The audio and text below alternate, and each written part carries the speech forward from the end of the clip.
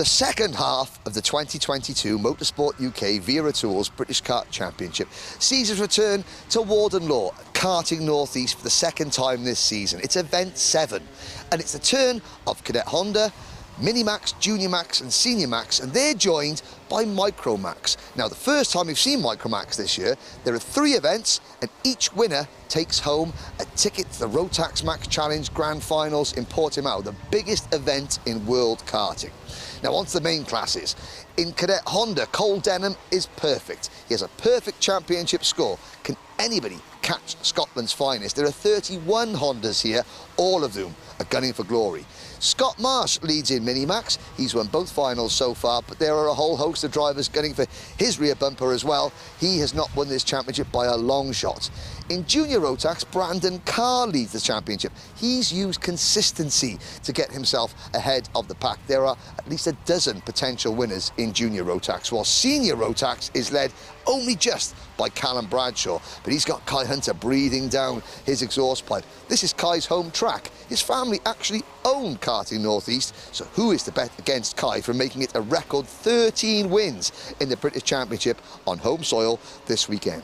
You can catch all the action here at Warden Law on the Alpha Live YouTube channel, the Motorsport UK and British Kart Championship Facebook pages and all social media channels. This is going to be an absolute cracker. Well, good morning, everybody. Welcome to Karting North East, Warden Law. My name's Henry Beaudette. Joining me, as always, is Anthony Jordan. And Anthony, event 7 of the 2022 Wera Tools British Kart Championship. The second visit up here to the land of the gods, Sunderland, Newcastle. What a great day we've got in store. We've got a fantastic day lined up, haven't we, Henry? Yeah, like you say, event 7, but rounds 3 for the Rotax and Hondas joining us this weekend.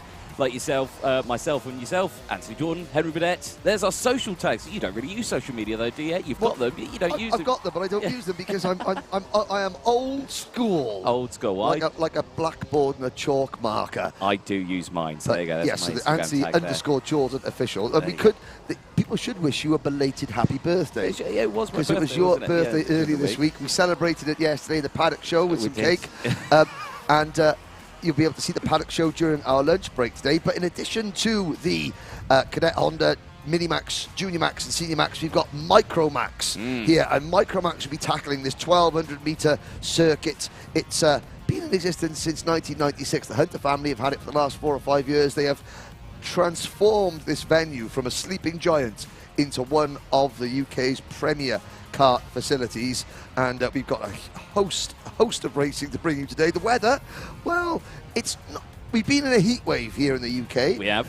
It's not quite heat wave temperatures, which is quite a good thing, I think, for the drivers, keep them cool. A little bit of overnight rain, but today it's set fair. Cloudy skies, a bit of a breeze, but the track action will be red hot, as always. It shall be indeed, wouldn't it? But like we say, last time we were here, it was Miami. This time it's Rotax, and we have to look back at our last driver of the day as well. Lark Hall. Lark Hall it was. In June it was. Let's see what Aditya Kulkarni had to say. Aditya Kulkarni, our driver of the day for the Wera Tools British Kart Championships from Lark Hall. It seems a year ago now we were racing at Lark Hall, doesn't it? But only a few months ago. How does that feel? You've got a nice heavy trophy on you and a big chunk of £2,500 of Wera Tools next to you. That must be a nice feeling. Yeah, it's my first time ever being driver of the day, and it's really nice because we get lots of prizes and a nice trophy. It's a very nice trophy, isn't it, as well? The team seemed pretty happy with your performance, and let's talk about that weekend as well, because you won the first heat, I believe, out in that weekend, and also third place in the final, your first podium of the British Championships as well. Yeah, we had really good pace the whole weekend. We didn't put a foot wrong and managed to bring it home in the final. Yeah, a brilliant race, and Lark Hall is not an easy circuit. It's quite fast, it's quite technical, so the fact that you came away with your first podium of the season and, of course, your career in the British Championship, a fantastic achievement, and I'm sure there's many people you'd like to thank. Yeah, I'd like to thank Argenti Motorsport, my mechanic Louis, and all my parents. Oh, brilliant stuff. Well, Aditya Kulkarni, congratulations, our Wera Tools driver of the day from Lark Hall. Well done. Thanks.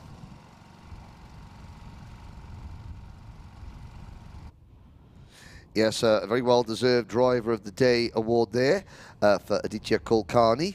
And there's an idea of just how breezy it is. The wind turbines in the background up here in Sunderland. Now, of course, we've been through this. Now, you should be aware now of the tribalness of this region. You're not part of the Toon Army. You are a Mackem. Am I? Yes, because we're in Sunderland. The Black Cats of Sunderland, they're Mackems, not Geordies. Right. So we're not going to get you into trouble with that. What we got coming up today? Well, we've got 2 repechages. We have had over 40 entries in senior Rotax, so we're going to have a 12 kart grid in the senior Rotax repechage. Junior Rotax, well, over 56, 57 entries. There was a lot of them. So that's going to be the second race of the day. We've got 27 drivers going in the repechage, aiming for just 6 qualifying spots to the main event. Then we're into the pre-finals. 31 Honda Cadets. We've got our Micromax pre-finals. Only 8 drivers. One of those 8 drivers today is going to get their first ticket to the Rotax Max Challenge Grand Finals. Then it's on to Minimax pre-final. 28 drivers in that one. And then, of course, the junior and senior Rotax pre-finals. Full capacity grid, 34 entries. First up is senior Rotax. Let's see what happened yesterday. It's the repechage coming up next.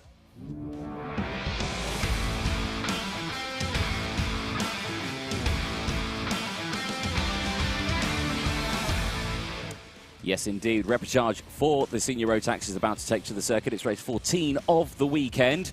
And like you say, 12 drivers in this one. Yes. And it's been a tough weekend for all of these. Now, of course, for the ladies and gentlemen at home who don't know what a repechage is, it's, of course, if we've got more than the maximum amount of drivers that we are allowed on one grid. Which is 34. Which is 34 here this weekend. We have to run essentially a B final. Yes. Where we promote the top 6 yes. through to the A final or the pre-final later on today. Indeed. And so on and so on. The top 28 in points at the end of the heat races automatically qualify. Everybody else is in this next race. And senior Rotax yesterday, well, there was a lot of incident and action, including a crash involving our championship leader, Callum Bradshaw. Callum is, obviously, he's okay, but he finds himself starting well down the order. I mean, we'll see him in the pre-final going from the 10th row of the grid. But let's focus for a moment on the drivers in this race. We're looking at them there. And the driver in the foreground, driver number 30, Scott Lapsley for Strawberry Racing. The driver's from pole position. You can just see his head. There's his crash helmet. He hasn't just plonked his crash helmet on top of those tyres. He is actually sitting in his car. That's there, Declan Russell, the privateer entry. But there's a look at... so Declan will be starting on the front on pole position. There's Scott Lapsley for the Strawberry Racing team. Alex Moody, Harry Barlow will be on row 2. Ronnie Smith and Drew Perry. KR Sport and Thomas Liatukas. Then looking down the order there. And yes... The Thule Motorsport team, they're not going to be pleased they're well represented in this repechage, but they are. There's the 64 of Drew Perry. He had a retirement from one of his heat races yesterday, and you have some information on how these drivers did yesterday. Well, yeah, of course, a lot of drivers do that, but let's have a look at the starting grid before we get into that, shall we? Declan Russell then will be starting on pole position. Yesterday wasn't his best day, P18, P20, and a penalty in second heat as well. Scott Lapsley, Alex Moody and Harry Barlow will start on row 2 as well.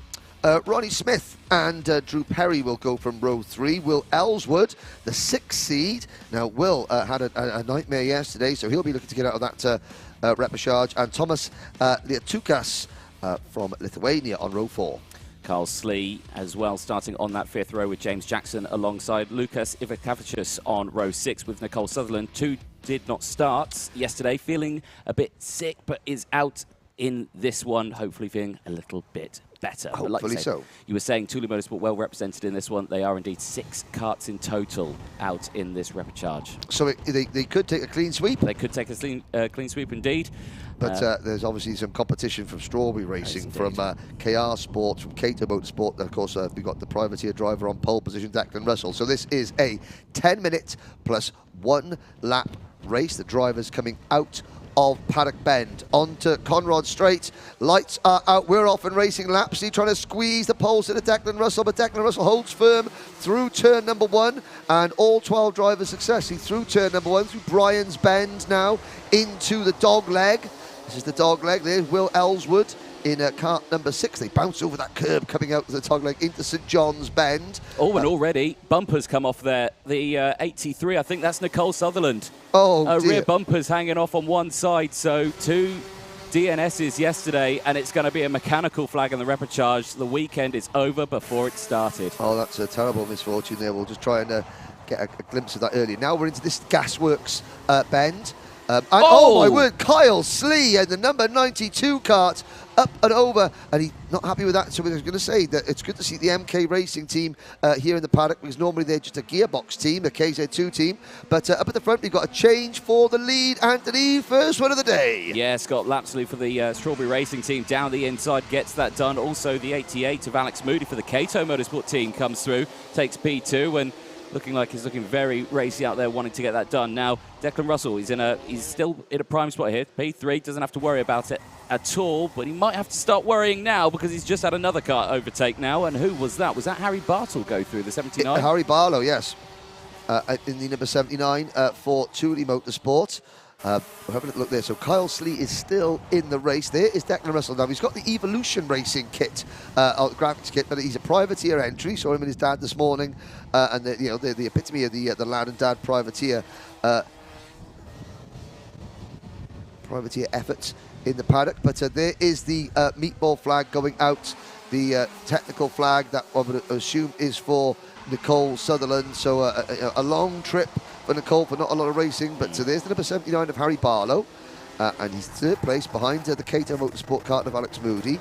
Now we're going to look back. Of course, Nicole Sutherland has dropped back to the number 45 kart of Lucas Iviskavicius. Now, he was the driver that was involved with Kyle Slee in that incident at Gasworks hairpin on lap number 1. We're running lap number 3 now. There is the Dunlop chicane.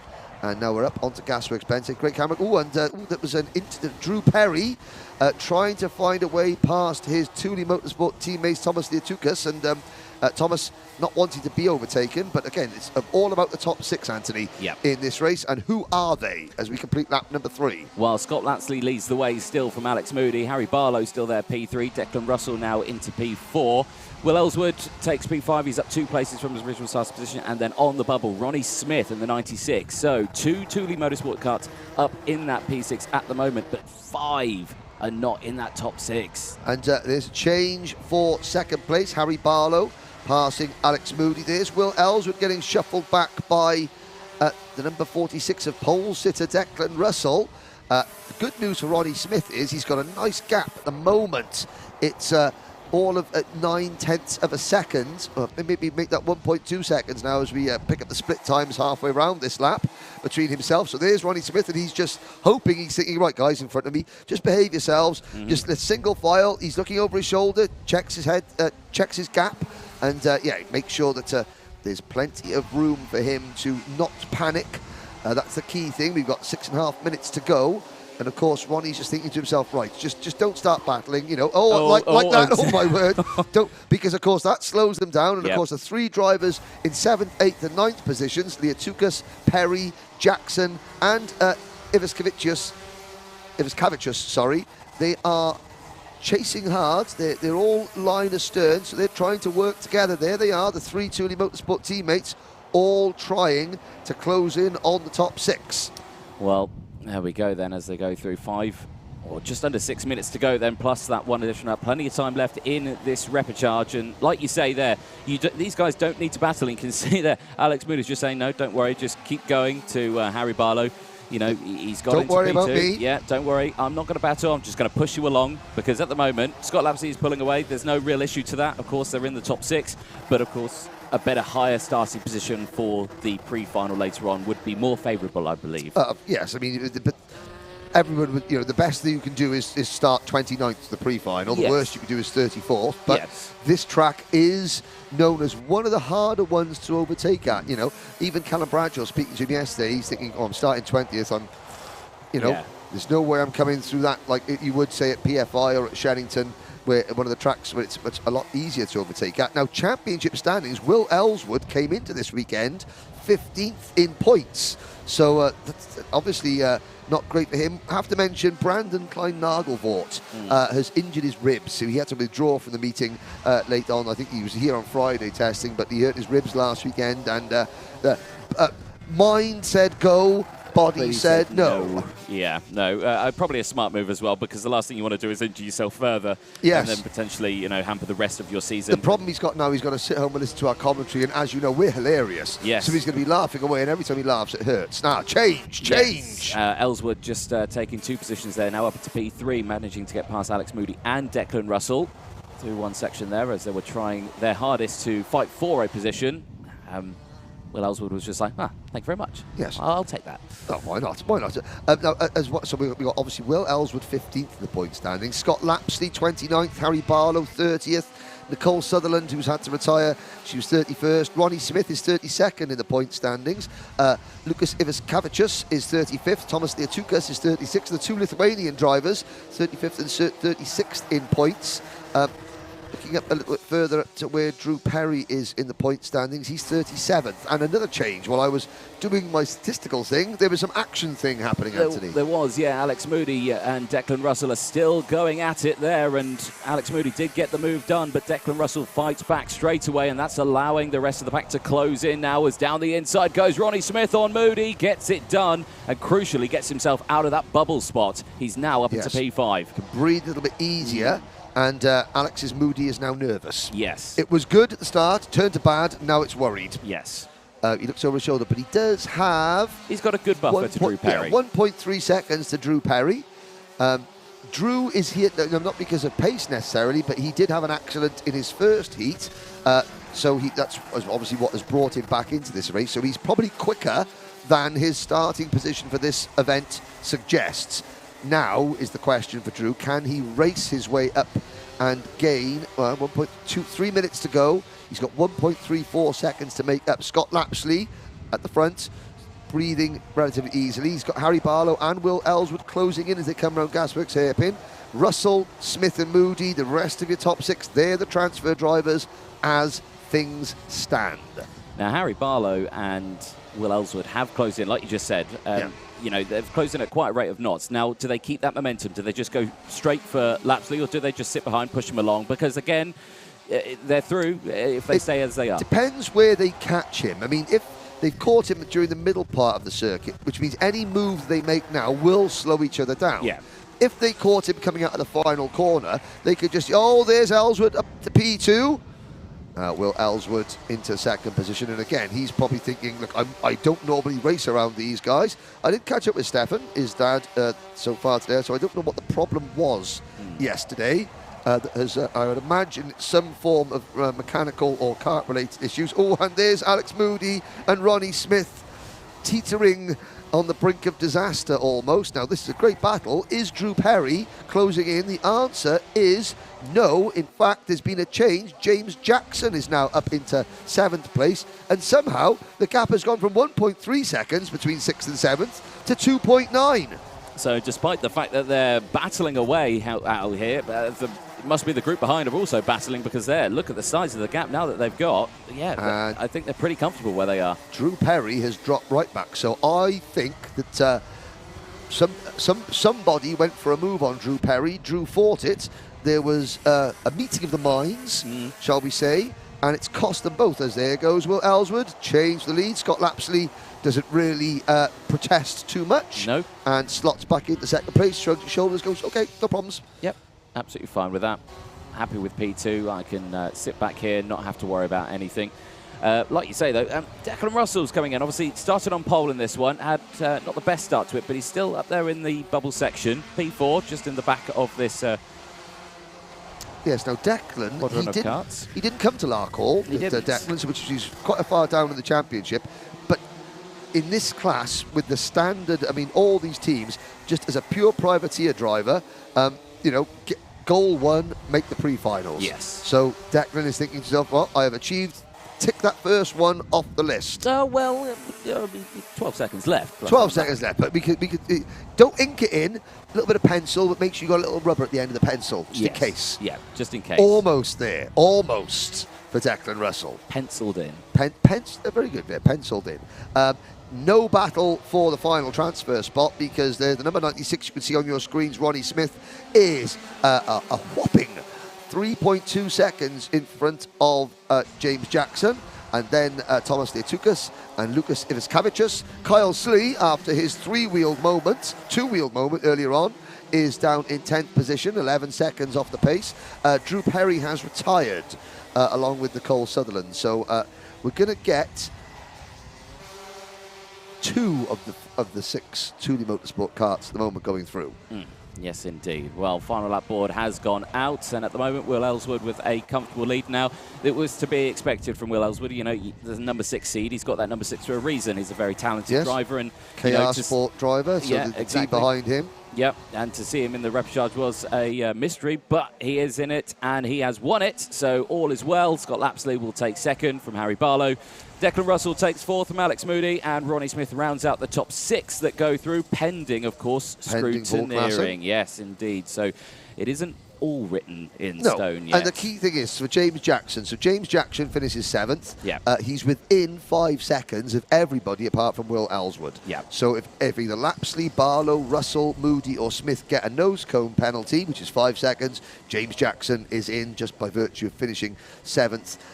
But at the moment, provisionally, Jackson, Thomas Leatukas, Lucas Ivaskavicius, Kyle Slee, and for definite Drew Perry and Nicole Sutherland, their weekend is over. There's a look at your provisional senior Rotax repechage results, and a nice start to the morning. It wasn't too tame. There was a bit of action, you know, and you know, KR Sport, Strawberry Racing, Thule Motorsport, and Cato Motorsport, as well as Russell's privateer effort. Then you've got a bit more work to do. 2 more races for them, the pre-final and the final later on. So 1 race down, Anthony. 13 to go? I believe 13 to go, and another repechage to go as Excellent. race 15. Junior Rotax is coming up next. Lovely.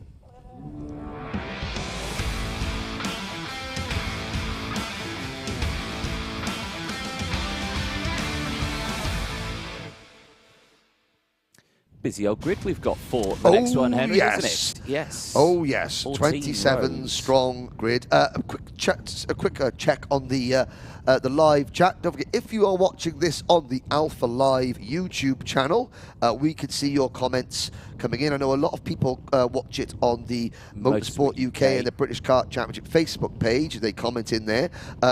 We can't see that here in our commentary position, so we're not ignoring you. Well, we are ignoring you, but we're not ignoring you intentionally. No.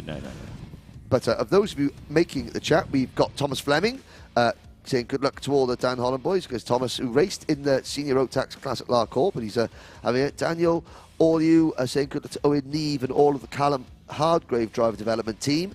And Michael Burke, our friend, welcome to Bathurst. Michael, 7:15 p.m. in Bathurst, Australia. Michael, we've got a couple of Aussies for you to keep your eye on. Not in this race, because Gabe Blanca has automatically qualified for the final. But let's have a little look at who is in this race. We're looking down the repechage grid, 27 drivers. There is the number 21 of Sam Baker, the Jack Dex racing driver who's got KR Sport kit on his car. There's the number 65 of Freddie Allen. Now, I'm not quite sure. It's down as Allen Freddie. Last year it was Freddie Allen. I think that maybe Dad has, or Mum or Dad has put the wrong thing on the entry list there. The number 31, Sam Baker for Jack Dex Racing. There we have the number 77 of Jack Cooper, new name for the championship this weekend. For the Thule Motorsport team. Jack, so hello, gives a smile. There's a big smile. Yes, hello. I'm on the smile and a wave. Now, this prime kart mechanic bingo territory here, because of the weather. There's Theo Palmer, the Sam Pollock Racing. Again, some new names to the championship joining this weekend. There's Danny Shields. Now, Danny Shields, he's the number 29 from Dubai, based out in Dubai, expat. And, you know, he's we're getting an excellent look, and that's Matthew Easton, his mechanic. That's the back of Matthew Easton anyway, it is indeed, on our screens. Matthew Easton raced in Rotax 177 last year. Now, they've stolen, I want to report a theft, Anthony. Go on. Because Karting Northeast have stolen that banner that says "Where Champions Are Born." You know where they've stolen it from, haven't you? Well, I've got a couple of guesses. Yes, I mean, they've stolen it from Landau International Raceway, global home of World Motorsport, birthplace of champions. I'm going to have a word with the ownership here. You know, champions are born. They're birthed at Landau International Raceway. I swear, we can't go a single weekend without you mentioning Landau. Of course not. No. So, let's have a look. Katie Cole watching from Ireland. Well, top of the morning to you. That's tragic. Sorry. I'm now going to be shot. So Andrew Green saying good luck to Matthew Lambert. Yeah, Matthew Lambert for BKC Racing, or the Rob Dodd School of Karting, back in the British Championship. BKC Racing. Matthew Lambert had an absolute whopper of an accident yesterday, but he's okay. He'll be starting 26th on the grid. Who else is in? Tom Edmonds. Pub anyone? Well, Tom Edmonds again. Seeded driver in Junior Rotax and Senior Rotax, I believe, for several years. Not quite sure why he's not with us this year, but well, you said he's in the pub. He's in the pub. Well, fair enough. There we go. Wise choice. There's some of the spectators watching on. You can see Jack Dex standing there resplendent in his Jack Dex Racing MS Kart jacket. Who else have we got down there that I can pick on? We've got bottom left of your screen in the very skinny blue shorts. That's Archie Walker's dad. Chatting to Joe Turney in the green token. Joe Turney, congratulations, Joe, yeah. European karting champion. There's Jamie Rogers. You can see his curtains there waving in the breeze. Jamie's dad is a bit poorly. He's hurt his cankle. Oh dear. He's got a bad cankle, so he's hobbling around the paddock. Ah. Yes, but he's good. He's still here. Now you can see he's sitting down there with his sunglasses on. That's Mark Baines, who's running Aidan Hassan. Well, he's actually running him well. Yeah. Surprising. Well, I mean, Jordan, Force Motorsport engines are running Aidan well. Right. Mark's just shouting from the sidelines. So there we go. I mean, again, it's lots of people here. There's Stephen Lett striding across the stream in his KR Sport Mechanic. Of course, former Kart Masters champion. There he sits plonking himself on the fence. We're going to be at Kart Masters in 2 weeks' time. We are indeed, yeah. Yeah, so the next time that we're together, there's Jez Williams just taking his hood off on the thing. So again, lots of the drivers that aren't in this race watching this one. But I mean, looking at the grid, we'll bring the grid up, but I mean, some of the drivers to watch in this next race, well, we got Blake Ticehurst. He had an accident in his first heat. Neo Clark, last year's number 5 seed, failed to start his first heat. The kart just wouldn't fire, but then he came through so well to almost win his second heat. Harrison Crowther, he had an accident. Now, he is racing hurt. He's got a wrist issue. Hopefully, Harrison is out there, but he is not 100%. Should we say, and Harry Linden, last year's number 7 seed, 10th on the grid. No, the last time that Harry from Barry, well, he's from Dinas Powys now. We had this discussion. Yeah. He's not from Barry like me. He's moved to Dinas Powys, where they've got double glazing, and there's cars in the driveway with all 4 wheels still on them. He's moved up in the world. He has moved up in the world, yeah. We've got a new driver from Portugal, Rafael Jesus.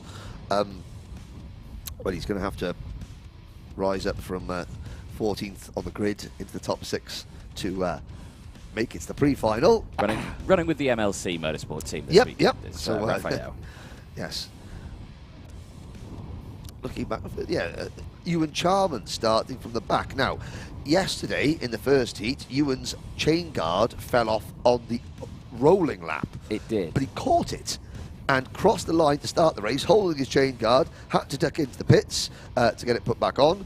Obviously, then there was a subsequent problem in his second heat as well, which is why he starts stone last. So the Charmander, Argenti Motorsports Ewan Charman, 27th. He's got to pass 21 drivers to qualify for this next race in 10 minutes. Let's have a look at the complete starting lineup. Yes, indeed, because it is a big one. 27 drivers, and Ethan Bentley will start on pole position with Blake Ticehurst alongside Neo Clark, and Harrison Crowther will start on row 2. Hopefully his arm is okay. Reece Lomax for Coles Racing and William Antrobus for Thule Motorsport on row 3. Then KR Sports Tommy Harfield and Jackson Motorsports Holly Mial. George Donald and Harry Linden on the 5th row of the grid with Freddie Allen and Reg Haywood on row number 6. Sam Baker and Rafael Jesus on row number 7. Then it's Jack Cooper and Jay Lawrence on row 8. Theo Palmer and Ollie Goodyear on row 9 with Danny Shields and Alexander Adams-Acton on row 10. Deacon Russell and David Thompson-Mack on row 11. Then Charlie Pritchard And the rest going through your screens there after Pritchard, it is James Ollier, Evie Poulet, Matthew Lambert and Ewan Charman. So everybody gets a name check. And there's a driver stopped coming out of Gasworks hairpin, just caught on the back of our screens there. Can't quite see who that driver is as they come out of the tram lines. It's going to be a false start. Yeah. Blake Ticehurst didn't look as though he was fully alongside the pole sitter Ethan Bentley. There we go. Music. You know, Bentley's rhythm was not ace. No. Bentley rhythm ace. Bentley's going to sort you out. What year was this? What decade was this? 90s. Sorry. Yeah. Oh dear. There is the driver that stopped coming out of Gasworks getting out of their cart. Now, who be that? I have a feeling it's Danny Shields. Oh, all the way from Dubai, and Kart fails him on the rolling lap of the repechage. He's not even going to get a chance to qualify for the pre-final. However, for Ewan Charman, there is Ewan Charman just going through your screens in the Argenti team. That is, there's the number 29 Kart, sadly out of the race. That's one less driver he's got to overtake. He's only got to pass 20 now in the next 10 minutes. Oh dear, management is joining us on the chat. They're supporting Ewan Charman from Caviero. Caviero. Where's that? Don't you know where Caviero is? Where is that? Next to Habanero. Is it? Pepper. Yeah. No, I haven't got a clue. Chile. No. Watching the Algarve in Portugal. We'll be seeing it. We'll be going to the Algarve in November. Daniel Orlau. Good luck, Ewan Charman. Tyler Harris. Lights are green, and we're off and racing. Oh, indeed, yeah. Wynn playing havoc with us here at Warden Law, but it's a good-ish start as one car off into the barrier. Is that Harrison Crowther? It is Harrison Crowther holding his wrist. Oh, I hope that he's okay. He's had a terrible couple of weekends as Harrison Crowther, but coming out of St John's and into the first Senna bend. And there's the two leaders collide. There is Ethan Bentley, and I think that might have been Neil Clark. Neil Clark comes out in second position. Blake Ticehurst has the lead. Here we go up towards Gasworks. Back of the pack there is Harrison Crowther trying to catch up, and there's another move. That's Harry Linden moving into second position already. So Neil Clark and Harry Linden. There's Rafael Jesus in the Dojo Moto race suit there, the sort of the black, yellow and red race suit. He's battling his way through the pack, but at the end of lap number one, it's Blake Ticehurst, Harry Linden, Neil Clark, Tommy Harfield, Reg Haywood, Holly Mial, then William Antrobus, George Donald, Alexander Adams-Acton and Ethan Bentley, the pole sitter, has dropped to 10th already for the Hunter Motorsport team. Ewan Charman up to 22nd. There we go. So action all the way around this field then as they try to squabble for position, but you have to remember only the top 6 go through. So despite the fact that there are 24 of them out there, or 27 of them out there. There was 27, there's now 26. Holly Meals under investigation. Probably for a start line infringement. Oh, and there's a move, one of the Tooley Motorsport cars. He's having another little stab. That's the number 57 of William Antrobus having a nibble up the inside. That will put Antrobus into 6th position. Past Holly Mial into the final transfer spot for Antrobus in the number 56 car. But Blake Ticehurst is away. Haven't seen Buddy Ticehurst, the Ticehurst family pooch this weekend. Oh. Wonder what the... somebody got Craig Llewellyn. I got the Bentley with him, Ace Henry. Thank you very much, Craig. Craig, PR man extraordinaire. Right. Craig Llewellyn, yep. There you go. And Fantasy NFL Dynamo. I'm a man of the world. I know these things. You do know far too much, Henry. It's far too much for your own good, I think, sometimes. But hey, no, it is a little knowledge is a dangerous thing. Blake Ticehurst, Neil Clark, Harry Linden, Reg Haywood, Tommy Harfield, William Antrobus, then George Donald, Holly Mial, Alexander Adams-Acton, Ethan Bentley, Freddie Allen, Jack Cooper, Matthew Lambert. Great start with Matthew Lambert, the Rob Dodd School of Karting, the BKC racing driver, from 26th to 13th. Already. Ewan Charman up to 18th, 7 minutes to go.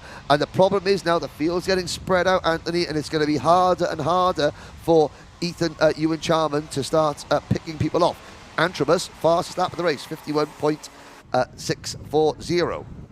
There we go then, less than 7 minutes to go then. plus that one additional lap. And a nice breakaway then from the top two, because Blake Ticehurst, well, he's leading by 1.2 seconds already from Neo Clark, but they've also got about a 1.5 second gap from the rest of the field. So, you know, they're in, I think, a comfortable spot, I think, at the moment. I mean, this is as calm a calmer junior Rotax repechage that you're ever likely to see. I mean, I don't, you know, 6.5 minutes to go, but the driver's the front driving with a huge amount of maturity at the minute.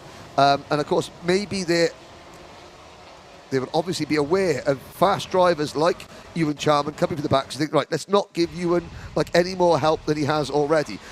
Daniel Amor Racing. Dan Amor in the championship, no more this weekend. I mean, he turned up at the first round at PFI with a Ukrainian body kit on his kart. But the last round at Lark Hall, he had a Union flag body kit for the, and obviously there's no. Well, I mean, he could have put a Welsh sticker kit on just for the hell of it and turn up this round. So hopefully we'll see Dan Amor back in the championship very soon indeed. Caviero's in Portugal. Can't believe you didn't know that, Anthony. Hold on, you didn't know that either. I just didn't want to divulge it straight away. Apology accepted. Carry on. Blake Ticehurst has the lead. Blake Ticehurst, whose dad, Mark Ticehurst, again, really experienced sports and saloon car racer back in the 90s. Before your time, I know. Well, 94 for me, but anything in the 90s is before my time. See, we missed it all. Neil Clark up in the second place, holding steady. Harry Linden in third. So, Ticehurst, Clark, Linden, Reg Hayward. Oh, there is William Antrobus making a move on Reg Hayward. Reg Hayward, race winner last year in Minimax. So I have to say that apart from, and this is without no disrespect meant to any of the other drivers, but apart from Crowther and Ewan Charman, and Rhys Lomax, I would have to say, all the main players from this race have so far safely managed to get themselves into the top six. Still a ways to go. There's one of the Jack's Motorsport karts making a move further back. That was Deacon Russell passing James Ollier for 23rd place. The 26 drivers that made it to the start, they're all still running. Sam Baker in that 26th position. Ollie Goodyear having a particularly good year this year. He is down in 25th. Evie Poulin 24th. Then it's Deacon Russell 23rd.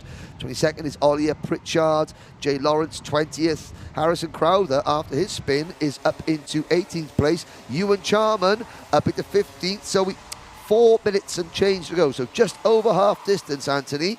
Ewan Charman up into 15th position.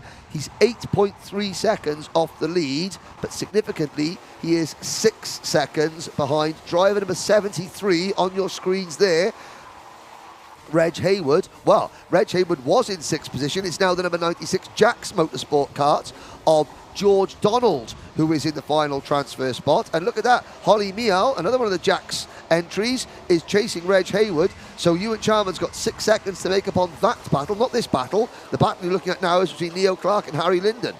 What does Harry Linden do? Does Harry sit and wait? That's not really his forte, Anthony. But in this situation, you know, he might do well to just sit behind Neo Clark. Well, these two will work well together. They have worked well together in the past. Of course, 2 seeded drivers here, the 5 and the 7. So you would expect them to be working together. Yes. You know, that they're not slow drivers, so they know what they need to do. And at the moment, they're looking good. So, yeah, Daniel Moore's coming into the chat. Dental issues. Dental issues. Okay. One can only imagine. Well, he's had a filling. I mean, I had dental issues once, and I got filled in beforehand. That was the problem. We'll argue with that bouncer again. When is the British Teesside 24 Hours? That is in next 2 weekend. weeks. Next weekend. That's next weekend. Next weekend. Is it the end of last weekend in July? Yeah. Okay, well, there we go. Well, that's and there's going to be a world record. Yellow flag waving. That is... not quite sure what it's for, but the yellow flag was out there because the driver standing at the side of the circuit in a Coles Racing outfit. It was Harrison Crowther. Yeah. Oh, just after setting a really fast lap, Harrison Crowther out of the race. Evie Poulin has also retired to KR Sport number 56. So the 2 KR Sport karts in this race, 2 of the 3 KR Sport karts in this race have sadly retired. The 3rd, Tommy Harfield, runs 4th. There is Blake Ticehurst leading. comfortably, just getting the signal. You see his dad there saying, right, go, keep pushing on. Neil Clark second, Harry Linden third, then it's Harfield fourth, William Antrobus for Tooley Motorsport fifth, and Reg Haywood in sixth position. They are your transfer drivers at the moment. Haywood, though, has got 2 Jack's Motorsport karts of George Donald and Holly Meehl right behind him. Then Ethan Bentley in ninth, Alexander Adams Acton 10th for GMS Karting. Good to see the GMS Karting team back in the British Karting paddock. Then it's Freddie Allen, Jack Cooper, Rhys Lomax, Ewan Charman, 14th position. And the gap between himself and 6th position is growing. Oh, technical dear! flag. Harry Linden, the 7th seed in 3rd position in the repechage, is... Well, he's not going to make it into the pre-final. He's dropped back quite significantly from Neil Clark, which tells me there's obviously a problem. He's slowing down, hand in the air. He sees it, and he's going to come into the pits straight away. I couldn't see what that was for, but that is. So Harry Linden, you've got to say, coming into this weekend, Harry Linden was 3rd in the championship, and this is now going to be his drop round. Yeah. He cannot afford to have another bad race. So one of the big potential winners out, not even going to make the pre-final. It is, however, going to promote George Donald into 6th position in the number 96 kart. There's Chris Walker from kartpicks.net. So, well, you have to feel bad for Reg Haywood now, because he's 6th, but he fought so hard to get that 6th place back that now he's up into 5th. So. He's up into 5th. So really, I mean, I don't feel too bad for him. I feel a bit worse for Harry Linden. Well, yeah. Oh dear, that's a long drive back to South Wales for Harry. Oh dear. There is Reg Haywood, who is chasing William Antrobus. Antrobus in 4th, Haywood in 5th. So a brief look at your leaders going through your screen there. Ticehurst, Clark, Harfield, and Haywood at the inside of Antrobus makes the move work. But of course Haywood is defending. They can't really breathe easily. It's the number 96 kart as the clock strikes 0. So here's the transfer battle. The number 96 kart, the first of those like turquoise, green and blue and white karts. George Donald is in your final transfer spot. George's teammate Holly Meehl is going to... Holly, it's now or never. You've got to get past your teammate to make it into the main event. Ethan Bentley and Alexander Adams Acton are right there as well. So 2, 4, 6 karts battling for 3 transfer spots as they start their final lap, Anthony. There we go then, in towards turn 1. We have to remember, of course, all the results are pending Paul Klassen. So again, anyone can still win a race after this race as well. So here we go then. Just keeping an eye on me on that. So you can... Looking very comfortable out there. I mean, this is a driver who doesn't deserve to be in a repechage. This is a driver that deserves to be in the pre-finals, going into the finals as well, but has just got to get that move done as Charman sets the fastest lap of the race. But you're looking here, those 2 turquoisey white karts that you're seeing in shot, that is the transfer battle. Yep, Holly Meehl's got about 2 corners to go. Gasworks here, but she's not quite close enough. It's going to be a last gas plunge into paddock bed, if anything, but I don't think she's going to do it. And Antrobus, Donald, the checkered flag comes out for Blake Ticehurst out of the final corner. Holly Miles got a 5-second time penalty during this race. I didn't see it pop up on the screen. Holly Miles, well, it was a moot point then. So provisionally, your top 6 finishers in the junior Rotax repechage: Blake Ticehurst, Neil Clark, Tommy Harfield, Reg Haywood, William Antrobus. Now there is Harrison Crowther trudging back. It's not been a good couple of weekends for Harrison. So yeah, so Ticehurst, Clark, Harfield, Haywood, Antrobus and Donald, your transfer drivers. Holly Meehl finishing 7th in the road. Well, that's going to promote Hunter Motorsport's Ethan Bentley into 7th position. Now, of course, if any of the top 6 get a drop nose cone, it's going to be Ethan Bentley who makes it in. Alexander Adams Acton, sadly, his weekend is over. So, same for Jack Cooper, Freddie Allen, Ewan Charman. So, Ewan Charman, Harrison Crowther, Harry Linden, 3 potential podium contenders, not even in the pre-final and the main event. Charman finishing 12th, Rhys Lomax 13th, Theo Palmer, Charlie Pritchard, Jay Lawrence, Matthew Lambert up to 17th position for the BKC racing team. David Thompson Mack, James Ollier, Ollie Goodyear, Deacon Russell, Sam Baker. The last of the finishers, Harry Linden, Rafael Jesus from Portugal. So our Portuguese entry, also not going to make the final. Harrison Crowther, Evie Poulin and Danny Shields also failing to finish. So in true American style, let's have a word from our sponsors.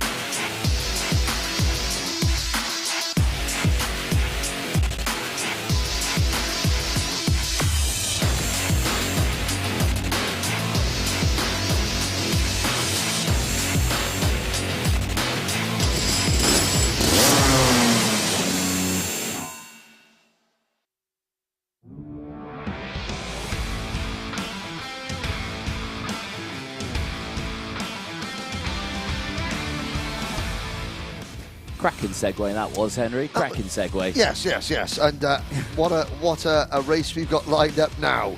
It's the first of our pre-finals. 4 pre-finals, and of course, 5 pre-finals. The Honda Cadet and 31 Honda Cadets. The racing yesterday was absolutely superb. But of course, time and time again, we talk about Cole Denham's perfect championship score. Even amongst and amidst all the chaos yesterday, Cole Denham comes out with pole position to maintain his perfect championship score. But it's, well, at some point Cole Denham's going to lose his perfect championship score, I'm sure of it. There's no way. I mean, he's done an incredible job so far to score maximum points, maximum heat points, maximum pre-final points, and of course winning both finals. So he's got 6 maximum scores so far, and he's 7 after yesterday, and starts this one from pole position. Yeah, he actually won the opening heat race after leading about 3 meters of it, and in the second heat race he got pushed back to about 15th, but came back up to think. Let's have a look at the starting lineup. It is Scotland's Cole Denham on pole position with Kai Clark and an all Synergy Racing 1-2. Rocco Leon Chenton for the Zip Factory team, the new E-plate holder, and Max Endicott on the second row of the grid. Lovamievsky on row 3 with Albie Lapper alongside. Kenzo Craigie and Finley Lines will take the 4th row of the grid. Noah Barham and Albie Friend on row 5, Hayden Gray and Luca Holmes-Ballock on row 6. Ellis Bell and Charlie Warren on row 7, Jarrett Clark and Ethan Griffith on row 8. Great effort from Bell, the privateer. Joshua Griffin and Oliver Warner are on row 9, Charlie Wolfit and Ryan White on row 10. Charlie King and Rhea Carter on row 11, Harry Taylor and Sam Mott will go on from row 12. Youngest driver in the field, Mason Brooks and Evie Davison, that's Paul de Resta's niece, they are on row 13. Charles Keatley and Alfie Mew are next. Jacob Batchelor and Oliver Spencer on row 15, and rounding out the grid at the back of the grid, Ashley Haas. Who's not on a Haas. Who's not in a Haas, but he is on a Synergy. He is, and I saw Ashley and his dad this morning, you know, saying, good morning, yeah, we're at the British Championships, you know. Hey, that's the great attitude to have. Yes. You know, we're just starting out, so we don't have any expectations, but yeah, you're here, you're at British Championships, you're competing against the very best. And even though Ashley is starting this one at the back, he's going to be learning so much every single lap of the race. Now, things that have changed. Finley Lines has moved teams. He's moved over to the Zip Factory team. Indeed. Kenzo Craigie for this championship. He's with Ambition Motorsport in other championships, but he's moving over to the Zip Factory team for the British Championship. Oliver Miewski, now he was with Passion Motorsport. On our grid screen, it said that he was with the Zip Factory team. I'm just going to try and double check that. Miewski in the number 40 kart. No, he's still with the Passion Motorsport team. He's got the graphics kit on, so that was just one little anomaly we spotted. But just checking. Just checking that we're listening. So of course, you know, this is good. This is, you know, great stuff. We've got lots of Synergy chassis. We've got a Project Albi Lapper on a Project 1 chassis. Great to see the Project 1 chassis. The Zenon chassis is represented, of course, Zip chassis as well. So we've got a nice variety of chassis as well in play here. So it's a standing start. Denham and Clark, Shenton and Endicott. Further back, watch for Kenzo Craigie on the 4th row of the grid. Watch for, where is Jarrett Clark? Jarrett Clark on the 8th row of the grid. So again, there's going to be a lot of movers and shakers in this race. We can see a great view there of the start-finish line. So now, turn 1, uphill, hard right, flat out in these Honda karts.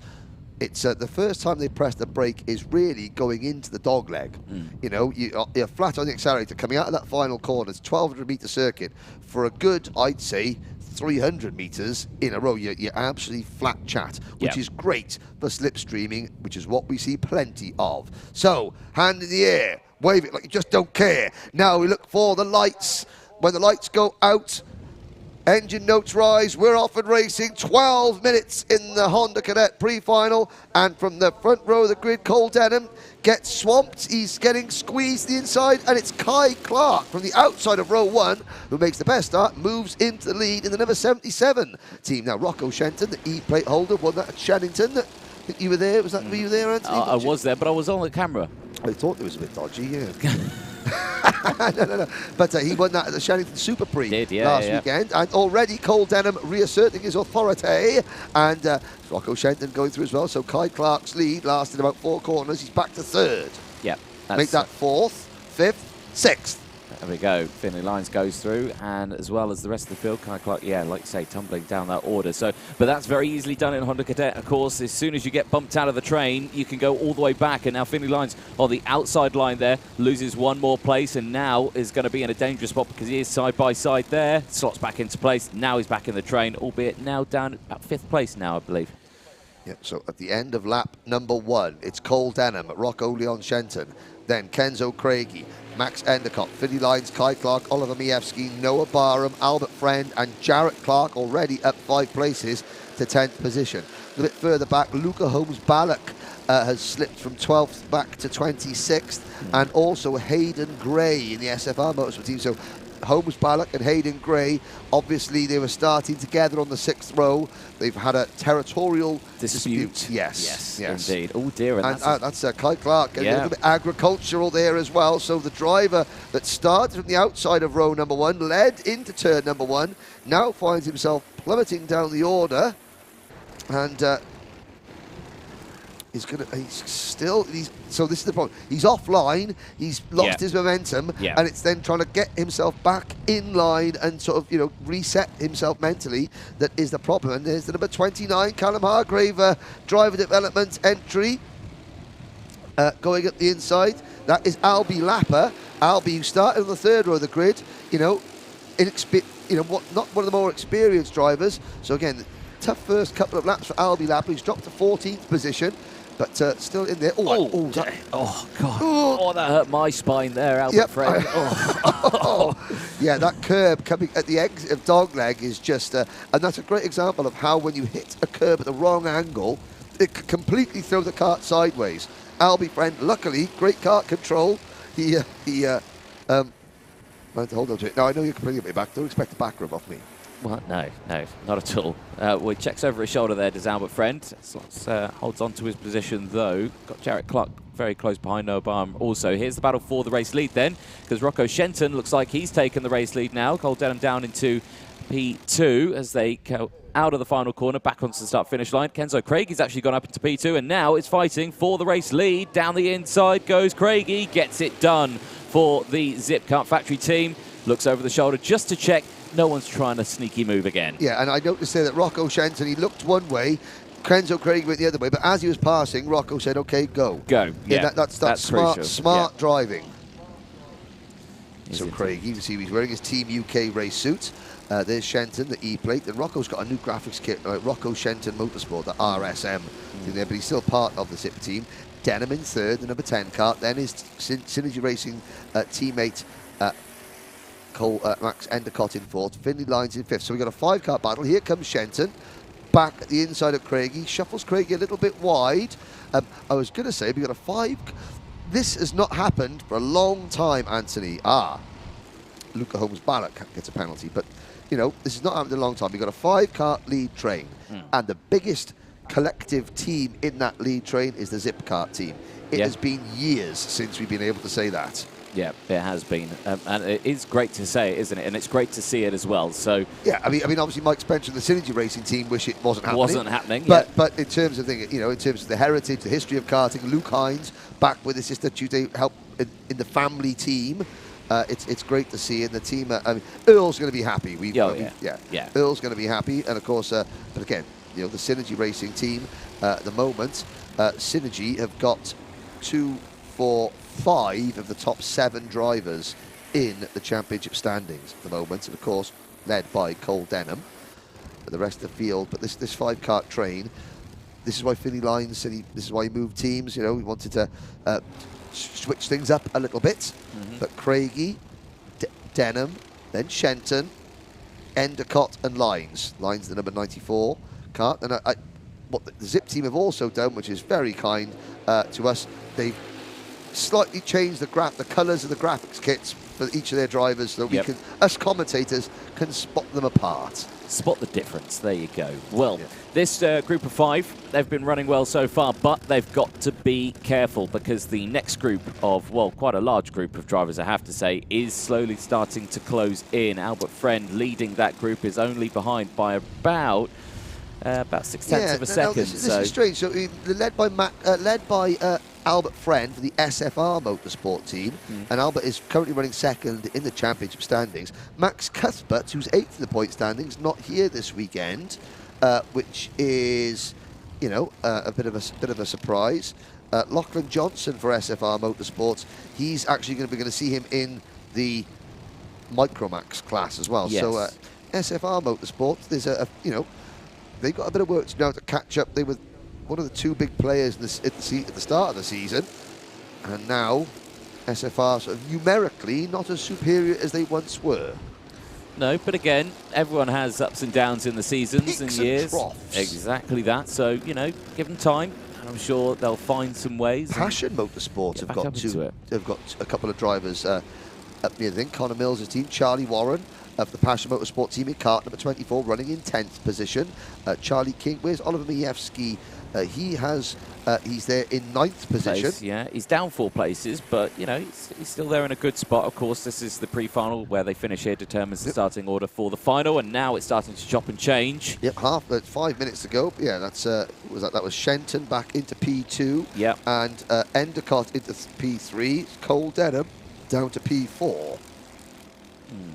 They've still got a buffer now, but whether or not they can hold on to that one, because, like you say, oh dear, down the inside, it's Kenzo Craigie. Well, he's been swamped by the pack. Kenzo's gone from the lead to 4th place. Yep, that was a mirror signal manoeuvre, and Albert Friend, number 91, has caught, courtesy of the fast lap of the race, he has caught this lead group. It's gone from a quintet to a sextet.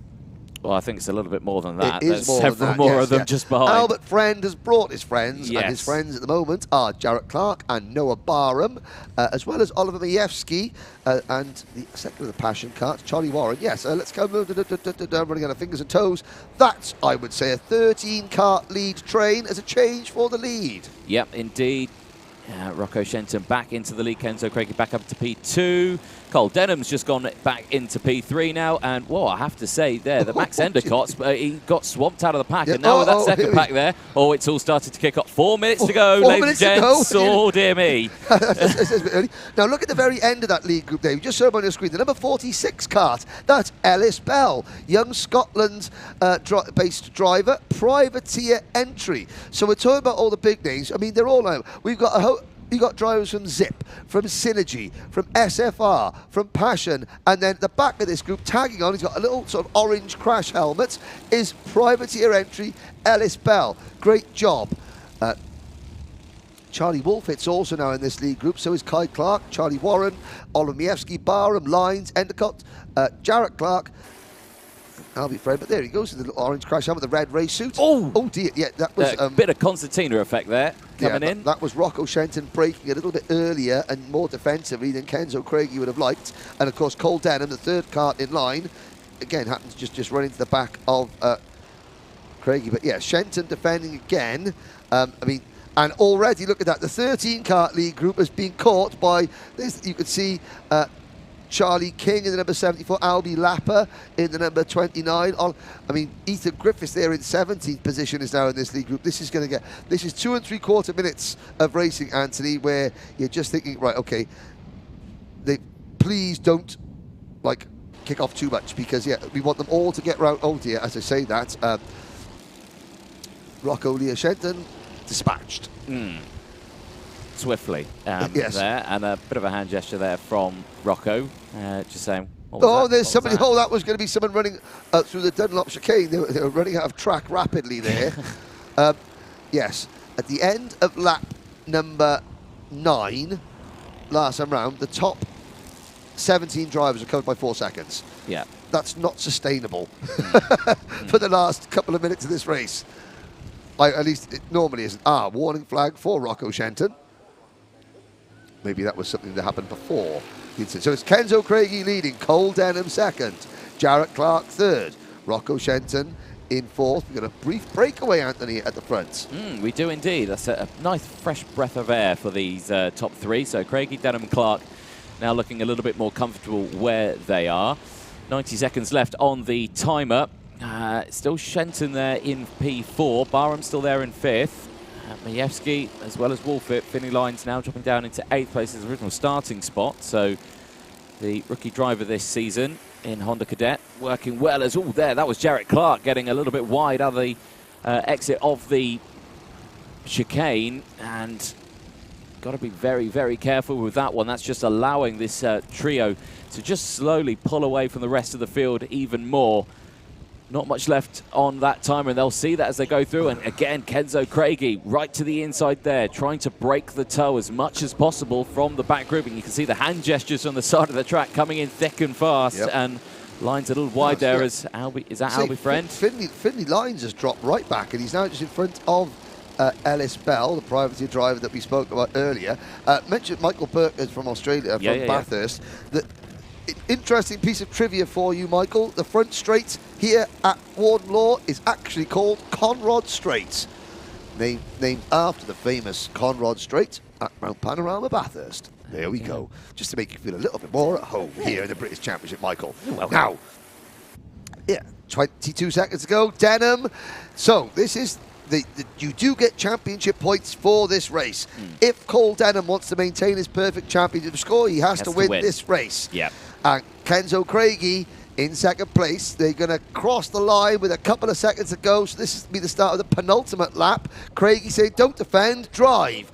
And Cole Denham thinking, I'm not going to fall for that one, Kenzo. It's crunch time. I shall defend, and I want to defend. There's a long time to go until we get that move. And Craigie down the inside of the dog leg and holding it round the outside. Now the rest of the field comes through. 3 wide as they go into St. John's. And Do they all come out? They do indeed all come out, and everyone there. And now Craigie's back to the inside, and Denham back down back down into P2.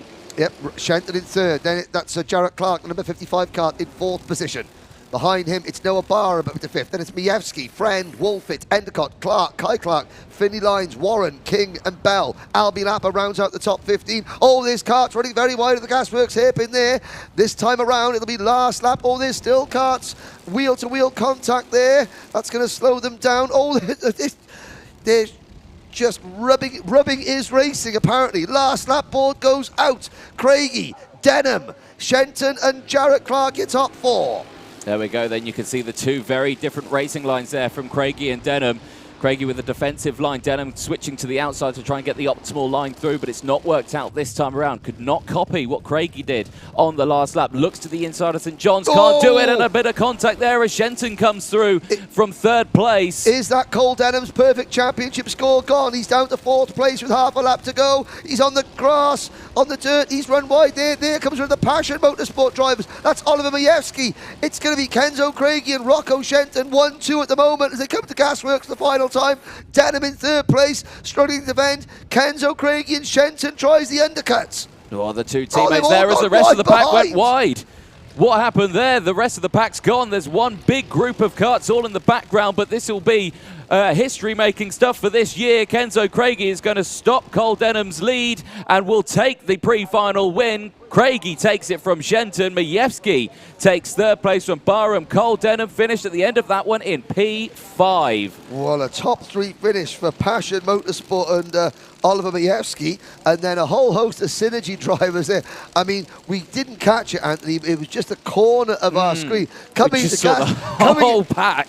Gasworks hairpin. Look, there's the apex. Let's drive as far away from it as possible. It was just momentum of about 8 drivers all pushing each other, and yet somehow, Anthony, they all got round-ish. Well, the Zip Factory team have probably got a very big smile on their face. All three. Yeah, no, I'm not sure. It says Mievski's with Zip Factory, but he's got the Passion Motorsport right, logo. okay. So I don't know what the deal is there. We'll go and ask. We'll find Earl. out. Yeah, Earl can always come in and see us, or Connor Mills will go in. We'll go and speak to them and see what is going on there. But yeah, there's a glance at the thing. And look at that. So imagine you come home and say, oh, look at that. I finished just 4 seconds behind the winner of a pre-final of the British Championship. Well done. That's excellent. Problem was, I was 19th. Yeah. There's Ashley Haas, first time here in the British Championship, finishing in 30th place. Rio Lecarte had a spin, but in the midst of all that chaos, all 31 drivers that started that race finished it. Not quite sure, if they'll all be particularly happy, but they all finished. Well, we'll find out as they head to scrutineering. We'll know the results a little bit later on. We're going to take a short break. We'll be back in just a moment's time.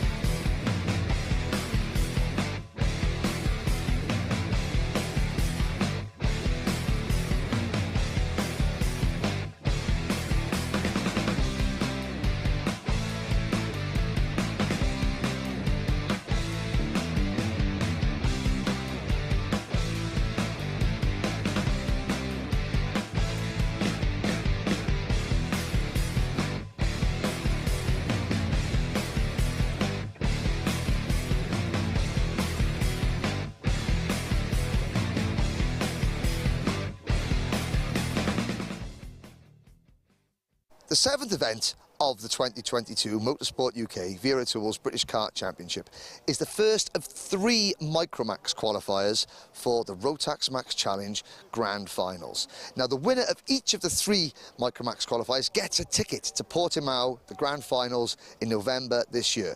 Last year, Albie Friend and this man, Kenzo Craigie, were the 2 recipients. And Kenzo, tell us a little bit, what is the Rotax Max Challenge Grand Finals like as an event? It's an amazing event. We qualified at Wilton Mill to go there, and we won the final, which gave us the ticket, and it was just an amazing event.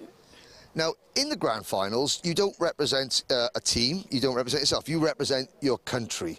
What's it like representing Great Britain with the Great British race suit, the team wear, all that stuff? How is that as a driver? What does that make you feel like? Oh, it was an amazing confidence booster for when I came back to the UK, but it was also just so good. It felt really, really, really good. Now, you got to experience Bahrain and the Formula One circuit and everything like that. The drivers this year, they get to go to Portimao, and there's a Formula One circuit right next there. As a driver, just try and describe what it was like, you know, looking at where your heroes race in the Formula One and then you're racing in your kart. Oh, it's amazing because I hope to be there one day and actually race on those circuits. Now, this year, you're in Cadet Honda, and again, you've had your chance. You might go up to Minimax next year and try and qualify again. The first driver who's going to qualify for the Grand Finals this year is going to be crowned this weekend at Warden Law. What advice would you give to that driver to win? What would they be feeling? What's going to be their thoughts when they get given that ticket? Just have fun and make sure that you make Great Britain win. Exactly. Well, thank you very much, Kenzo. Again, you can see by the smile just what it means to all the young drivers that get picked to represent Team UK in the Rotax Max Challenge Grand Finals. This weekend at Warden Law, the first of the 3 youngest members of Team UK are going to get chosen. And look at Kenzo's smile there. It's well worth it, yeah? Yeah, definitely.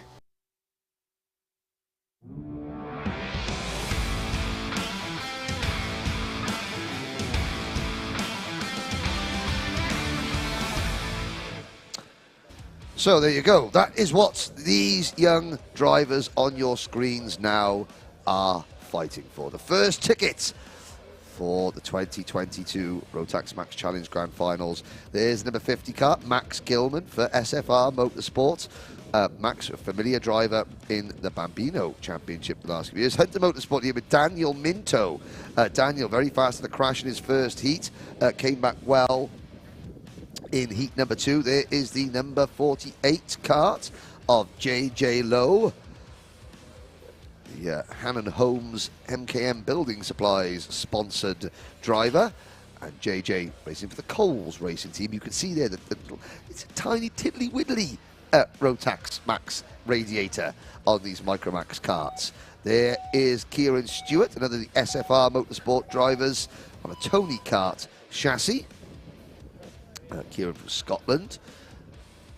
On the other side of the grid, we've got the number 43 car, Edward Haynes, former Motorsport UK Bambino class champion. Privateer entry, it's a Mad Croc chassis. And Edward starting from the back row of the grid. There's the only young lady in the field, Olivia Reynolds for Argenti Motorsport. You can see Morgan Porter, her mechanic, watching over. So a lot of the big teams coming into this to try and get a driver into the Grand Finals. Of course, they don't race for teams in the Grand Finals. You race for your nation, like Kenzo Craigie just told us. There is Jensen Chalk for the Croc Promotions team. Jensen tried to qualify last year for the Grand Finals for the Micromax class at Warden Law, Wilton Mill rather. Missed out on that occasion. But he's back once again. And Lachlan Johnson. So Lachlan, we've seen in Honda Cadet this year. He's not racing in Honda Cadet this time. He's for the SFR team. And he starts from pole position. Here's a full look at the grid. Lachlan Johnson and Max Gilman, row 1. Jensen Chalk and Daniel Minto, row 2. Olivia Reynolds, JJ Lowe, Edward Haynes and Kieran Stewart. Anthony Jordan, please tell us what what a guan yesterday in the Micromax heats. Well, Guan yesterday, Lachlan Johnson took both race victories, so he had a cracking day yesterday. Great segue into that one, thank you for that one. Max Gilman, he had a P2 and a P5 yesterday.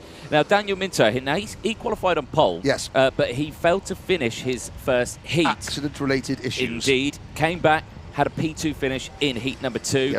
Yes. Jensen Chalk was a 5th and a 3rd place finish yesterday. JJ Lowe, 4th and a 6th. Olivia Reynolds, a 3rd in the first heat, and then a 7th with a penalty. The only driver to receive a penalty in this class so far. Oh, so she was trying. So just shows she was indeed trying. Kieran Stewart, P6 as well in the first heat, and Edward Haynes, another DNF, I believe, with the accident-related issue. See Daniel Minto. Minto, yes. And then a 4th place finish as well in heat number 2. So the field pretty chopping and changing. It's not, apart from Lachlan Johnson, of course, who took the double race victory, and of course starting on pole for this one. Now, last weekend there was a warm-up event here. There was. And Daniel Minto finished 2nd that last weekend here. Lachlan Johnson was 3rd. So the momentum is with Minto and Johnson. But here we go. Lights are not out. Okay, that looked okay to me, but apparently not. Well, the eyes, the powers that be. Race director Nigel Edwards was not happy, so no, therefore no, clipboard says no. No, exactly. He knows better. Yes, he does. He knows best. He knows best. Not better, best. Yes. So we're going to try again.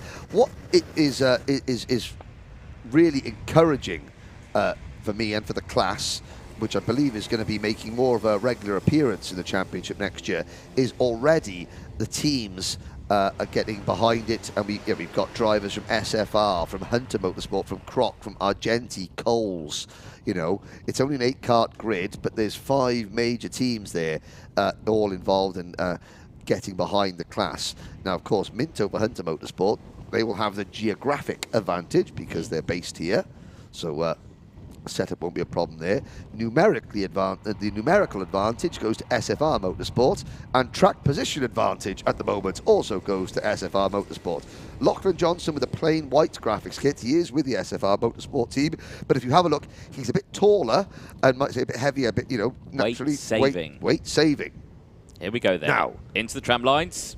Green flags out. We're off and racing then. Good start around, second time around. Good start from the front row as well. Not good from Max Gilman, though. Got a little bit swamped there, so didn't get a good start from Johnson. Sorry, that was Johnson getting swamped. Johnson. It was a great start from Gilman. Well, there we go. Up to 3rd place, Jensen Chalk. There's Minto in 4th. Edward Haynes, the number 43 kart, already moving up to 5th position, but Olivia Reynolds saying no, and holding him off. But again, this is just the pre-final. This sets the grid for the main event. There's the number 18 of Jensen Chalk holding off Daniel Minto. They really need to get their heads down. Micromax, just like cadets, you've got to get the slipstream, got to use the slipstream, got to draft and work with one another, or else you can get dropped very quickly. As you can see on our screens, we're at the end of the opening lap, and already the top 4, who have been quite clean, are pulling away from the 5th, 6th, 7th and 8th place karts, who have all been battling away. Minto just taking 3rd place there from Jensen Chalk. Chalk now down into P4, slotting into position. Now they go across the line. Gilman leads then from Johnson. Minto, Chalk, Haynes, Lowe, Reynolds and Stewart, the top 8 in class. And at this moment in time, looks like Edward Haynes kind of just on their own for the time being. A bit of clean air, not worrying about anything for the time being, as back down the inside there goes Olivia Reynolds on JJ Lowe for 6th place. And again, like you're saying, yeah, this is, of course, just the pre-final, so it's going to determine where they start for that one. But again, good practice for them for the final, because, of course, they can learn a lot from each other out there on circuit, seeing where they're defending, where's the best place to overtake, and, of course, and then they can all put that into play when it comes to the final to take that ticket. Yes, now, of course, you can start seeing how the drivers towards the back of the field, Olivia Reynolds and JJ Lowe, they spent most of the opening lap, you know, side by side. It cost them a lot of time. Now they're all running single file. The problem they have is that everybody else in front of them is also running single file. Great teamwork there between Max Gilman and Lachlan Johnson. Now, Gilman last year, the stat book is coming out already. Gilman last year in Bambino finished 3rd in the Bambino standings last year. is also racing in Bambinos this year, I believe, or has he moved up? He's moved up into Miami Cadet. I think he's moved up, yes. Yeah, but he's still, it's all about driver's age here. So, the driver is 9 years old. Yeah. They can compete in Miami Cadet, in Honda Cadet, and they can compete in Micromax. And, so that's one of the things. I know there are sort of age adjustments afoot for the coming seasons. But at the moment, that's what we're seeing drivers. They're not giving up one class and starting another. They're just, splitting their time between them. But Johnson in the number 98, Gilman in the number 50, they have a lead of 1.5 seconds over this battle. The number 28 of Minto, the number 18 of Chalk, being chased along by the number 43 of Edward Haynes. There is Haynes. Haynes has caught up to the back of these two now, which is quite good to see. The fact that those two look like they've been working together, they've not managed to pull away from him. Now, Haynes is also racing in Miami Cadets this year in the British Championship as a privateer. So it's a brave step up. 2020 Motorsport UK Bambino champion Edward Haynes, now still racing as a privateer. And of course, it's one thing to race as a privateer in this class. There's a move at Gasworks, and that is Jensen Chalk, but runs a bit wide. Daniel Minto takes the racing line, forces Jensen Chalk to have to sort of like get out of the gas. And now Jensen Chalk can get passed by Haynes. So, or is he? Wheel to wheel, side by side. They cross the start-finish line into turn number 1. Haynes will have the inside line. Will Jensen Chalk on the outside? Wow! And he somehow made it. Woof. I think that's the good thing about turn 1 here at Warden Law. Byron's Bend, it's very fun. It's got the positive camber. Positive camber. You can hold it round the outside. Yes, which Jensen Chalk just did.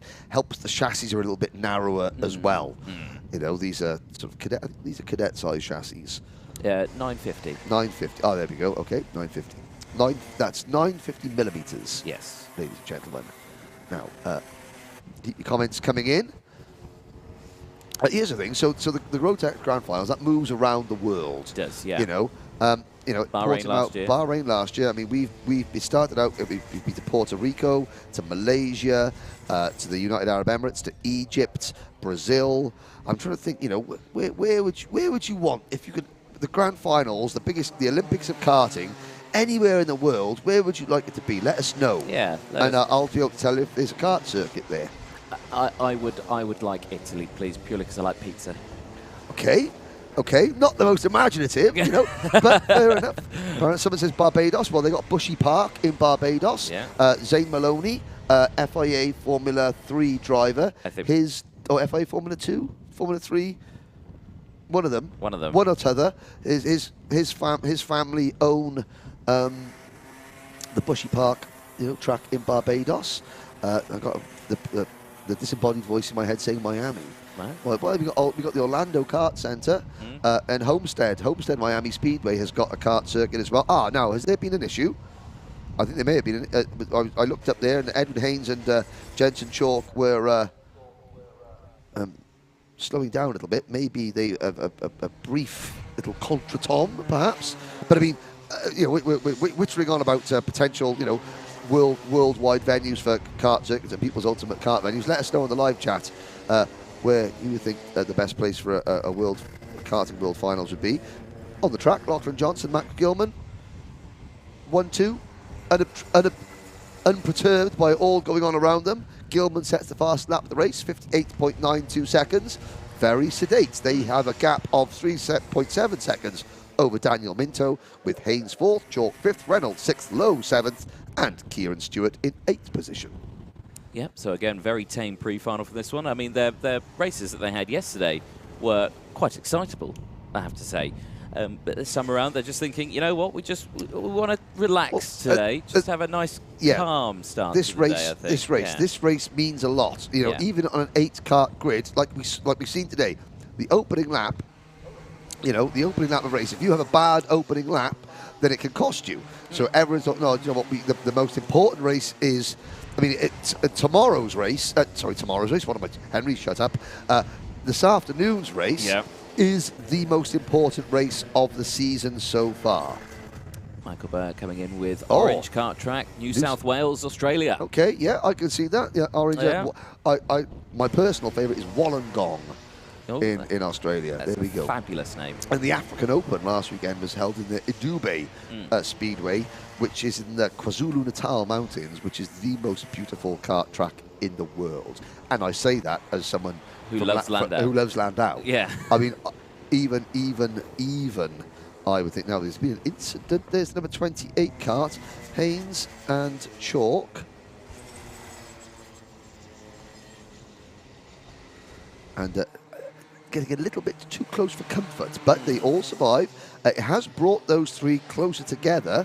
Minto, Haynes and Chalk, third, fourth and fifth. Looked like JJ Lowe was going for a move on Olivia Reynolds, just at the back of shot there as well. Kieran Stewart still rounding out the field of 8 all the time being. And of course, but this is the battle for the inside of row number 2 on the grid. Yeah. We saw a great start from the outside of row 1 from Max Gilman.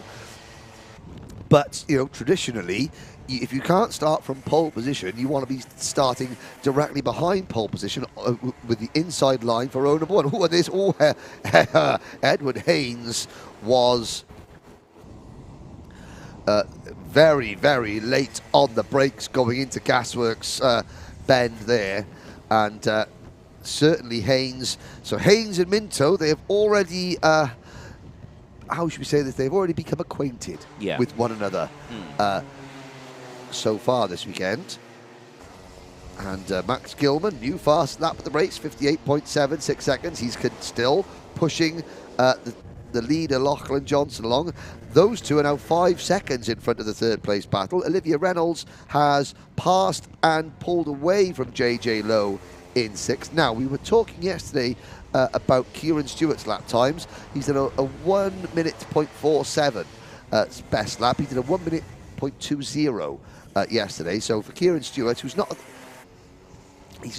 at the same pace quite as the rest of the field. So for him, driving around sort of on his own at the back, it's all about just focusing lap times, improving our lines, consistency, trying to break the 1 minute barrier. So we're going to keep up to date with Kieran Stewart's progress as we go. And we've got a battle. Here comes Haynes to the inside of Minto, down Conrod Straight into turn number 1, and Jensen Chalk also moves through. So Haynes into P3, Chalk into P4, Minto down to P5, just under 2 minutes to go. Wollongong still running, private hands now. Wow, see, Wollongong and DC Racing says they go to the moon. Well, we'll keep it on planet Earth, shall we? Lanzarote's got a great kart circuit. There's this body voice in my head. Grand finals were held there in 2004. Karting in Lanzarote, though, I can just imagine stag doos, Yes. flip-flops, tank tops, no helmet, and KZ2s. Yes. Yes, and so there we go. Looking at on screen, Minto is back in 3rd position. So stopping a change. So Minto goes from 3rd to 5th to 3rd. And Haynes having a look there. We got 1 minute to go. A lot of warning flags coming out for Minto. And they're getting caught by Reynolds and Lowe. I mean, 54 seconds to go. This is going to be a good battle. We're not looking at the two leaders because the two SFR Motorsport teammates are simply just working together.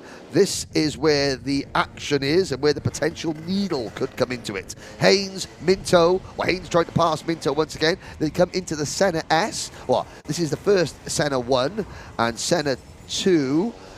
Yesterday I was commentating with Joe Bradley here, and Joe was saying he's going to have a petition this winter to rename the second Senna corner. So we've got Senna, and then what comes after Senna? And my initial result was Prost. Yep. Exactly. Yes. So some would argue with that. Some would argue with that, and you know, some would say Prost and Senna. If anyone does want to argue, please comment in. We won't listen to you. We'll set you right. Haynes and Minto. This is where they got a little bit close for comfort yesterday, and Haynes was just checking the structural integrity of Minto's rear bumper there. Likewise for the front bumper. So the clock has struck 0. Last lap order will be out this time then to Lachlan Johnston and Max Gilman, who are currently leading by 8.4 seconds. Well, it was 5 seconds a lap, but of course these three are battling so hard. There goes Reynolds and Lowe, and into Senna 1. We'll call it Senna 1. And this is Senna 2, as Minto still has the position. Haynes wants it into the Dunlop chicane. Out onto the back straight, which is not straight by any stretch, as you can see, and into Gasworks Bend. Minto still has P3, Haynes P4, Chalk P5. Now, Well, here we go then. last lap, ding ding. Now Max Gilman starts to make a move. Yeah, but is it necessary? I mean, what's the you're both starting on the front row. If you stay how you are, you're only risking that fact. Yes, no, that's true. But again, you're a racing driver, and you want to win. Yeah. There is also that, But Gilman has already started from the outside of the front row and beaten his teammate into turn number 1. Yep. So possibly a bit of a non-starter this battle, I have to say. Johnson there, the Scots, got the cross St Andrews on his lapel of his race suit, looks over his shoulder. I still think he's probably going to defend. I mean, if he leaves the door wide open, he has no complaints if Gilman does try to move, but he doesn't. And Lachlan Johnson, so it looks like we've got an SFR Motorsport 1-2 into the horseshoe now, and 1 corner to go. Paddock Bend, Lachlan Johnson and Max Gilman complete a 1-2 finish in the Micromax pre-final for SFR Motorsport. Who's going to come out in third? A long gap. Wait for it. Wait for it. It's Minto. Just from Haynes, with Chalk in fourth and Reynolds and Lowe. They caught quite up, didn't they? Yeah, Reynolds and Lowe. because they were pushing, and the three in front are battling. Indeed. And now wait, Right. there's Kieran Here Stewart, comes Kieran and his best lap this race, 1 minute 0.47. So we will try and get that down a little bit more. So Micromax pre-final, that one is done. Being realistic, Campillos for Spain. Campillos, yeah, that's a very, very, very good track. That's a safe choice. It is a safe choice, but I mean, the grand finals is held at the end of the year. It's held in sort of like November time, Southern Spain in November. That's not a bad shout weather-wise. I think we need to go to something like Alahama. Alahama in November. Oh, that'd be slippery. And under 4 foot of snow. No.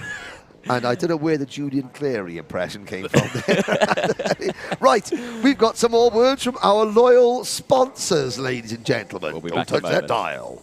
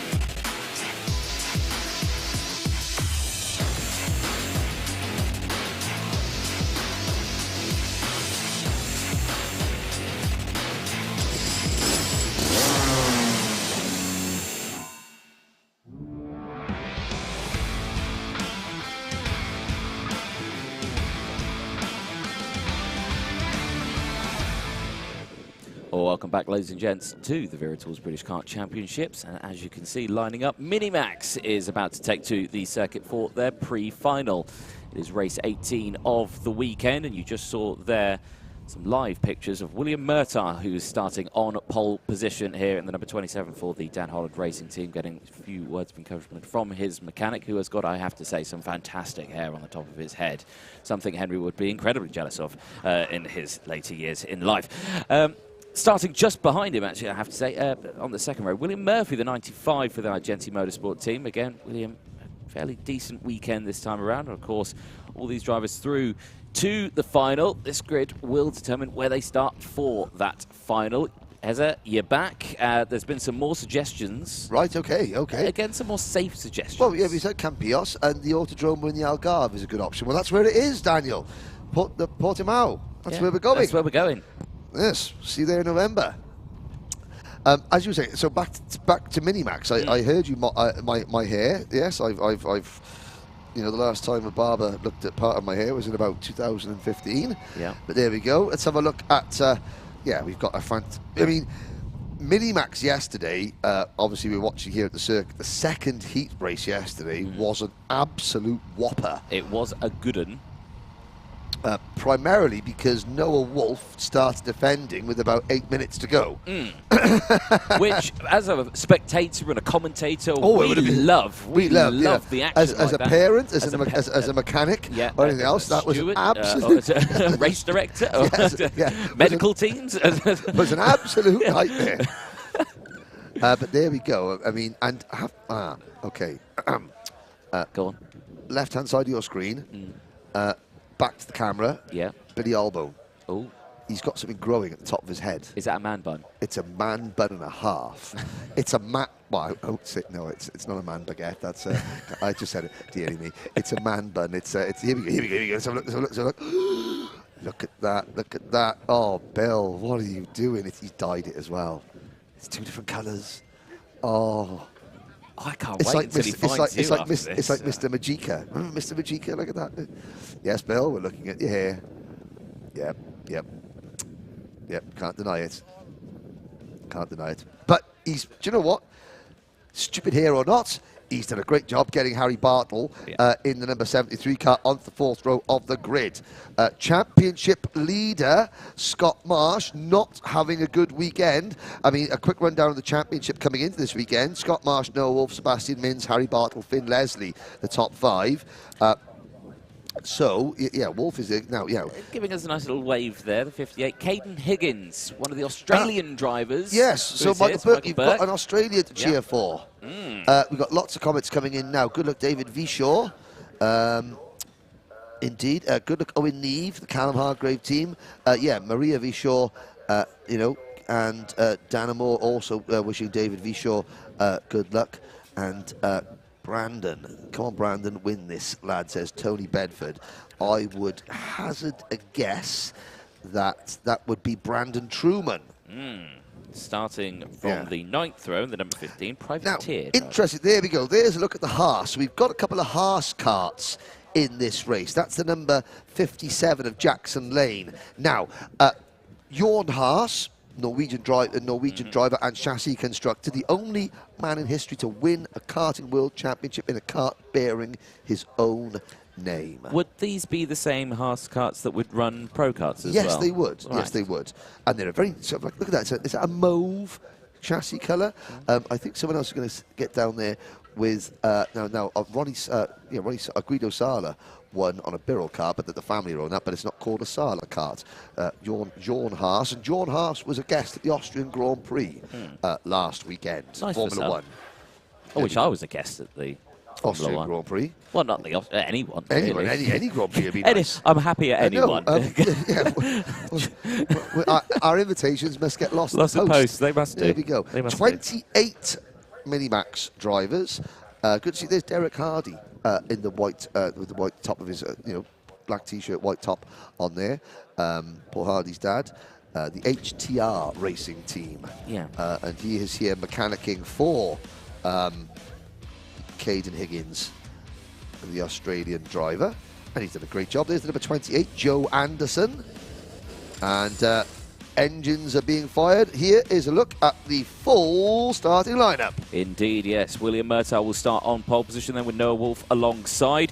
William Murphy and Joshua Graham will round out row number 2, and all Argenti lockout. Harrison Whittaker and Scott Marsh, championship leader, go from row 3. Sebastian Mins and Harry Bartle on row 4. Owen Neve and Ollie Wise on row 5. Joshua Turnbull and Freddie Housley will take row 6. Row 7, Aris Bieskis and Hugh Moulton, then Thomas Ingram Hill and Thomas Min Spearing on a double-barrelled 8th row. Brandon Truman and Michael Walker, our driver of the day from previous rounds, on row 9. David Vishaw and Caden Higgins, our guest driver, also racing in the UAE.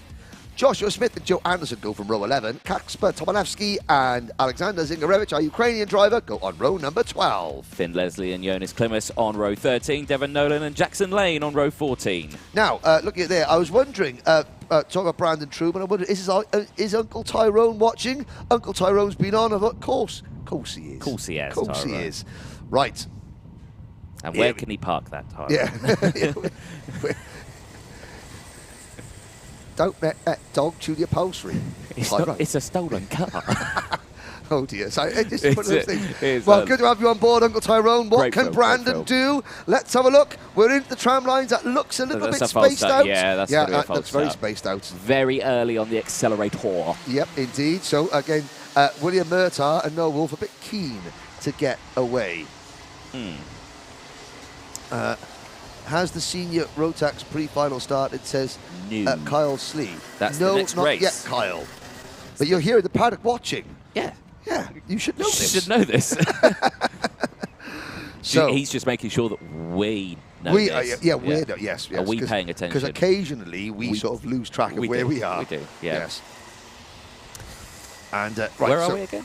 yeah, we're actually in the locker room and briefing room here at We are, Karting yeah, Northeast. we've got some- And luckily we're in chairs. It's got like the briefing chairs. There's like 2, 4, 6 chairs sort of like tied together Yeah, and stapled to the ground, because in the Cadet Honda race when there's an incident, we both leant back in a hurry, and had the chairs not been bolted down, we would have done ourselves a proper mischief.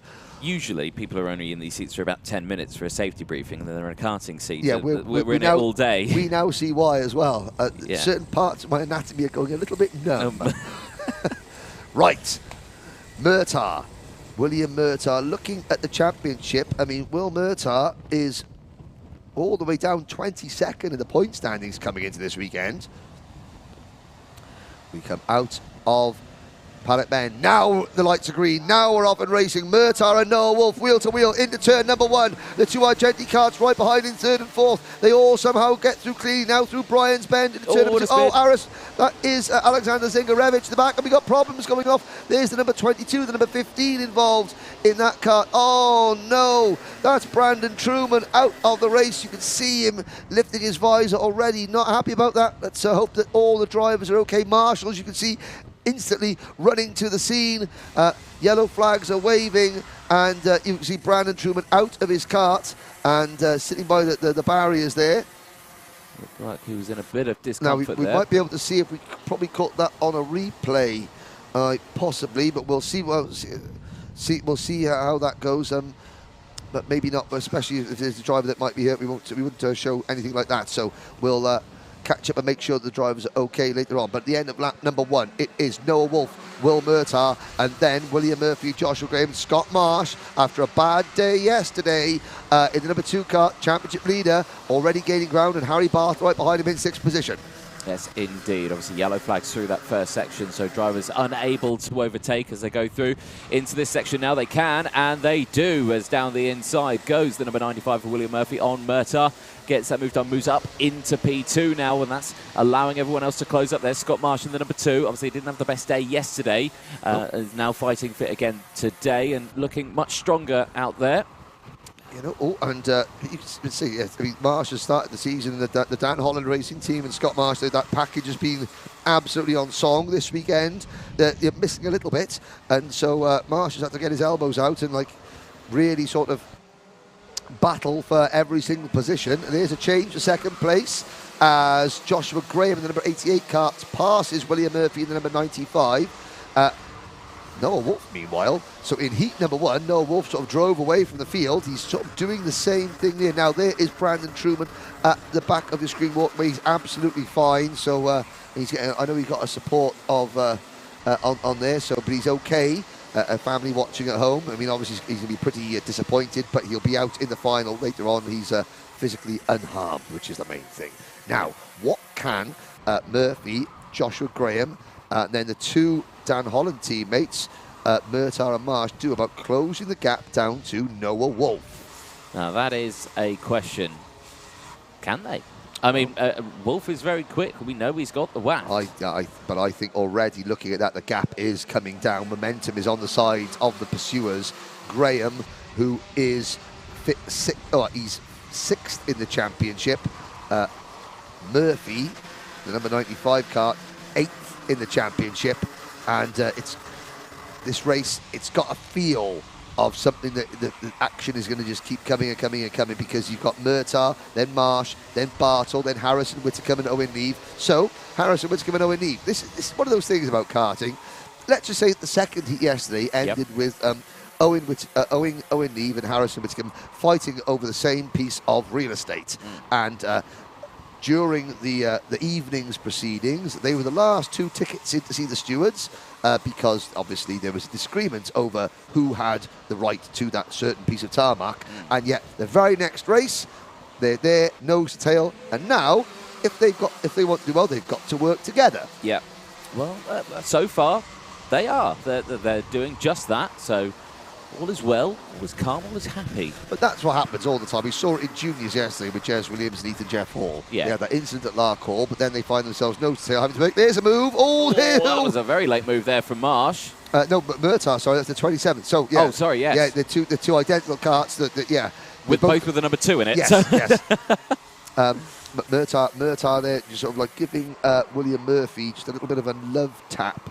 And now Murtar defending a little bit, so a bit of an experience there from William Murtar, I think. You know, he's just got to, if Scott is quicker than him, let your teammate go, because Scott will then drag you back up to the leaders. But you can see the race leader, Noah Wolf, his gap has come down to virtually nothing. Joshua Graham is ready to pounce with 7.5 minutes of this race to go. Fixed to the back bumper there of Noah Wolf now is Graham, and they're either going to start to pull away and open up a little battle buffer so they can scrap a little later on, or no, he's just going to go straight for the move early. So Graham not wasting any time. Oh, Wolf comes back no, and the leaders have come together. Oh, and no. Graham has gone round, and Noah Wolf bouncing through the air. And yeah, the hand gesture. Yeah, that was another hand gesture. We don't need to translate that now. Yes, yeah. That was a universal hand gesture. I think that was. But he's back in the race. Noah Wolf continues to lead. Did his kart sustain any damage? That's the question. There is Harrison Whittaker and Owen Neve battling away. Owen Neve closed the door. That is now for 6th position. Neve is 6th, Whittaker 7th. Josh Turnbull, had a bit of a rough day yesterday. And Josh Turnbull, though, he's popped in 8th position for the Coles Racing team. Sebastian Mins is 9th for KR Sport. Ollie Wise, his teammate, rounds at the top 10. Then it's Hugh Moulton, Freddie Housley and Finn Leslie. They lead the Sam Pollock Racing charge. In 12th and 13th, Finn Leslie started 25th. He saw me this morning. He went, Henry, I said, that you said I had the pace to win a race yesterday. Well, I got a nose cone penalty, and then I did this, and now I'm starting 25th. I'm like, oh, okay. But I'll still come through. I'm still going to try and win. Yeah. And you know what? He's done a great start as Finn Leslie. 13th. Thomas Min-Spearing, then Michael Walker, top 15. David Vishaw, had a lot of support on the live chat. He is 18th place. Caden Higgins up to 19th. Here comes Murphy on Noah Wolf at turn 1. And, I thought about going for it there. The gap closed quickly, though. And now Wolf is under some immense pressure here, because Murphy, Murtar and Marsh are all there right behind. That gap no more. And are we going to see a move early on as well? Again, looking like Wolf just hugging that inside line. Now, you said he started defending from 8 minutes to go. We're 5 minutes to go plus 1 lap. Do you reckon we're going to start seeing it soon as well? I mean, certainly Noah Wolf has signalled his intent. He doesn't want to be passed. He wants to lead from the front. Now, that could be something that he's just more comfortable leading from the front. I mean, I'm glad there's a lot of chairs in here so I can hide behind one if William Murphy tries a move going into turn 1 again, because that is 70 miles an hour in a Minimax kart, and it's flat. The first corner is flat out. But, of course, you get such a slipstream down Conrad Straight here. Murphy's not close enough. Wolf checks over his shoulder. So we move on to lap number 9. And Wolf still leads, but again, he's not got the pace to get away. So he will have to repel the attack. There is Harry Bartle in 4th position. Scott Marsh runs 5th. Whitcomb is 6th. Neve 7th. Turnbull, Mins and Wise. The top 10 are separated by 2.5 seconds. Finn Leslie, I've noticed, he's still 13th. There's Harry Bartle, the Croc Promotions kart, the Mad Croc chassis. There's Brandon Truman watching on forlornly. Think to himself, all you got to think of is that at least your tyre is going to be better than everyone else's for the next race. Now, Joshua Graham has retired the number 88 kart, so Graham joins Truman and Aris Majewskis on the sidelines. 25 karts still running. Jackson Lane on the Haas kart is in 25th. Again, Murphy closes in, so it took Murphy about 2 laps to sort of regain that track position. Now, he's tried it once going into turn number 1. The next question is, out of this next corner into the first centre, the next corner you're going to see, this is his opportunity. Yeah, not close enough this time around. Oh, but there's a move further back. Scott Marsh, Scott said he had to get his elbows out, and that's the problem, because Scott is now finding himself shuffled to the outside. Oh, and a bit of wheel-to-wheel contact there with Sebastian Mins. You know, Scott getting freight trained. Of course, that switchback, the S section, you know, if you come out at the first corner on the inside line coming out of the corner, you're on the outside line. Oh, and there's a problem. That is Owen Neve in the number 18, and it was a Coles racing car. That was Joshua Turnbull coming together. Because we saw Owen Neve's dad, because Owen's had a growth spurt. Owen is like about 3 inches taller than everyone else in the class, which now means he's struggling to make the weight. So everything's got to be perfect to make that work for him. Well, now the top 3 have broken away from the main pack. Wolf, Murphy and Murtagh now leading. A little bit more comfortable now. Bartle leads the next main pack. He's up 4 places from his 8th place start, and back down the inside there goes Scott Marsh on Sebastian Mins. That's for P6. And again, more Coles karts coming into play here as well. Ollie Wise getting shuffled to the outside. It's kind of like, if you make a move going into the first set, you've got to complete the move completely. Because if you're still side by side coming out of the corner, you're going to lose out around the second part. Yeah, it's a very complex collection of corners, is the Centre S's, and it's, like you say, it's a game of chess at 70 miles an hour for these drivers. So they've got to be so careful while they do that. Big looks over the shoulder then for a lot of drivers, and I have to say that Coles kart, that nose cone looks a little bit loose. Yes, loose is fast, not if you're a nose cone. Noah Wolf, fastest lap of the race, 52.07. And obviously no damage sustained from that collision with Joshua Graham. But Murphy and Murtagh, the 2 Williams, which one of them could be potentially William the Conqueror? Thank you. Harry Bartle and Harrison Whitcomb, 4th and 5th. So Harrison, the West Walian-based driver, you know, they're teaching, so our producer James has brought his daughter Chloe here all around, and of course Harrison Whitcomb and their family, they help look after Chloe. Chloe's friends with Harrison's sister, and they're teaching Chloe Welsh. Oh, are She's going around the paddock going, Shemai, Shemai, Shemai, Bonada. Oh, good. Oh, good. That's what we need. That's what we need. More Welsh speaking, more Welsh speaking. But on the track, Harrison Whitcomb, is 5th position.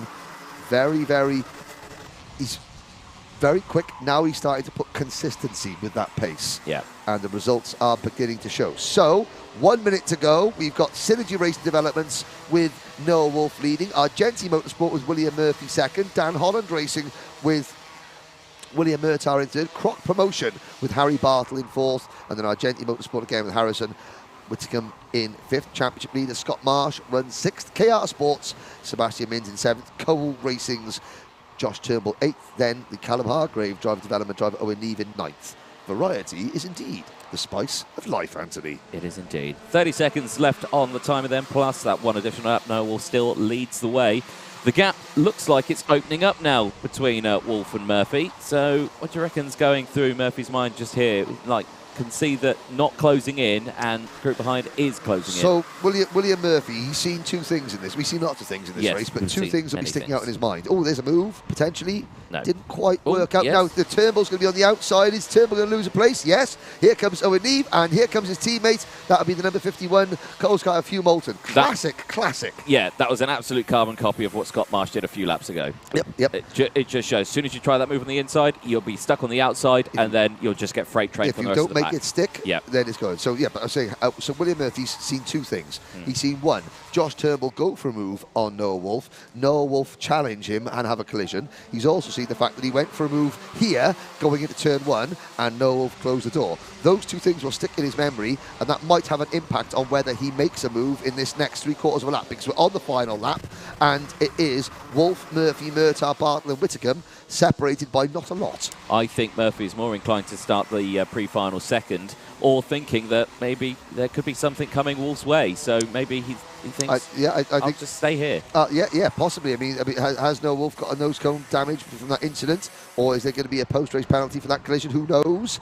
Let's have a look. And Wolf defending, so Murphy didn't push the issue too much. We're into the final couple of corners now. That's around the horseshoe into Paddock Bend. Are we going to see a lunge? No. Not into Paddock Bend. So as they come out of the final corner, Noah Wolf hangs on the top five, cross the line, nose to tail. Wolf, Murphy, Murtagh, Bartle and Whittingham. That is your top five. Championship leader Scott Marsh salvages 6th position. Then it is Mins, Neve, Wise and Turnbull, your top 10. Well, Finn Leslie, Hugh Moulton finishing 11th. Finn Leslie, that is half the job done in the first race. Yep. And the final itself is even longer. Now, let's have a look at Brandon Truman's kart. The marshal's there, ready to pick it up. As you're getting back in, he says. And there goes the Haas across the line of Jackson Lane in 24th position. So we'll have a brief rundown of the results on screen. There you are. Yep. Top 12 separated by 5 seconds, Anthony. Yeah, pretty close, wasn't it? Yeah, it's nice when that happens, but of course, they've all got to be jolly careful because Minimac's probably one of the most vigorous. Yeah, but so there's the top 12 separated by 5 seconds. So, for example, if Noah Wolf did get a nose penalty, a nose cone penalty, if the just as the race winner, that would not drop him to say 4th or 5th. It would drop him down out of the top 10. So good news, Team Brandon Truman. Your man didn't quite finish that race, but he's okay, and the kart is at least drivable back to the pits. Yeah. So fresher tyres, looking better. So Tony Bedford and Uncle Tyrone, you can rest easy and wait for the final. Where hopefully Brandon will put on an overtaking clinic for you. We should hope so indeed. Now, we are into the last 2 of our pre-finals. You can roll your sleeves up. So maximum numbers on the grid, 34 drivers in each of these next 2 races. And I have looked at the top 6, and it does appear as though the top 6 that finished on track in both repechages are the 6 drivers that have transferred into this event, which is good news. So there were no post-race penalties for either of the top 6 finish, either class, the top 6. There is our commentary box. No, that's the restaurant. That's the cafe. That's I would love to be commentating in there. I'll have a panini, please. Yes, and of course, I think standing outside. So standing outside there by the Wera branding, that is Matty Hunter. Give us a wave, Matty. Circuit owner. Oh, he's just popped up. There we are. There we go. I think we just all we have to do is say a huge thank you. Yeah. To Matty and his family and the entire Karting Northeast team here. All the staff in those very nice blue and red uniforms here. You got they're helpful. They're improving the circuit all the time. It makes a huge difference when you come to a circuit. To the people that I'm still not happy though, Matthew. They do steal signs. They have stolen that. Where champions are born, you've stolen that from Landau International Raceway. have a word with you about that. But again, on behalf of everyone here at the Wera Tours British Championship, you can see there already you've got, you know, the circuit staff in between races sweeping the marbles off the circuit to keep the racetrack as clean as possible. So Karting Northeast, thank you very much. Let's have another word from a few of our sponsors.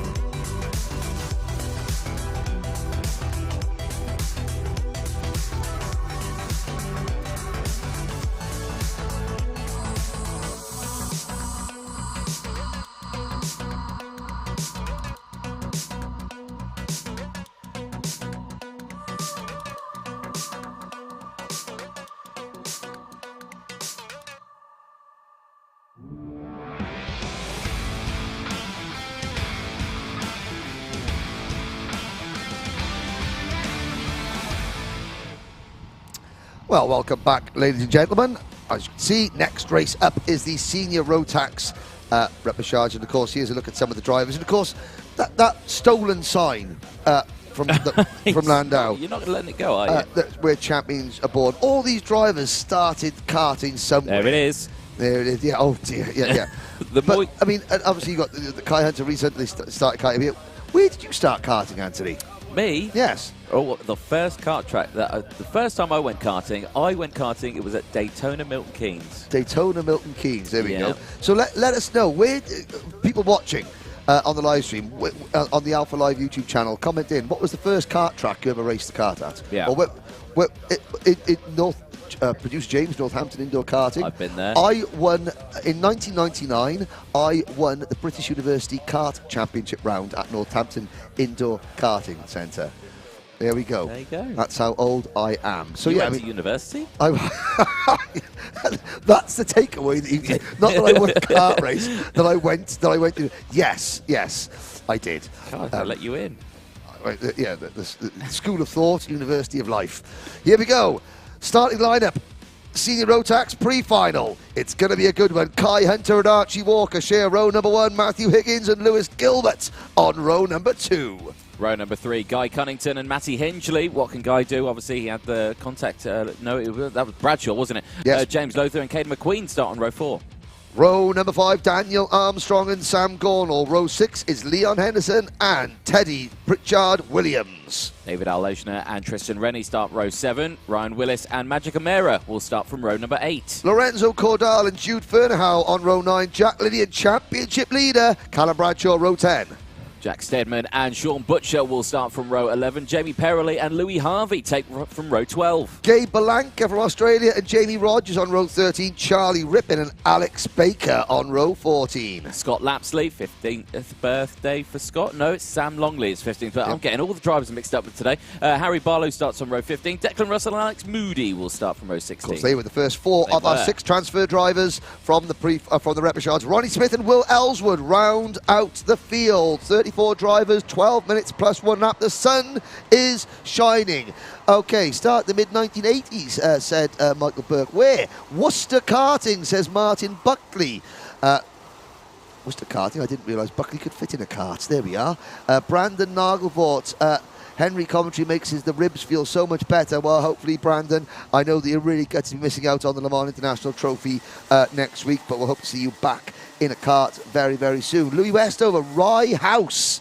Oh, Rye House. Oh, good track. There we go, Hodderson, yes. Here we go, though. Lights are out. We're off and racing. And in the middle of the pack there, a collective from the commentators. Somehow one of the Project 1 karts managed to save that one as the 34 drivers stream through Brian's bed. Oh, dear, there's 4, there's 5, there's 6 off and running. Now, that is the number 71 kart. That's Magic Amera. He's already snapped his chassis yesterday. Hopefully, that new, it's an old chassis, but they've had to get out the back of the truck, get it approved, and back in the racing. There was other drivers going backwards. That's the number 20 kart. That looks like Lorenzo Cordal for the Cato Motorsport team.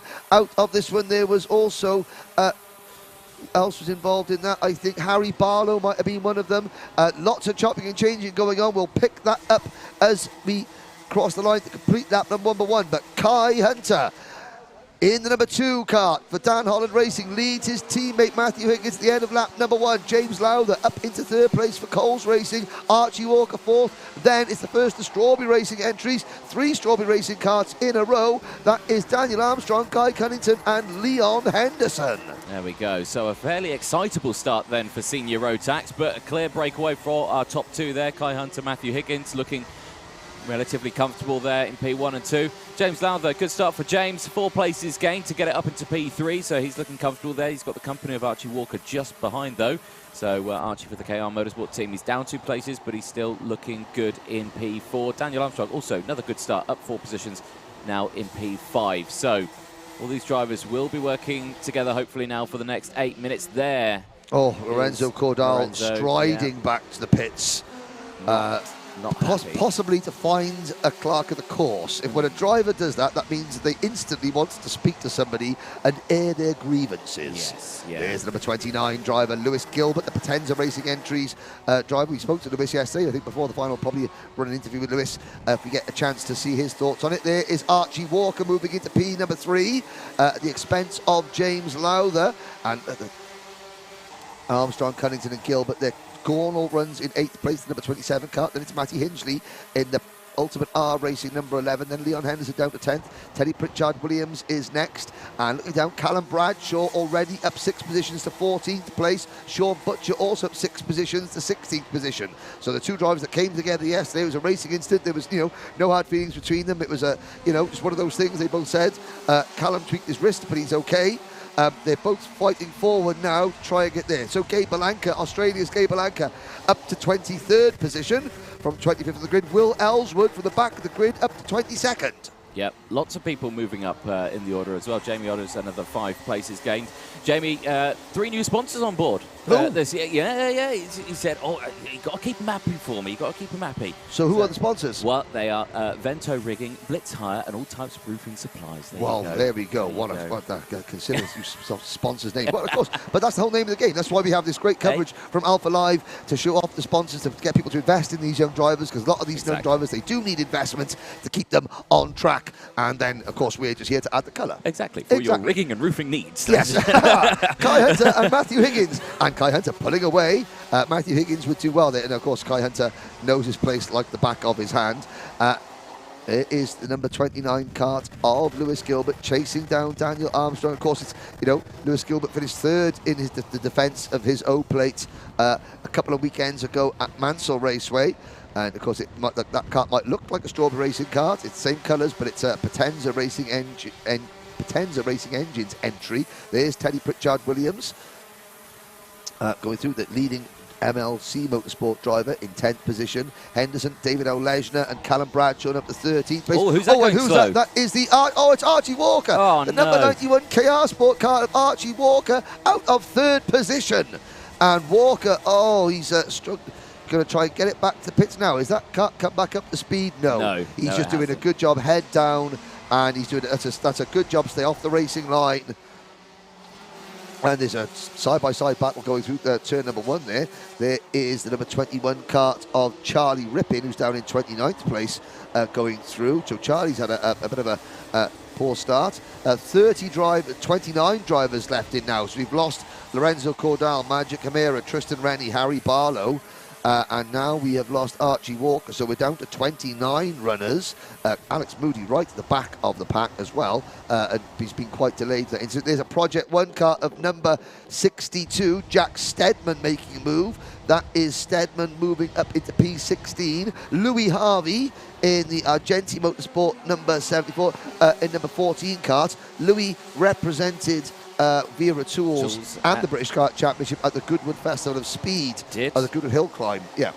My housemate went there looking to buy some Wera Tools. He went there and said, I live with one of the colleagues. What sort of discount do I get? It's a bit like, you cheeky. Well, if you don't ask, you don't get. And he didn't get. No, he didn't get. I'd say Louis did a fantastic job of representing the championship as well as at the Goodwood Festival of Speed. He then went and celebrated his 18th birthday at Tenerife with the boys. Oh, lovely. Look at that. Yes. His dad. When are we going on his holiday, dad said, he said that he's probably quite a few stories that he's never going to share with me. And of course, Louis just looking down, maybe a wry smile across his face. Who knows? Right, Kai Hunter leads by 0.7 of a second. From his teammate Matthew Higgins. Coles Racing's James Lowther in 3rd, and it's Gilbert up at the 4th place, so Gilbert has passed Cunnington. Gornall, Armstrong, Hingley, Pritchard Williams, and Callum Bradshaw now breaks into the top 10. Gilbert, new first lap of the race, 49.56 seconds, 6 minutes to go. There's Daniel Armstrong in kart number 12, ahead of the number 11 of Matty Hingley.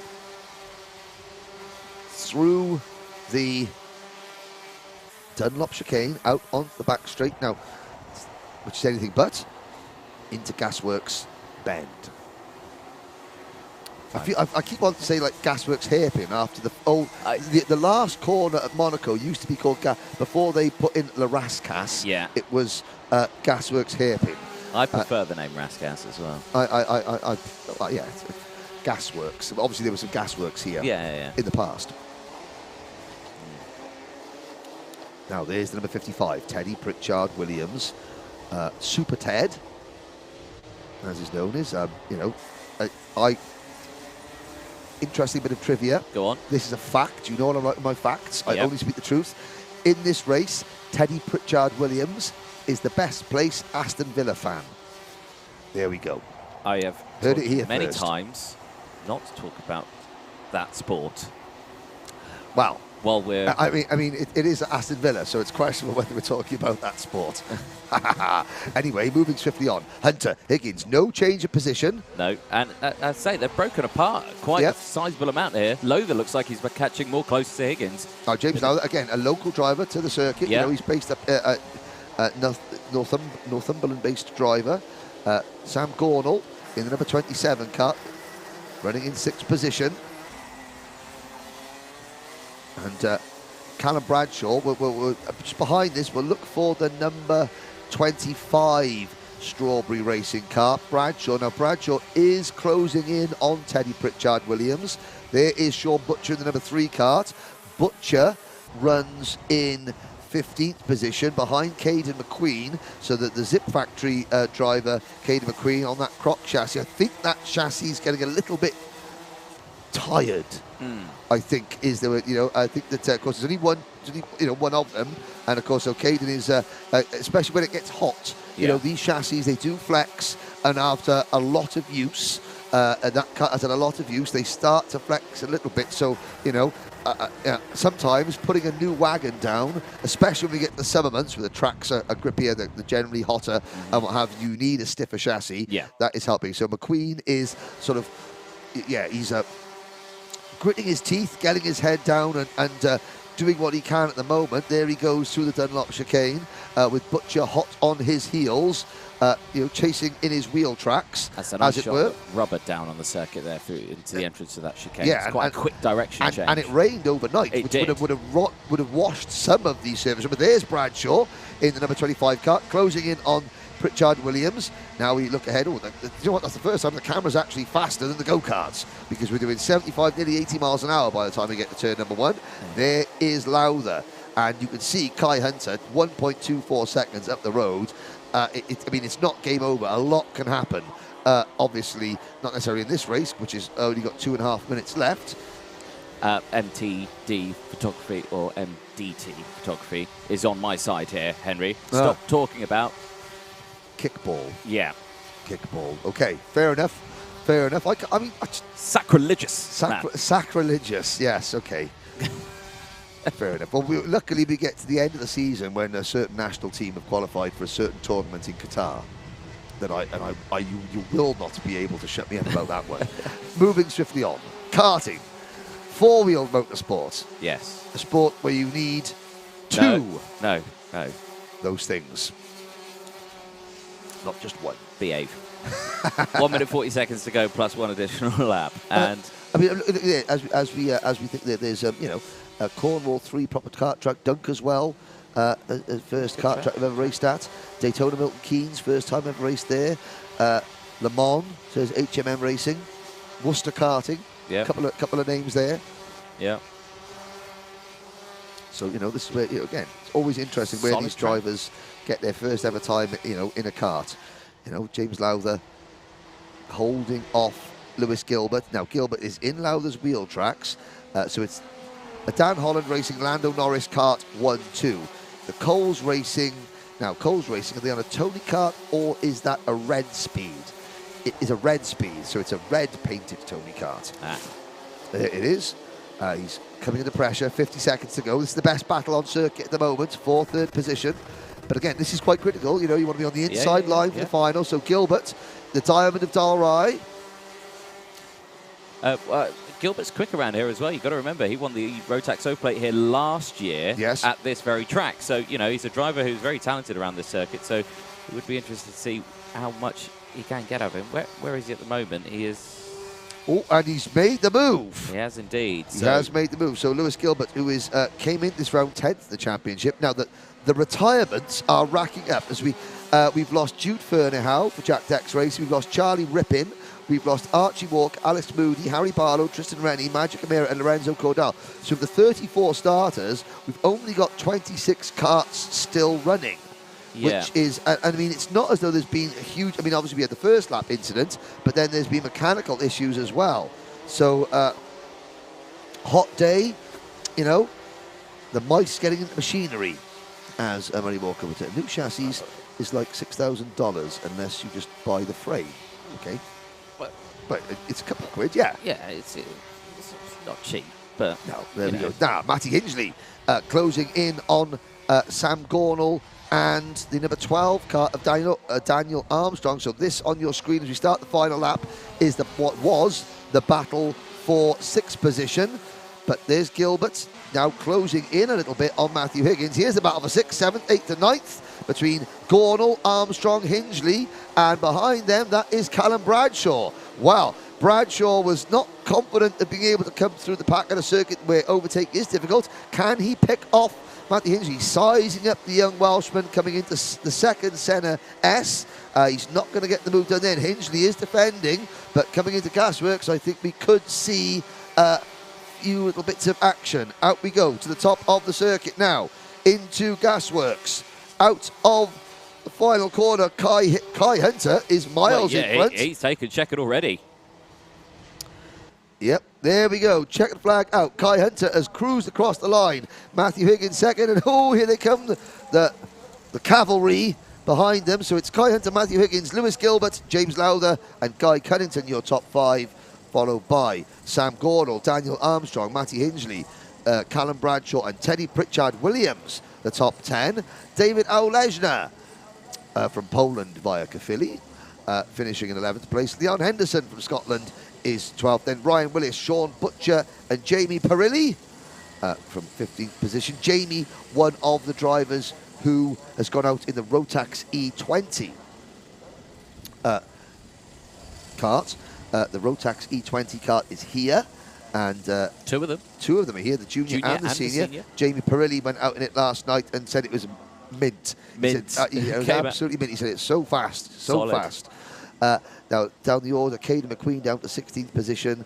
There, Will Ellswood from 34th to 19th. Declan Russell from the repechage to 20th. Louis Harvey fell down. Gabe Balanka finishing 22nd, so that keeps our Australian contingent happy.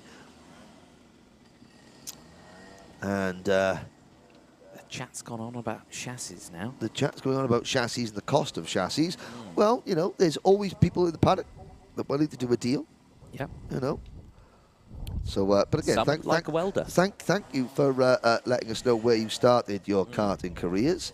I forgot to mention that. Yeah, there was a few there from Worcester Karting. I started in the Welsh Karting Centre in Newport. Okay. Now, we said earlier that the E20 kart here, Rotax E20. Yep. We found out a little bit about it last night. You, me, and Daniel Sabula. For the first time ever, the Rotax E20 karts are in the UK. They're joining us here at Warden Law for the British Kart Championships, and the consensus in the paddock, a lot of people are a bit 50-50 about the item. Do they like it or do they hate it? Let's find out. See, the thing about electric karts is it's the noise. Racing's all about the sound, the feel, the smell of the oil, the petrol. With the electric kart, you get none of that. The noise pollution, in fact, has caused many circuits around the UK and around the world to close down. And the fuel, the smell, well, it's better for the environment, using cleaner energy. But it's the driving style. Karting's all about seat of your pants driving, feeling the engine, catching the slides. You don't get any of that with electric karting. It's a totally different feel. But in fact, this actually replicates electric forms of racing like Formula E, and, you know, you can hear the tyres, you can feel everything much more since you don't have the loud buzzes of the engine. And of course we adapt, we're racing drivers. We drive in every single condition, that's what we do. Okay, point taken. Racing drivers do adapt, but it's heavier, it's slower. You're never going to replicate the performance of a normal Rotax engine kart. That was absolute rubbish. You know, Rotax have already shaved off 5 kilos off of the electric kart in only 3 years, and it's already gotten 1.5 seconds faster per lap, and it's only going to get quicker. And to be honest, it's even quicker, if not the same speed as a senior Rotax. But okay, but I just don't like it. I like the engine. I'm old school. I want to keep things old school. Oh, Henry, get used to it. That is old school. This is new school. Get ready for the future. All right, I suppose. Look, but I'm not a dinosaur, and I'm not going to get extinct. I'll be with you on the journey. We've now seen the arguments, but let's see these puppies out on track. Let's see what they've got.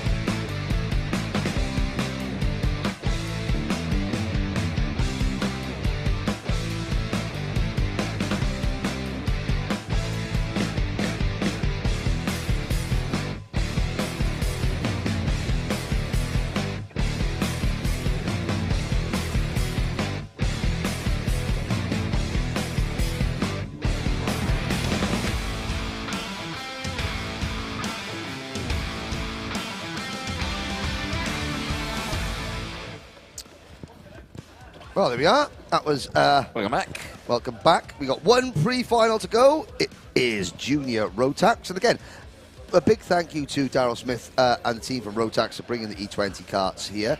They've been out last night. And again, I all have to say, you know, it does create... you know, a certain amount of debate, as always. And it was Fionn McLaughlin, one of our junior X30 drivers, saying, no, not racing electric karts. Well, you know, they have to say, the drivers that raced them last night, they were the test them last night, they were massively impressed with how quick they were. And so, Fionn, all I'll say, Fionn, good to have you on board. You know, the second place king of the British Championship. Come on now, Fionn. Hey, you might get a win if you tried an electric car. I'm only joking, Fionn. We'll see you very soon. Fionn and Martin, his dad, and everything like that. Can't wait to see you soon. So, but again, the E20 karts, they're the business. They really are. They're pretty rapid. I mean, I have to say, from the guys who were actually here on the side, you know, even senior Rotax drivers, they were saying that's quick. Yeah, they were all saying just how quick the car got off the line. Instant power delivery. You didn't get it. You know, said they were shocked at how quick it was. Oh, sorry. Well, I was. All I'll say, Anthony, is if it was maybe a better pun, I would have got it. Right, back to the racing at hand. There is the number 61 kart on our screen. That's Gracie Mitchell for the Sam Pollock Racing Team. There's the number 91, Harry the Lion, Harry Hannum. And the number 54 kart, Mikey Porter for Jack's Motorsport. Has come in. There's Aidan Hassan, privateer driver, starting up in the top 20. Aidan's dad, proud wearer of a Mark Baines Motorsports shirt. Mm-hmm. Yep, it's like, you know what, they'll go on Antiques Roadshow one day. Yeah. There's Daniel Sabula, who has tested the e-kart there. Thumbs up, looking casually. 16th on the grid. Fastest lap, though, in his first heat race yesterday. The number 63, Alex Duncan, for Argenti Motorsport. And a few more. There we go. And so Ollie Stevens, another privateer driver. Yeah. Racing his United Kingdom suits. Yep, as well. raced for Team UK last year. There's the number 43, Archie Clark for Sam Pollitt Racing. For your Jez William fans, there he is, the number 8 seed for the KR Sport team. Looking strong there. Of course, right, Macaulay Bishop. Macaulay won the last round at Lark Hall. Yep. He won on the track at Rissington. Not on paper. But on paper, he was given a 1 second penalty at the end of that one. So for those of you that watch Rissington and then realise, well, why isn't he at the top of the thing? So, yes. There's Aditya Kulkarni with the white helmet there, the number 32, your Vera Tools driver of the day from Lark Hall. Yes, indeed. Here's the grid, though. And it's Gustav Usakovs, the Anglo-Latvian driver on pole position for the Hunter Motorsport Team Championship leader. Brandon Carr on the outside of row 1. Newly crowned O-Plate champion Ethan Jeff Hall and Aditya Kulkarni on row number 2. Vinnie Phillips and Macaulay Bishop start from row 3. Gabe Fairbrother and Jez Williams start from row 4. Sam Longley, and whose birthday it was yesterday. It was, yeah. Sam Archie Clark 15. on row 5. Ted Bradbury, Ollie Stevens, row 6. Row number 7, Charlie Hart and Alex Duncan. Stephen Duncan and Daniel Sabula start from row 8. Row number 9, Henry Beaumont, Aidan Hassan. The top 20 rounded out by Pearson Bullock Carter and Mikey Porter. Oliver Sander and Harry Hannum on row 11. Tyler Harris and Gracie Mitchell start from row 12. Ben Folland, Joseph Rippin, Leo the Lion Lacastro and Angus Scrivener are next up. Blake Ticehurst and Neo Clark start from row 15. Tommy Harfield and Reg Haywood on row 16. These, of course, are drivers who have come through from the repechage. William Atribus and George Donald will round out the final row. Karts line themselves up. First time green flag, do you reckon? I think not. You think not? I think not. I think the juniors are going to show the seniors how it's done. And Really? Go first time. What should we wager on it? A muffin. A muffin? Yeah. Okay, but you've got them. They're James's muffins. They're James's muffins, so Right. yeah, that's So why I don't whoever's care right about gets- betting them. Whoever's right gets a muffin. Whoever's right gets a muffin. Okay, let's have a look. Here we go. And not that I need a muffin, but I'll take the muffin. There we go. On the chat, good to tell you. Sorry, Fionn McLaughlin. That's not funny, but he's going to get that win very soon. Now, Mondi Junior Canini, another of our Junior X30 drivers, he's laughing at that. And I'm not sure if he's laughing at my joke about Fionn coming second on the time or your electric shock pun. I'm going to go with the electric shock pun. Now, because it was fantastic. Okay, so it was shockingly good. So the E20s, we're going to watch this though. The E20s, they don't make a sound, obviously. If you were going to have a song to go with to play in the background over the racing to make it the back, what would it be? Silent Night? No. Says presumes. It would be Back in Black, AC/DC, classic. I was thinking of We're going to rock. Electric down Six. to Danger, electric danger! High voltage! or even rock down to Electric Avenue. Well, I was thinking of something punchy and good, and then you're just thinking of meme-worthy. Exactly! Well, God, lowest common denominator, Anthony. You should know me by now. How the right, tables have second turned. time of asking. Into the tram lines. Lights are out. We're off and racing. Junior Rotax pre-final. Oh, tyre smoke from the two front row starters. They head to turn number 1. Usakovs holds on. Now, yesterday, Gustav Usakovs, his kart didn't come on until the second half of the race, so he was struggling for the first few laps. Can he now keep his track position and then stretch away when his kart comes on song later on into turn number, the first of the centre S as we go. It's Usakovs, Brandon Carr in second, Ethan Jeff Hall up to third. Oh, a lot of bumping and barging back in the pack. But I think everybody gets through the first lap pretty clean. Well, the first 3 quarters of lap 1 pretty cleanly. Yes, indeed, as they go through. And again, nice, I think, second time of asking, nice start. There is, like you say, the new recently crowned O-Plate of Ethan Jeff Hall. Now, Ethan had a good day yesterday with Macaulay. Now, Brandon Carr. And, well, there we go, talking about Brandon Carr. Jeff Hall down the inside. Oh, tried to go down the inside. Brandon Carr fends off the attack and holds on to P2. But Brandon Carr, yet to win a final in the British Kart Championships. Well, he's yet to win a junior final. He won a couple of he's won a couple of cadet Army ones. cadet finals back in 2019, but Yep. yes. But, yeah. Yeah, and it's going to rancor with him, you know. It's lead the championship. You want to be leading the championship because you've won a race, not because you've just kept it on the track when everyone else has had issues. So, up into Gasworks for the second time.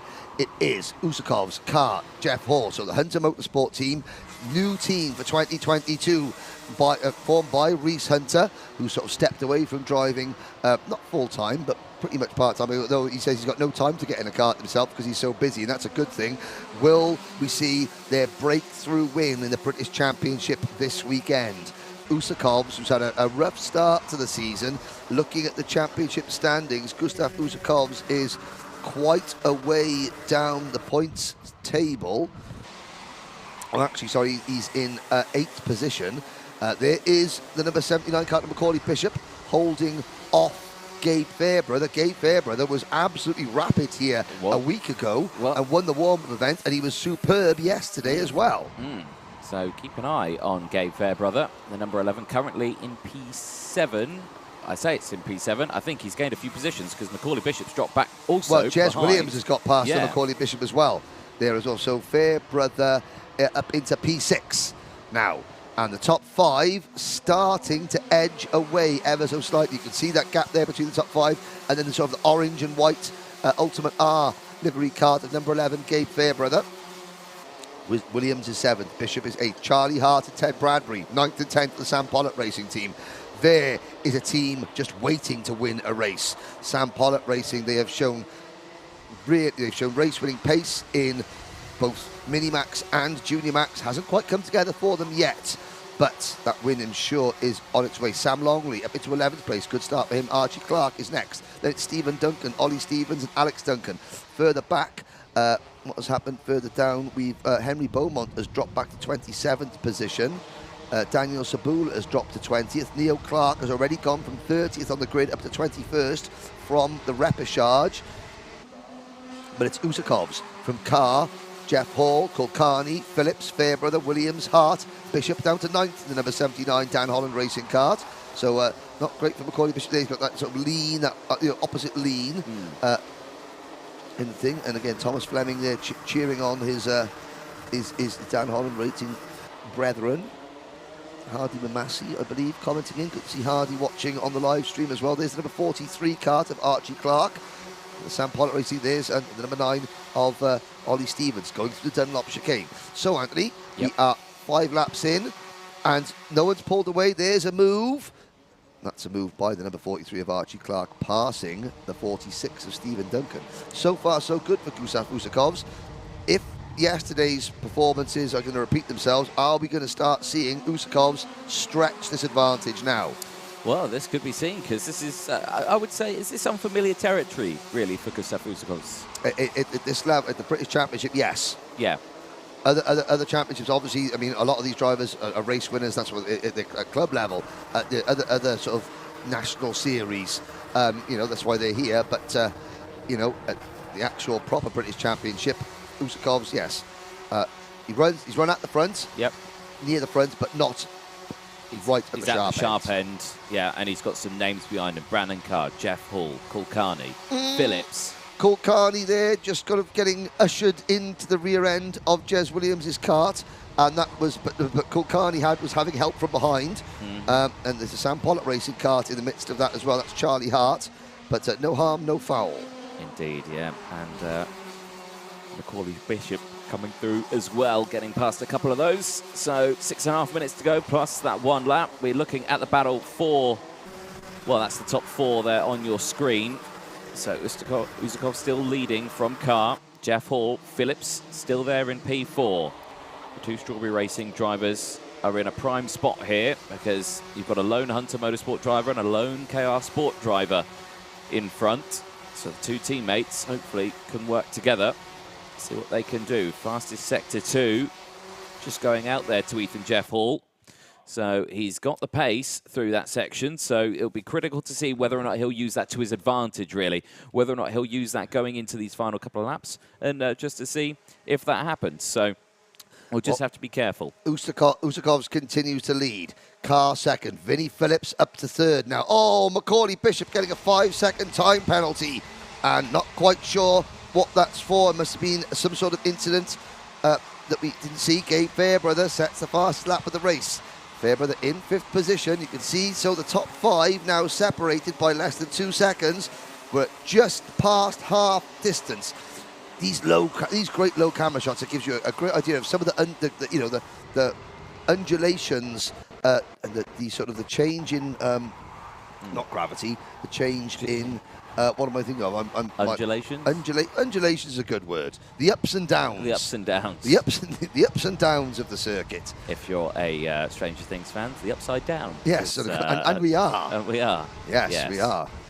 We will apologise to any of the viewers watching at home for any technical glitches that you are seeing out on screen. There's a reason. There is a reason. It's a massive telephone mast. We'll apologise for it, but the team at Alpha Live are doing their very best to give you the best pictures possible, and they are working on a fix as we speak. So we will apologise. There's a huge telephone mast, which does have a slight impact on the thing. So there's somebody who's got Vodafone 5G in Sunderland down the road who suddenly the phone rings and it's me and you chatting about karting.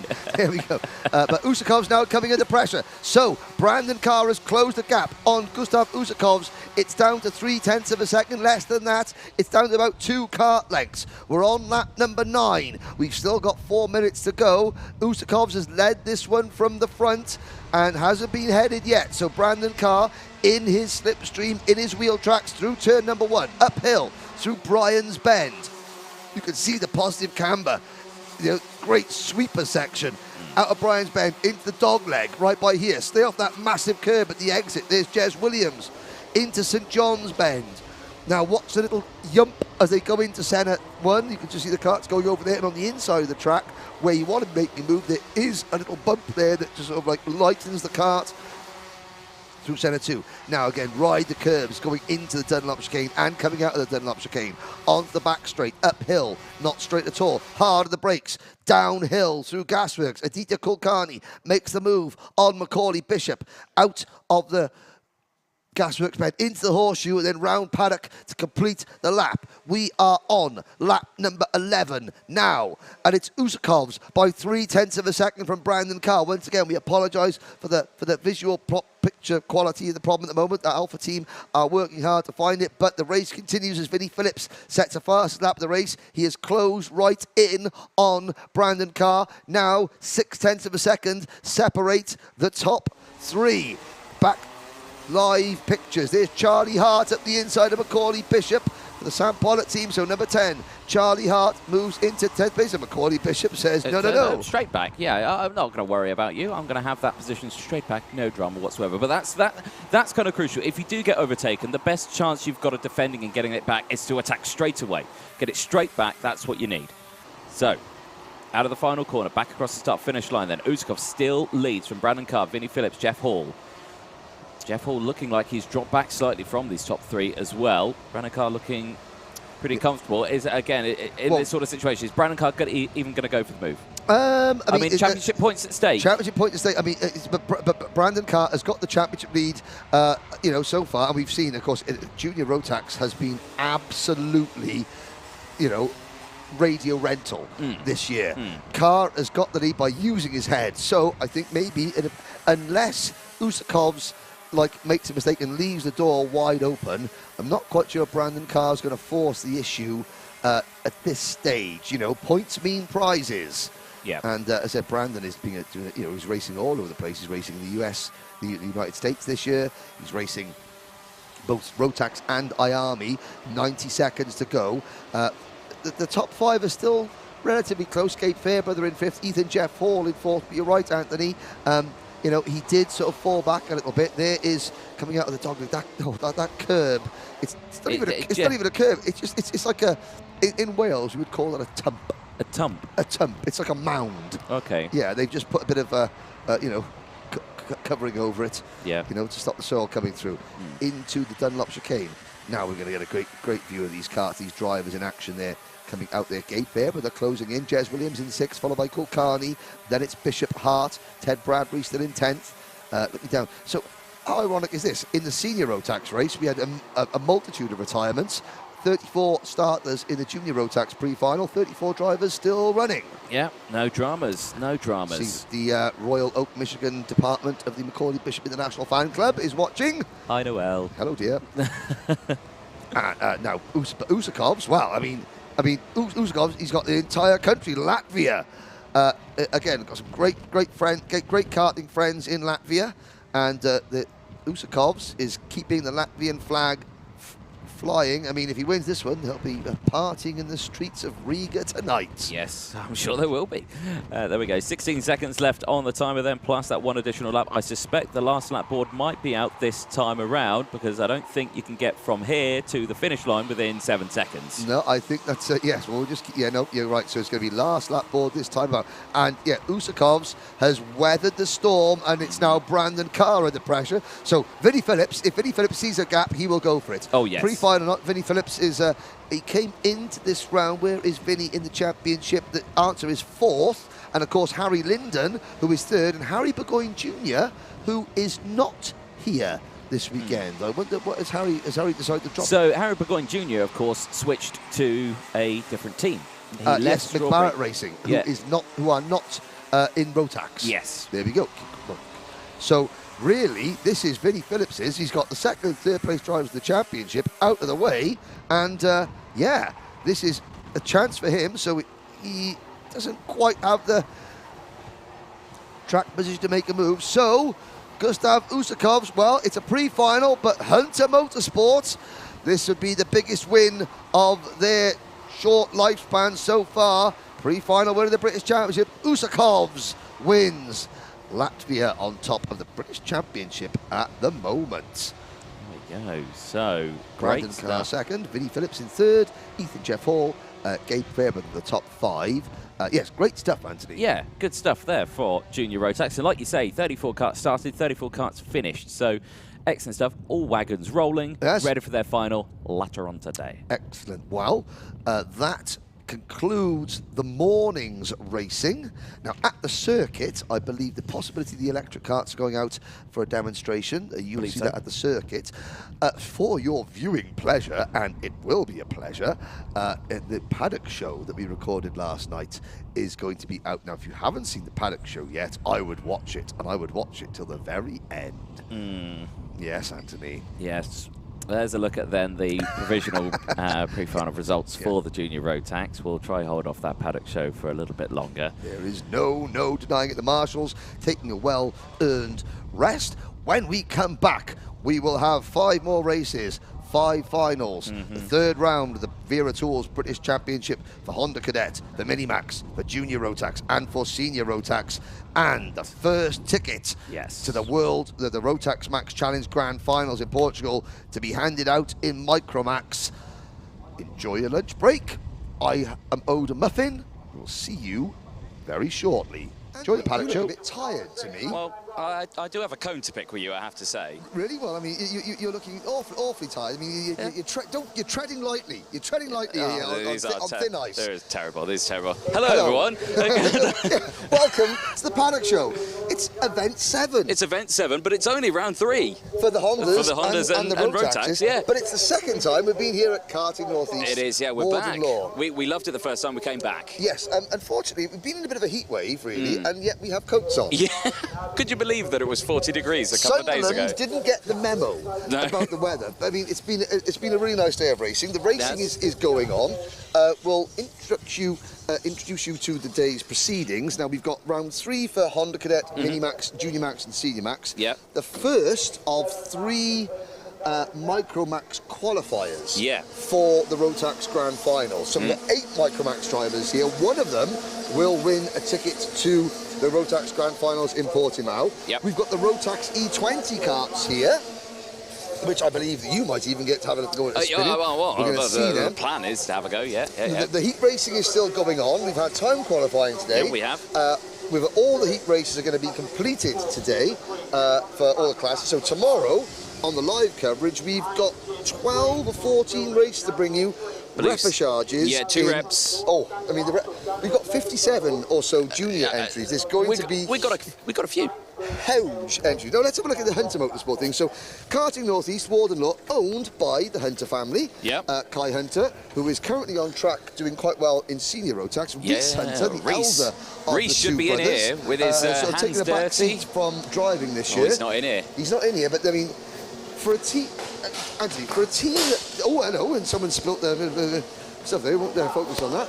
But for a team that started from scratch this year, look at the setup. That's really massive, impressive. Huge tent. This is pretty impressive. Let's pick a couple of drivers out there. So the number 89 junior kart of Gustav Usakovs won one of his heat races. I think he won his second heat race of the day. Yes. You've got Stephen Duncan, who's just joined the team. He's done very well in junior Rotax as well. I think he's had a couple of top 10 finishes.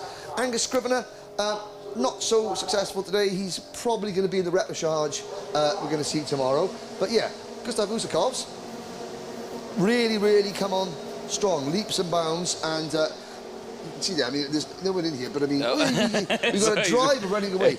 Now, I mean, this is what I think. I mean, we can't show it, but I mean, some of the lengths the teams go to, like that's the settings. Yeah. They've got like wristbands on them, so nobody can see the settings. You call them wristbands, I call them socks. Here is what it is, the Hunter Motorsport Micromax kart. No engine on it. I think the engines are all in Park Ferme.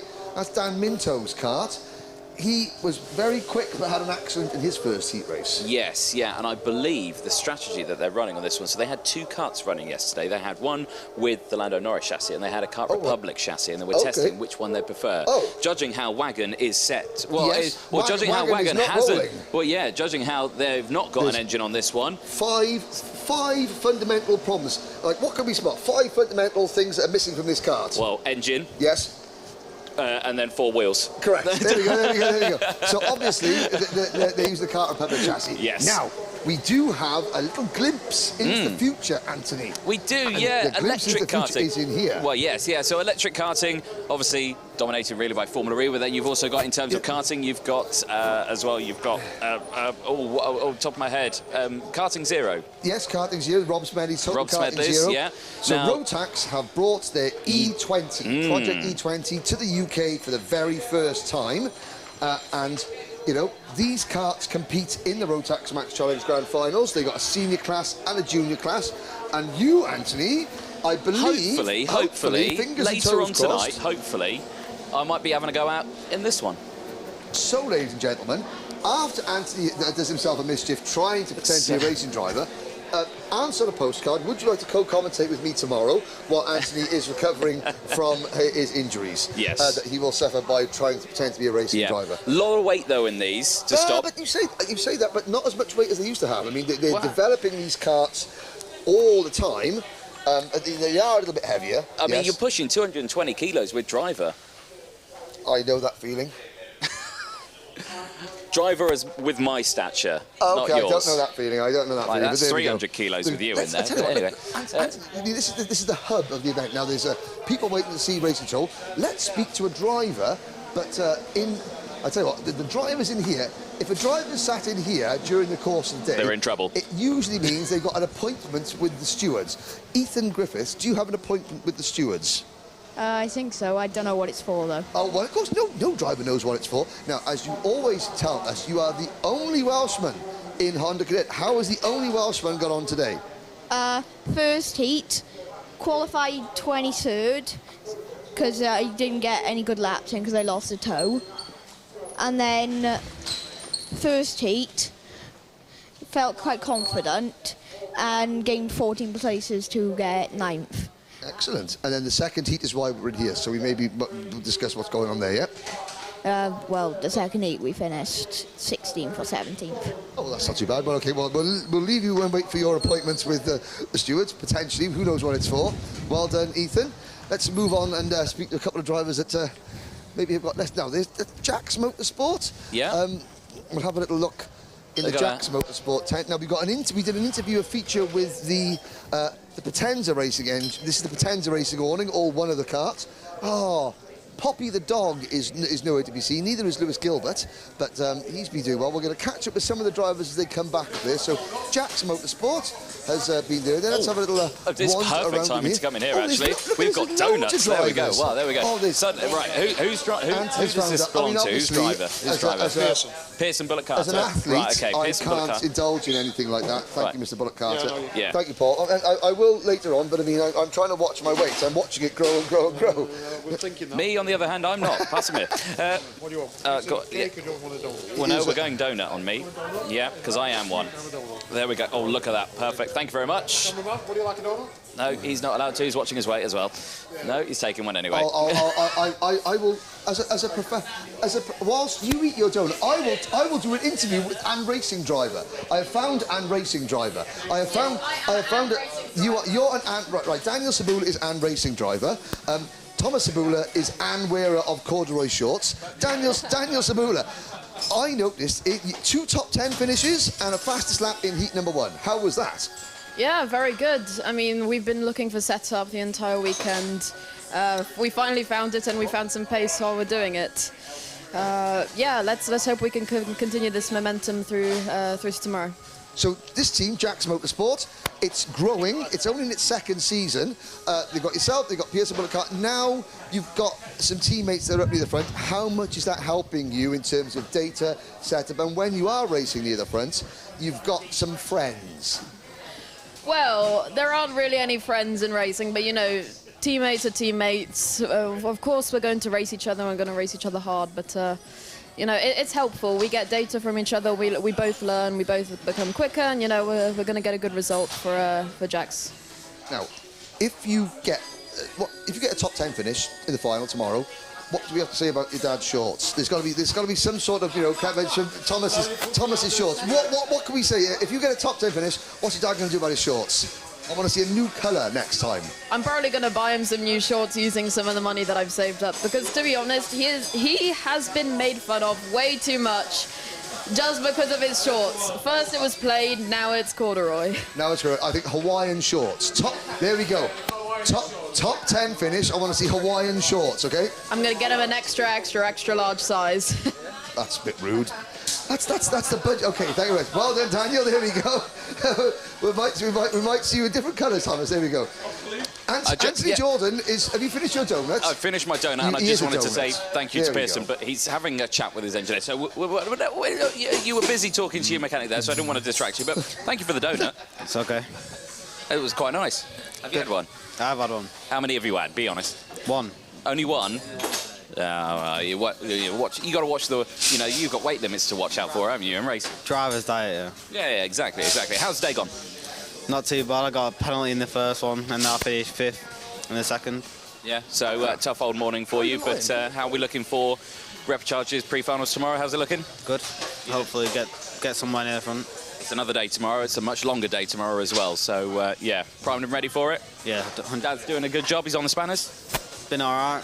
Yeah. Been all right. There you go. You're all right, Dad. You're all right. Yeah. I'm sure he won't tighten something up now. You've said that, you know. I know. There you go. We're falling off. Well, best of luck tomorrow, Pearson. Well, Henry's outside. Yes, you found someone? I have found another racing driver. Okay. I have found a racing driver that's come all the way further than me from South Wales to North of England. Harry Hannam. Welcome back, all the way from sunny Dubai.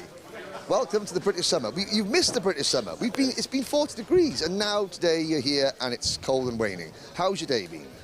Yeah, it's been all right. Qualifying went not too well, but we did well in the first heat. Second heat got just shafted out of the way, but... That's a nice politically correct way of speaking. There we go. But yeah, it's gone well to be fair in the 2 heats, so hopefully it can be the same tomorrow. Do you think made it into the pre-final, or are you repechaging it? We should be in the pre-final, yeah. Excellent. There we go. Well done. There we go. That's Harry Hannam, Harry the Lion. Anthony Jordan, you're looking at a telephonic device. What have you found? Absolutely nothing, really. There we go. Just looking at some race results from today. Junior Rotax. Yes. Obviously, they've had 4 heats today because there are so many of them. So many of them. Lots and lots. Yeah, of course. They've got their repechage tomorrow as well. So we'll be seeing who is going to be kind of starting where in that one. Should we have a little wander in Sam Pollock racing? I mean, yeah, we can. There's a young man playing. Okay. Paddock Show Dog. Let's have a look. Here we go. Anthony can go and find some racing drivers. There is a young Gareth Bale in yellow, you know, but these Welshmen. Right, first things first, we've got the karts over there, but most importantly, who have we got here? Poppy. Poppy, and who belongs to Poppy? Archie Clark. So this is Archie Clark's pooch. Hello, Poppy. How are you? Do you want to say hello to your fans? Ruff. Is a good, and she tails wagging. So, so you're Archie Clark's sister, yes? No.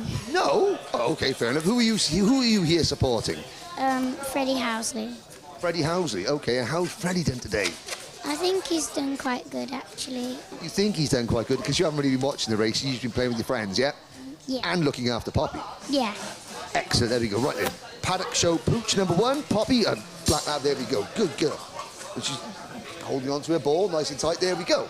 Right, now on to some karting. Anthony, have we got some karting to cover? I've not got any karters. I've not found any, unfortunately. There's a ton of mechanics here, but they're all turning their head. As soon as I look at them, they know they're carol away. They don't want to be interviewed. Well, Anthony, no, they don't want to be responsible. I do have a driver down here, though. Look, I mean, here's I'm guessing it's in the form of Blake Tice here.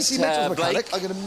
Sorry, you're chatting away into your microphone, Henry. Who's talking here? Who's doing the interview? Me or you? You were moaning about how the drivers want to speak to me the whole way. I was showing you how to bully a driver into speaking. Mechanics speak to Blake Tice first. Go on, Blake, go on then. Blake, all right, lad, how's it going? You're Rotaxed up here. Look at this. Yeah. It's all right, I guess. Yeah? Yeah. That it? Yeah. Yeah, it's all right? Yeah. You're a man of many words, aren't you? So you're repping your United Kingdom suit there. I'm guessing that was from the grand finals that you were repping this suit. And my ripped shoes. And your ripped shoes, there you go. From today. Oh, how did that happen? I got driven over. Well, why did you let that happen? I don't know. Well, I mean, mainly, in the first heat, there was a collision. Well, yes. Between Blake and another driver. Yes.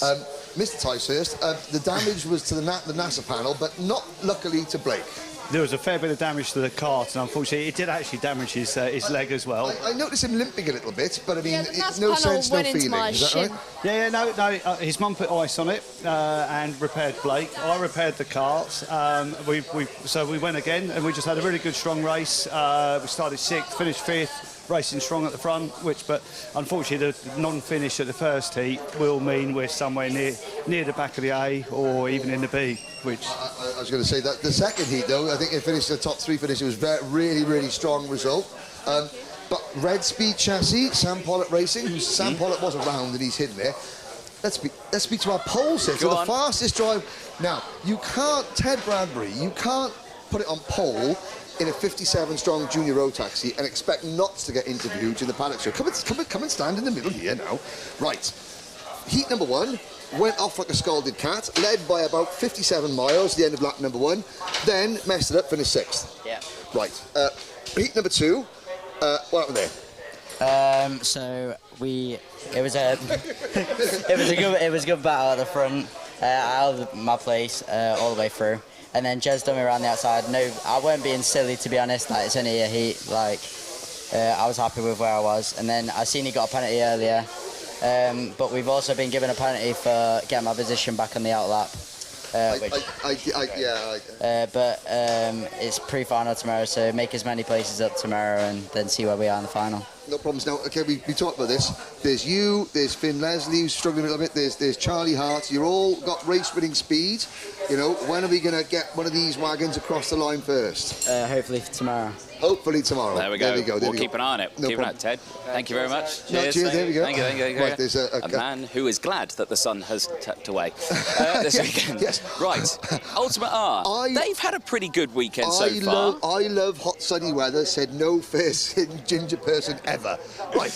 Right. Anyway, moving swiftly on. Strawberry Racing. Yes, Ultimate R, very good. Gabe Fairbrother is on fire. Yeah. Not literally. Not literally, but he's having a good weekend. Right. Yeah, so Ultimate R, really strong. Now, the big story today in senior Rotax, heat number 1, was a race 1 collision between championship leader Callum Bradshaw and Sean Butcher whilst battling. Now, they both went out for their second heat. Let's have a little wander into the strawberry tent. There's Warwick, there's the newly crowned O plate. Oh, hello. Okay, Warwick Brigham from Strawberry Racing. And first of all, Ethan Jeff Hall, what a way. what a way to come back after Lark Hall, come back strong, win the O plate. He's virtually the European champion as well. For a driver, and you know that's really important. You know, that shows a real mental toughness, doesn't it? I think he had to sort of dig a bit deep. Obviously, it hurt him doing that, and then to win the O plate and then go and win the European Championship the following week. I think that's sort of helped him quite a lot. It's helped his confidence a bit. Now, here's the thing with drivers. Drivers that win the O plate and they win the GP plate, some think, no, I'm not running it because they think it's a target. Others relish running it. Where do you stand on that? Is that you've won it, so you should race it. Exactly. There we go. And if you're quick enough to win it, you're quick enough to get away from the people that are trying to pin you. I think it's not it's a seeded number or an O plate or GP. If you've gone, you're only going there to try and win that race. So what's the point in winning it and not using it? And again, I mean, so we're looking at the Stroll Racing awning.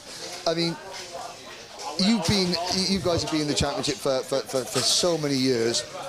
Where is the British Championship now compared to years past in terms of strength and professionalism? I think the level at the minute is really high, like ridiculously high.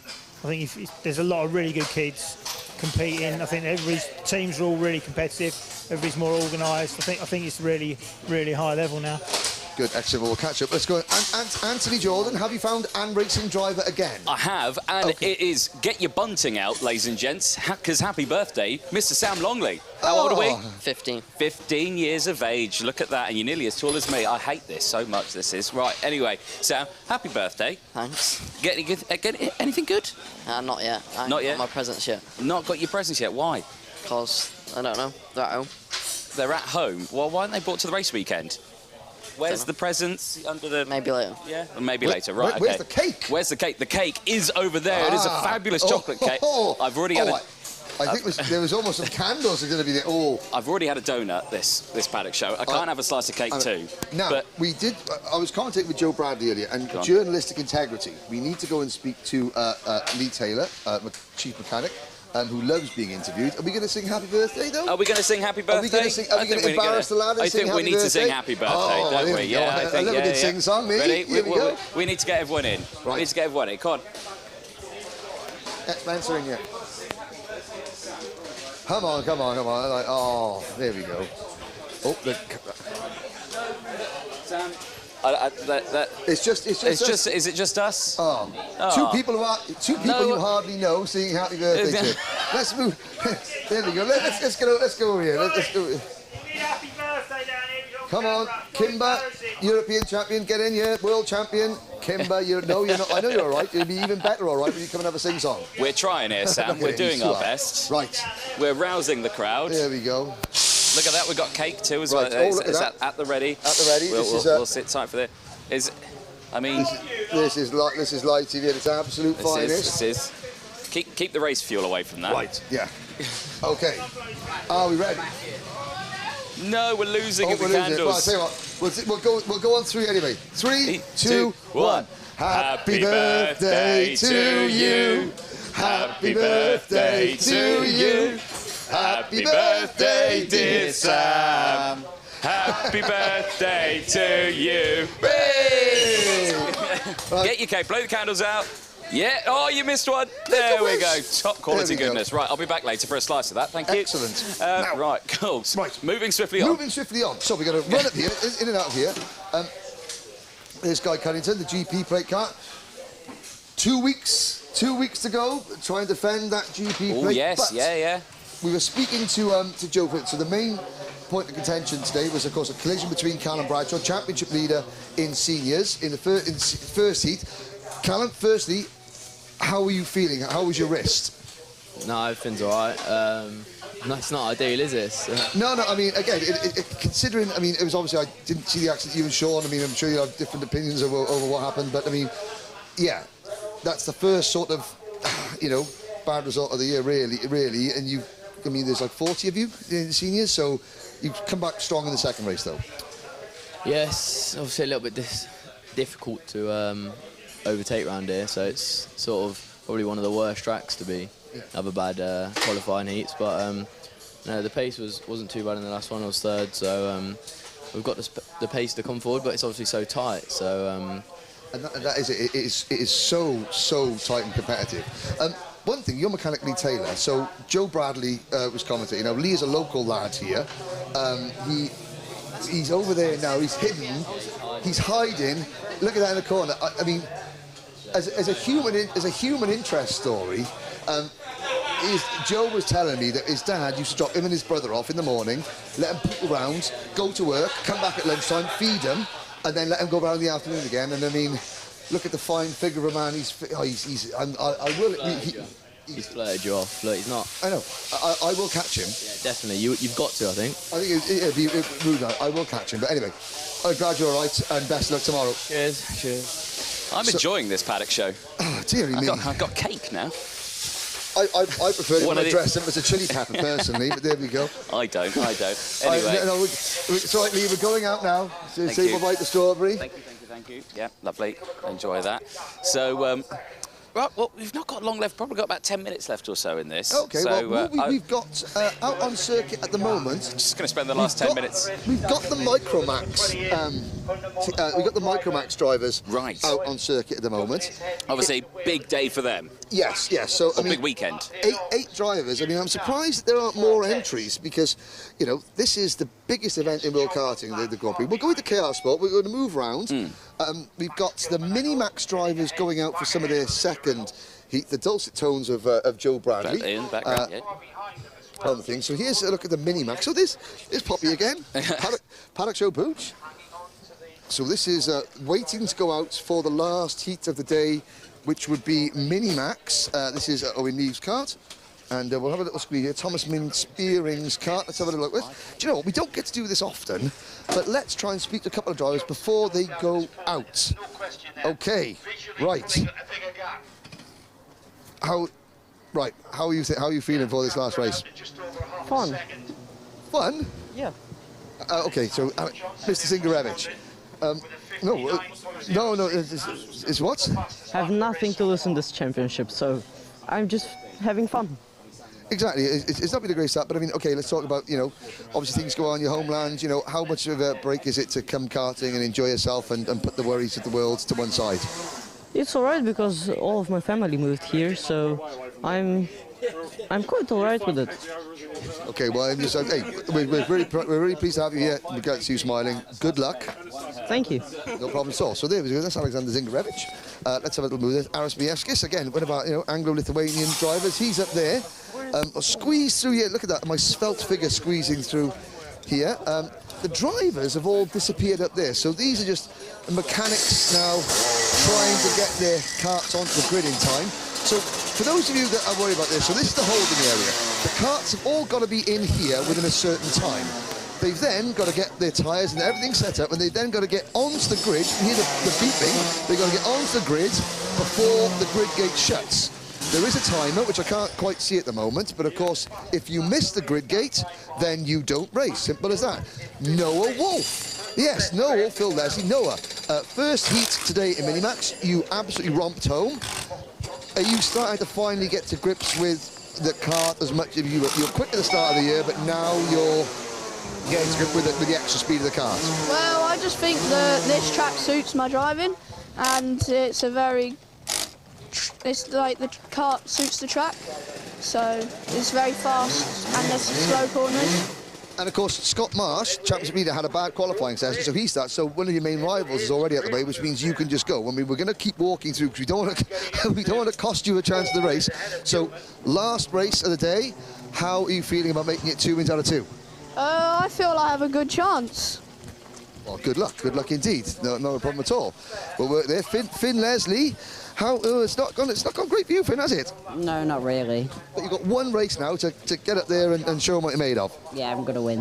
You're going to win. Good lad. Good luck. Going to win from what grid position? 21st. 21st. Okay, well, let's see about that. How many mechanics have tried to steal my cake? I've no idea. But this is probably a first. Cake on a dummy grid. Cake on a dummy grid, just before a heat.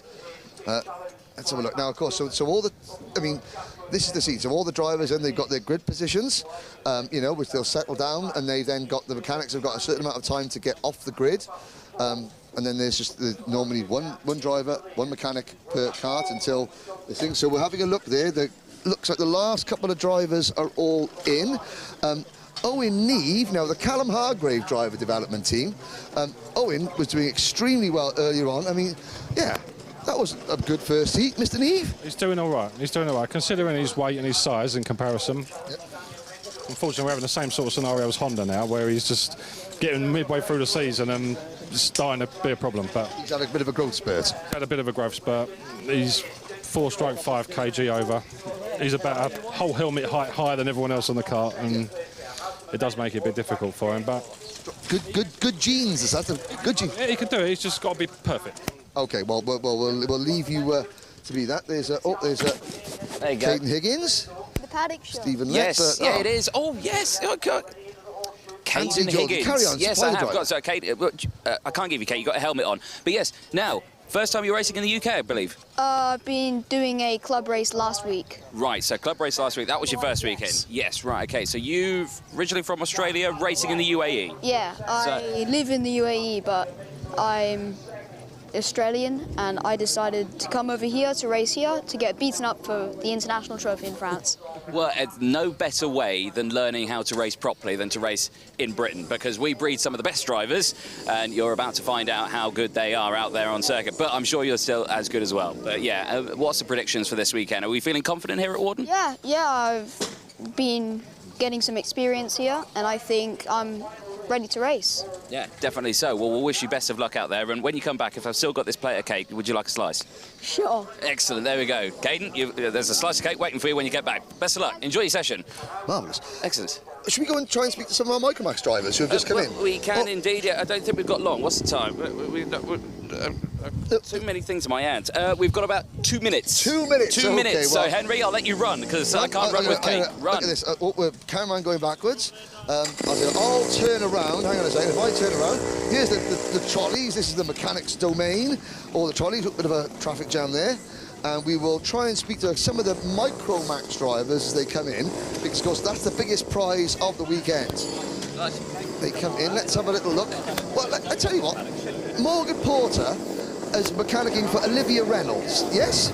That is indeed, yeah, I sure am. And how did we do in that last race? Not as strong as our first heat. We've got a few improvements to make, but no, she's going round well. Well, I tell you what, let's speak to the youngest young lady in the paddock. First time here in the British Championship.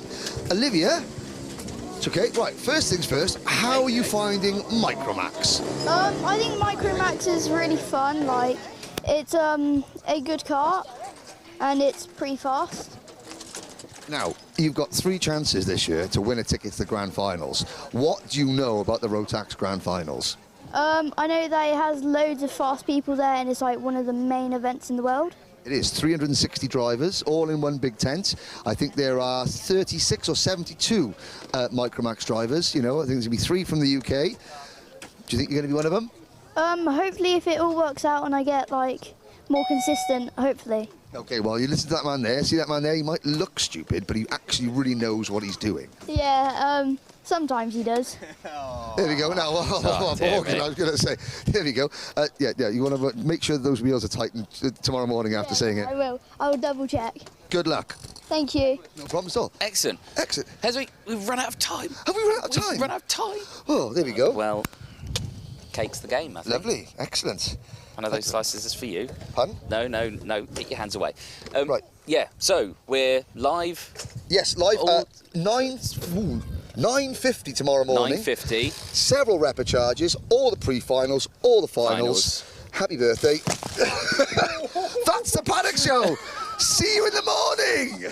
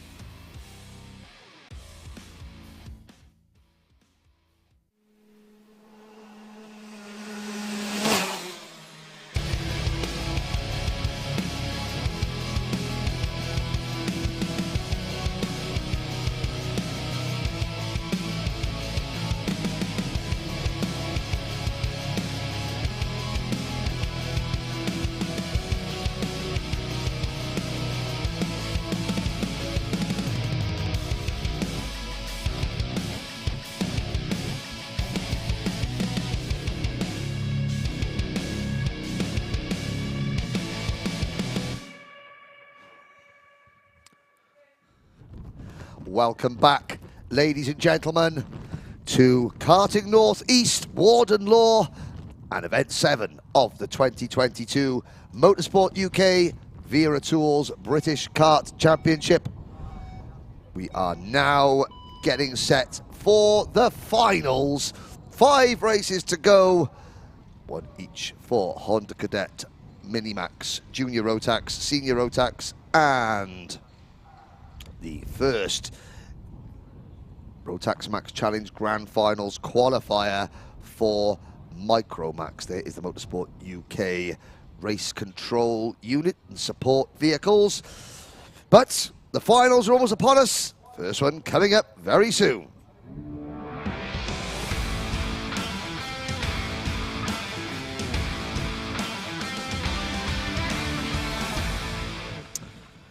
Okay, Honda Cadet. Well, we have been coming. Honda Cadet first came here in 2020. Josh Graham won on that occasion for Ambition Motorsport. Blake Ticehurst was second, and Ewan Charman was third. There was an Ambition Motorsport 1, 2, 3.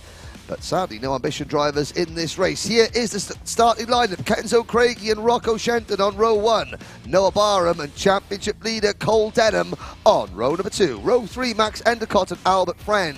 Then it's Jarrett Clark and Finley Lines. Row 4. The top 10 rounded out by Charlie Wolfett and leading privateer Ellis Bell, with Albie Lapper and Wales's Ethan Griffiths on row 6. Scotland's Ryan White and Oliver Warner share row 7. Charles Kitely and Charlie King are on row number 8. Row 9, Harry Taylor and Charlie Warren.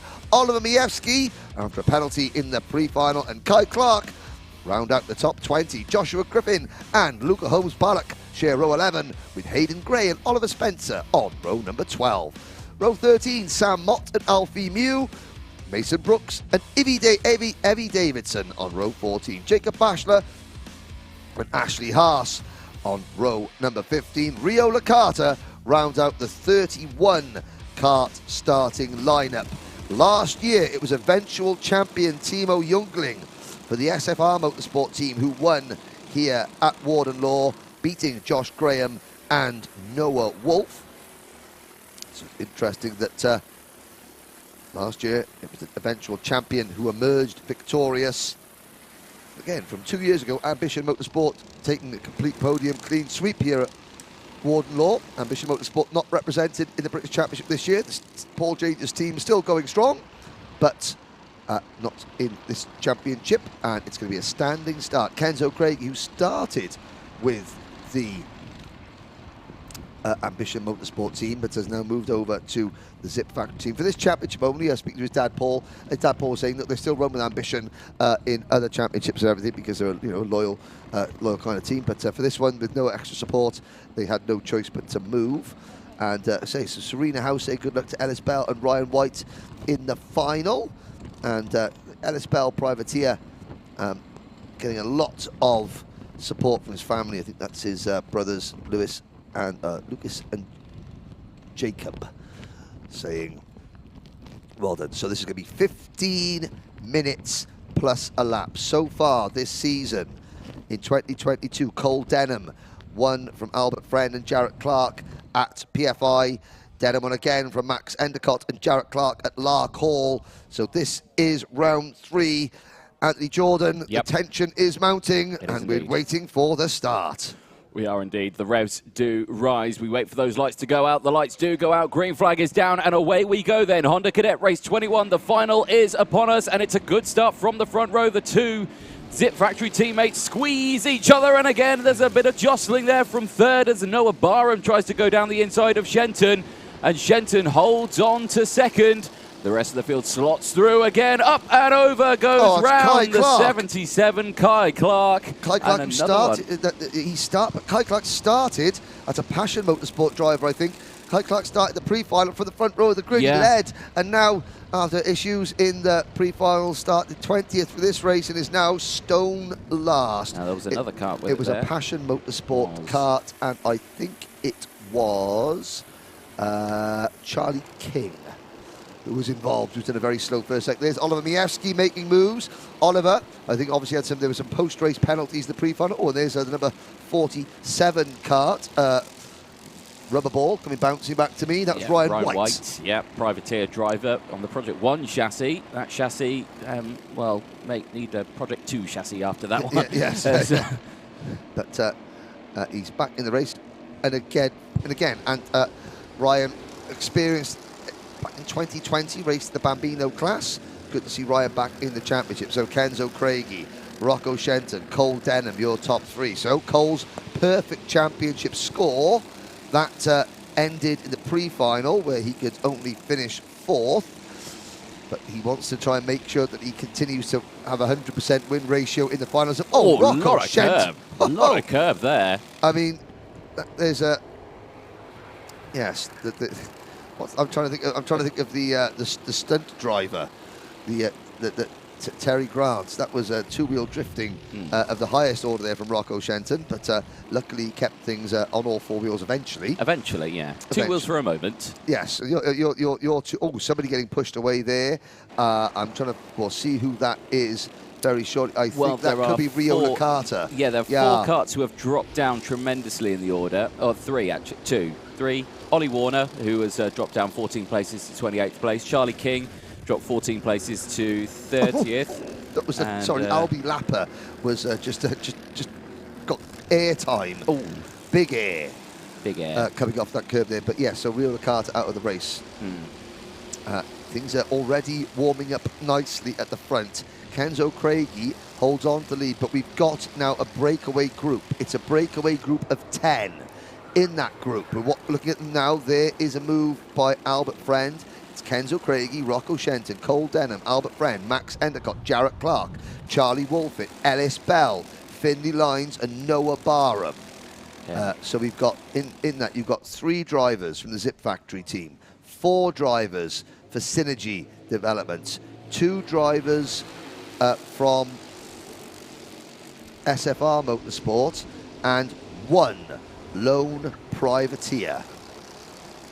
So it's I mean, Ellis Bell, can't speak highly enough of what this young Scotsman is doing. Amazing job. Position. Yeah, amazing job.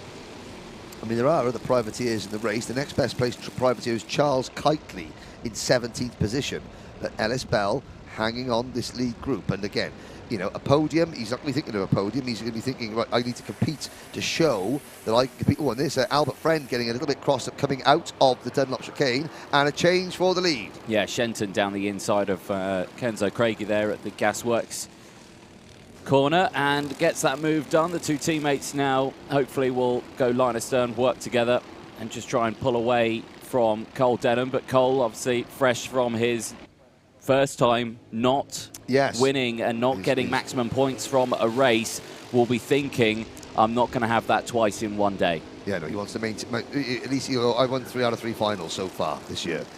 But of course, no one else in the field has won Honda Cadet final in the British Championship. Although I stand to be corrected. Let me...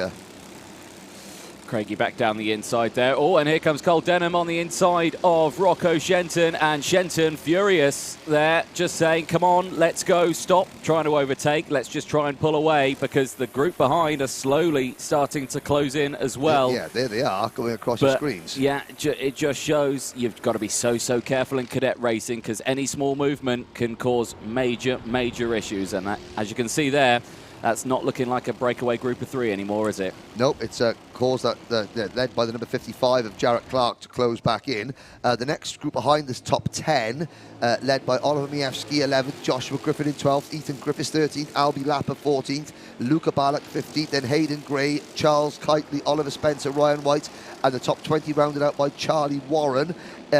Evie Davidson, Sam Mott, Harry Taylor, Oliver Warner, Mason Brooks, your top 25, then Alfie Mew, Ashley Haas, Jacob Bashler, Kai Clark, and Charlie King are the 30 drivers still running. Rio Nakata, sadly, out of the race. Amazing, though, the only retirement from this very full grid of cadets. And they're all using the curb coming out of the Dunlop chicane, and they're literally like all 4 wheels off the ground. See that now on the camera shot into Paddock Bend. So this completes lap number 6 9 minutes to go. Craigie checks over his shoulder. He sees Rocco Shenton drawing him back up. He doesn't defend. He allows Shenton and Cole Denham to go through, then tucks back in. That was probably quite smart there from Kenzo Craigie. If he had fought it and had then maybe got 2 wheels on the grass going through Brian's Bend, he could have lost more than 2 positions easily. Maybe so, but now he's got Jarrett Clark right behind him as well. He's in a synergy sandwich here. You know, so he's got to be careful. And Albie Lapper now trying to make his move as well. We've had a change. Where has Cole Denham gone? He was third. He's now not third because Jarrett Clark is third. Oh! And that was one of the zip carts. I think that could have been Ethan Griffiths there, just yeah, getting bounced out the curb. So we're looking back for Cole Denham. Albert Friend is in 4th place. He's in 6th. He's in 5th or 6th place there. So don't know what happened there. I don't know what happened there. Clearly, we're not paying attention to the racing. Well, no. Yeah. It's not the first time we've been accused of that. But what we are paying attention to is the fact that the Zip Factory team are running 1-2 at the moment. I'm looking at there. So for all their successes in this last season and a half, they have yet to finish on the podium in the British Championships. Zip Kart have not finished on the podium in the British Kart Championships it used to be the Zip Young Guns. Right. It was always the Zip Young Guns. That's where Martin Hines, the late great Martin Hines, had found the likes of like Lewis Hamilton and many, many, many more drivers during the 80s, 90s, and early 2000s.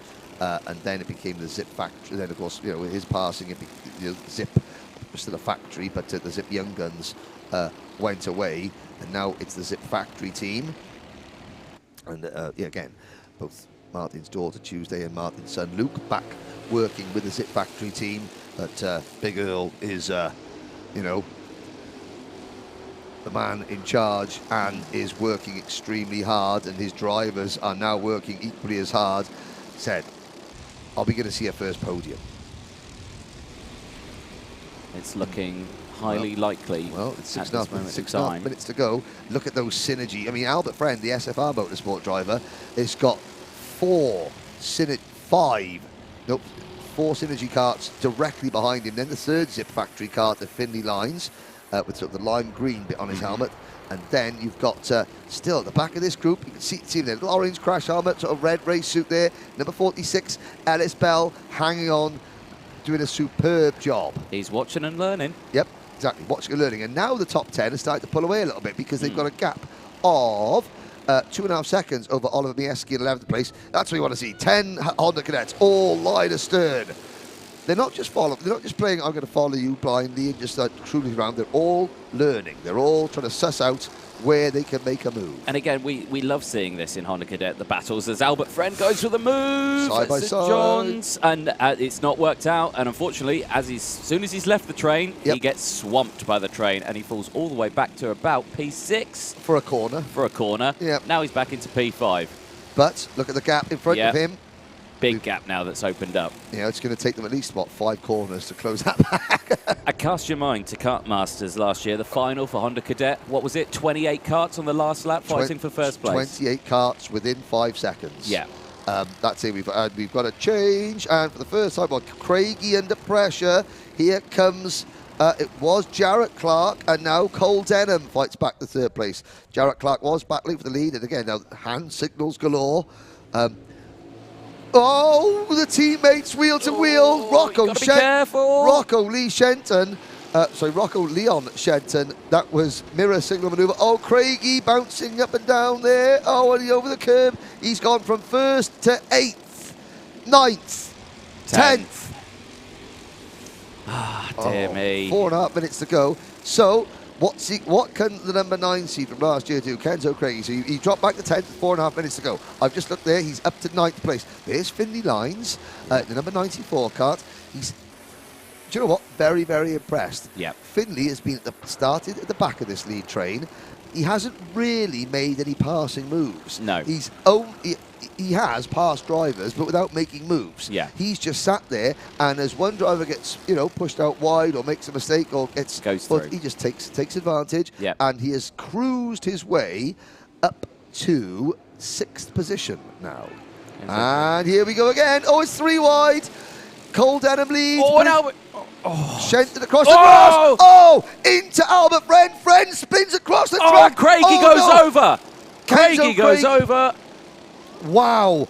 Oh, I was fearing that was going to happen. Albert Friend, and there's a problem there. That's Jarrett Clark with a bent rear axle. Rocco Shenton's all over the grass. That started when Jarrett Clark and Cole, that's Charlie Wolfitz who was caught up in that. That started when Jarrett Clark and Cole Denham went side by side, 3 wide into turn number 1. Shenton went across the grass. Craigie was squeezed wide. Albert Friend then spun backwards onto the circuit. That was, we're obviously not showing the incident because Kenzo Craigie stayed in his kart upside down. The Battenberg flags are out. We've got 3 minutes to go, so this is now a pace kart situation. The leader is Cole Denham. Now Cole's got to slow down. The rest of the field should close back up. Got to say this. He's going quite fast. They're going too fast. Is the I can say that because because I don't mind being shouted at. They're going too fast. They need to slow. Now they're slowing down. The Marshals doing a great job of making sure that everyone slows down, because we should have a situation where the whole field now bunches up.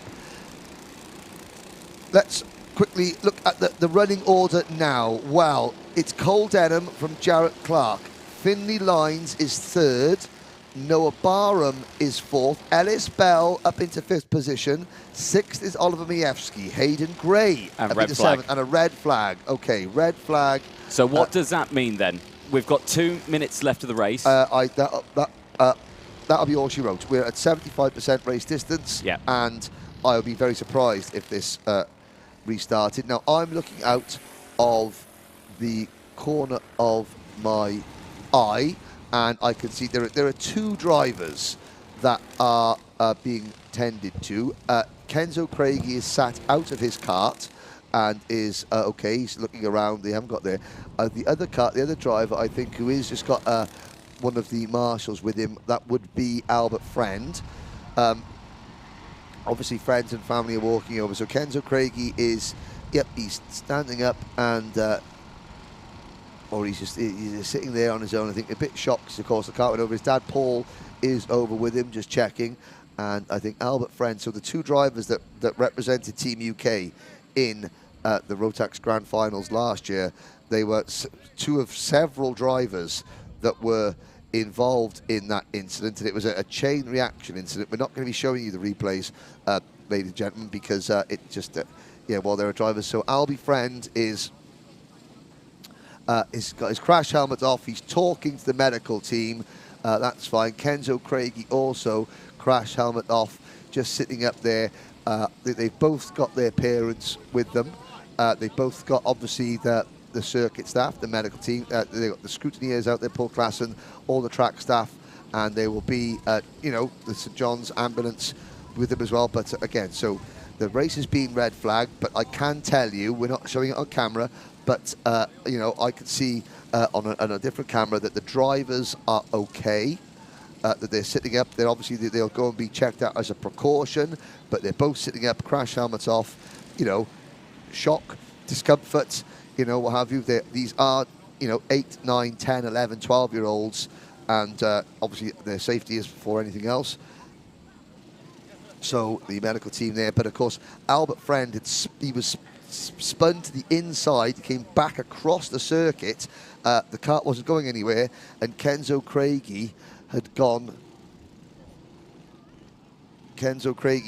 into the back of Albert Friend, and then that flipped Kenzo Craigie's kart. He did a thing. They're both standing up, chatting to one another. Oh no, Kenzo is he's moving his legs around. Yep, they still work. Albert is standing up, but again, the medical staff here, the paramedics are with them, but they're okay. That will be an early conclusion. I don't believe, we'll get official word, but I don't believe with the rules are that, after 75% of the full race distance, we can award full points. Unofficially, provisionally, in the midst of all that, Cole Denham continues his 100% win streak this season in the finals. Here's your provisional Honda Cadet winner, and he's leading at the moment. 2 minutes and 18 seconds, plus 1 lap to go. I'm not quite sure who we will see, but then at the moment, Finley Lines in 3rd position. That would be a first podium for him, and a first podium for the Zip Factory team. Noah Barham in 4th. Ellis Bell, privateer driver, running 5th at the moment. Provisional, I know, Oliver Majewski is 6th. Hayden Gray, Joshua Griffin, Albie Lapper and Charles Kitely, the top 10. Whilst we get official confirmation of the status of the Honda Cadet final, and obviously we'll get you an update on the condition of the driver. Let's cut to a couple of commercial breaks.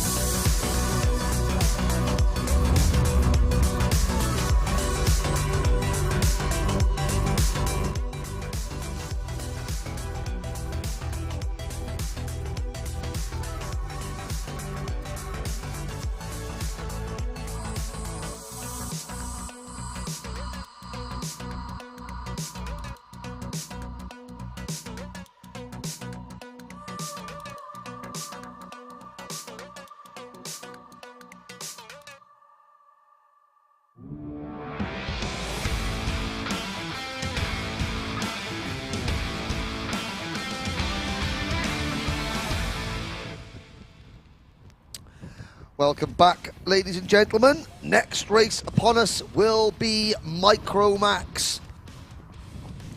And you can see the ambulance has now returned back to the paddock. So, again, thank you for all your concern And drivers are okay.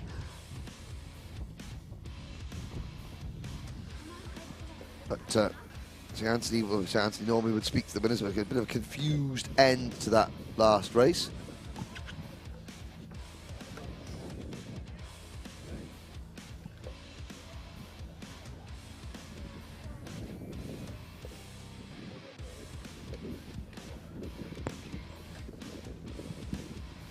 So we will look at the grid for Micromax. Well, this is the moment that all the drivers in Micromax are waiting for.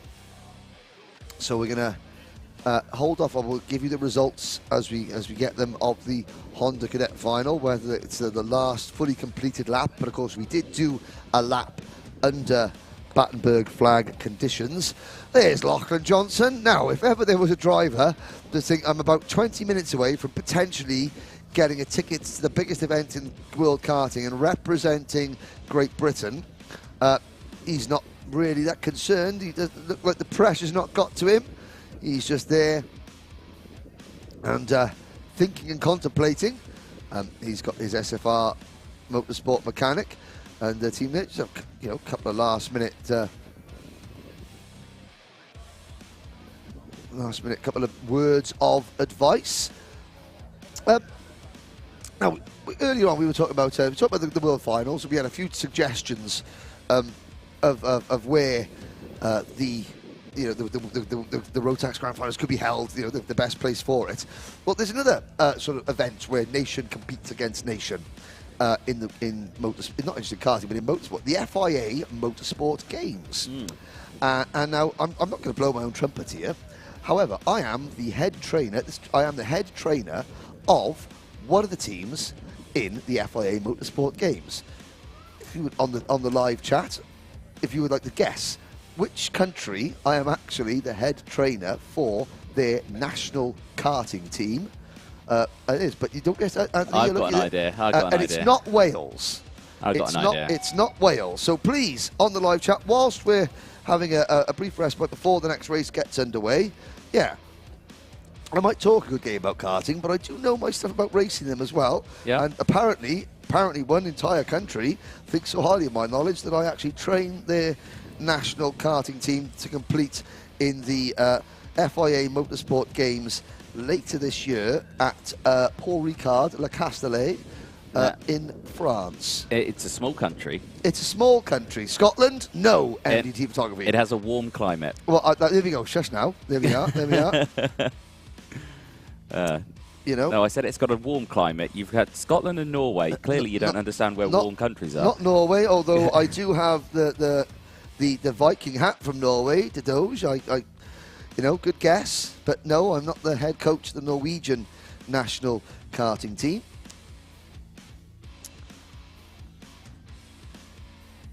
But you can keep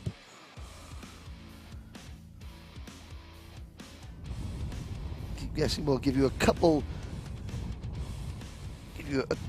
more chances to guess. But you've got 2 clues there. I've given you the clues. It's a small country in a hot climate.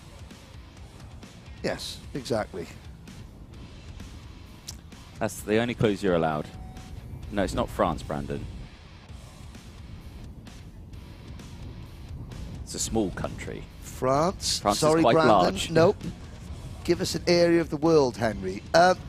It's near to the United States, but it's not the United States. No, 'cause that's a big country. Just a little bit south of the United Antarctica. States. Yeah, that's yeah. Me and the polar bears. I was thinking penguins. New Zealand? Nope. No. Nope. Again, New Zealand's Jamaica. Now, you're not far off,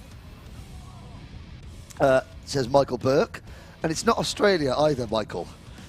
Sadly, they're not allowed in. Mexico? I would love to see you in Mexico. No, well, I'm going to give you 5 seconds. No one's guessed. I can't believe no one's getting Madagascar, Dubai. Nope.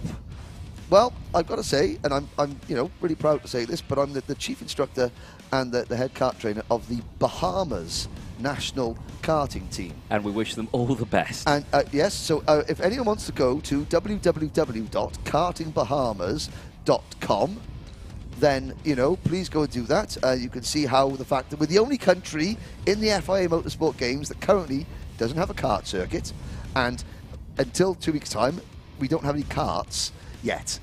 The karts are being delivered. We don't have a kart circuit, but yes, the Bahamian national karting team, led by my good self, will be. What's that Disney film about bobsleighing? What's that? I'm getting a horrendous vibe of Cool Runnings. Cool Runnings. I'd be. It's a Disney film. A Disney film. Brandon Nagelvoort gets it. Well, Brandon Nagelvoort gets it because Brandon's dad spent about 3 weeks in the Bahamas with me doing the Bahamas Speed Week revival with historic karts. So yes. So please go to the www.kartingbahamas.com and see how maybe you can help out the Bahamian national karting team and me. There's even a picture of me on the website, chief instructor. But I got a Welsh flag in my hand. So there we go. Right. Well, moving swiftly onwards. That's a fill. And thank you for your comments and the guesses coming in. And everything like that, coming in. Yeah, you know, it's a hard life that we lead. I mean, I don't go to the Bahamas. Where was my invite? Pardon? But when I started going, when I started going out to the Bahamas, you were a young whippersnapper, probably still in school, and nappies, yes,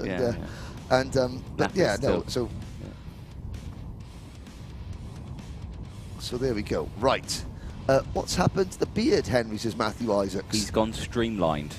I have, primarily because I am going to the Bahamas very soon to train this. It's quite warm there. In 40-degree heat, yes, bearded men do not last well. Bearded, overweight men like myself running around. Our kart circuit in Nassau is actually on a drag strip. Is it? Yes, indeed. So, karts are out. Karts are on circuit. Enough Bahamian ramblings from Henry. Let's go. The starting lineup. It's Lachlan Johnson and Max Gilman and all SFR Motorsport row 1. Daniel Minto and Jensen Chalk on row 2. Olivia Reynolds, Edward Haynes, JJ Lowe and Kieran Stewart round out the field. Anthony, who is going to take the first ticket to Portimao? Well, it could be any one of these 8 drivers because they have been, well, the pre-final was tame. I'll give them that. But the heat races yesterday, quite a different story. The pre-final was actually quite smart. Believe it or not. It's sport. Yes. Right. Here we go. 15 minutes. Who is going to be the first representative Team UK in the Rotax Grand Finals? Lights are out. We're off and racing. It's another great start from Max Gilman, Anthony. Lachlan Johnson.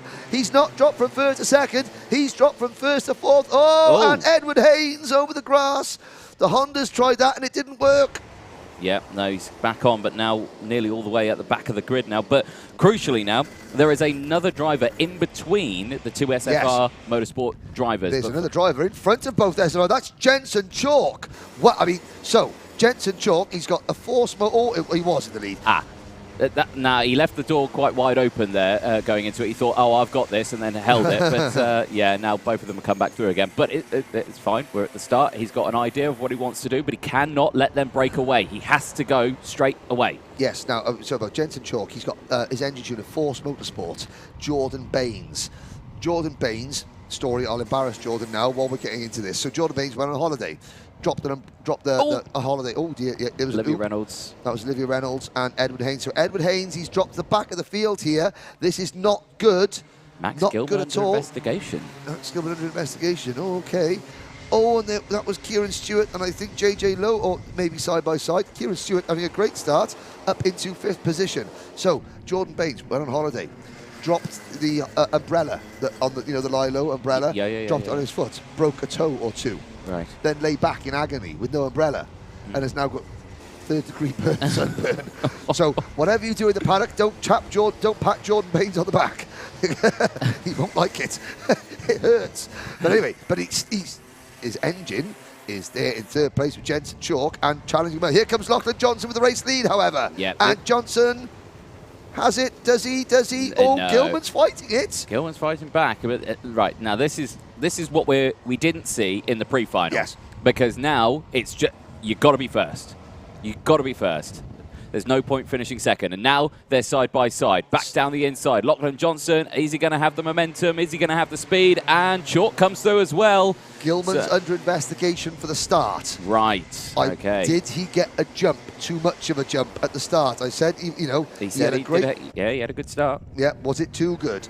These three now, everyone else behind. So there's a gap of 1.6, 1.8 seconds for the top three. Back to Daniel Minto, Olivia Reynolds, Kieran Stewart, Edward Haynes, and JJ Lowe. They're all together though. Everyone else, 4th, 5th, 6th, 7th, and 8th, and nose to tail.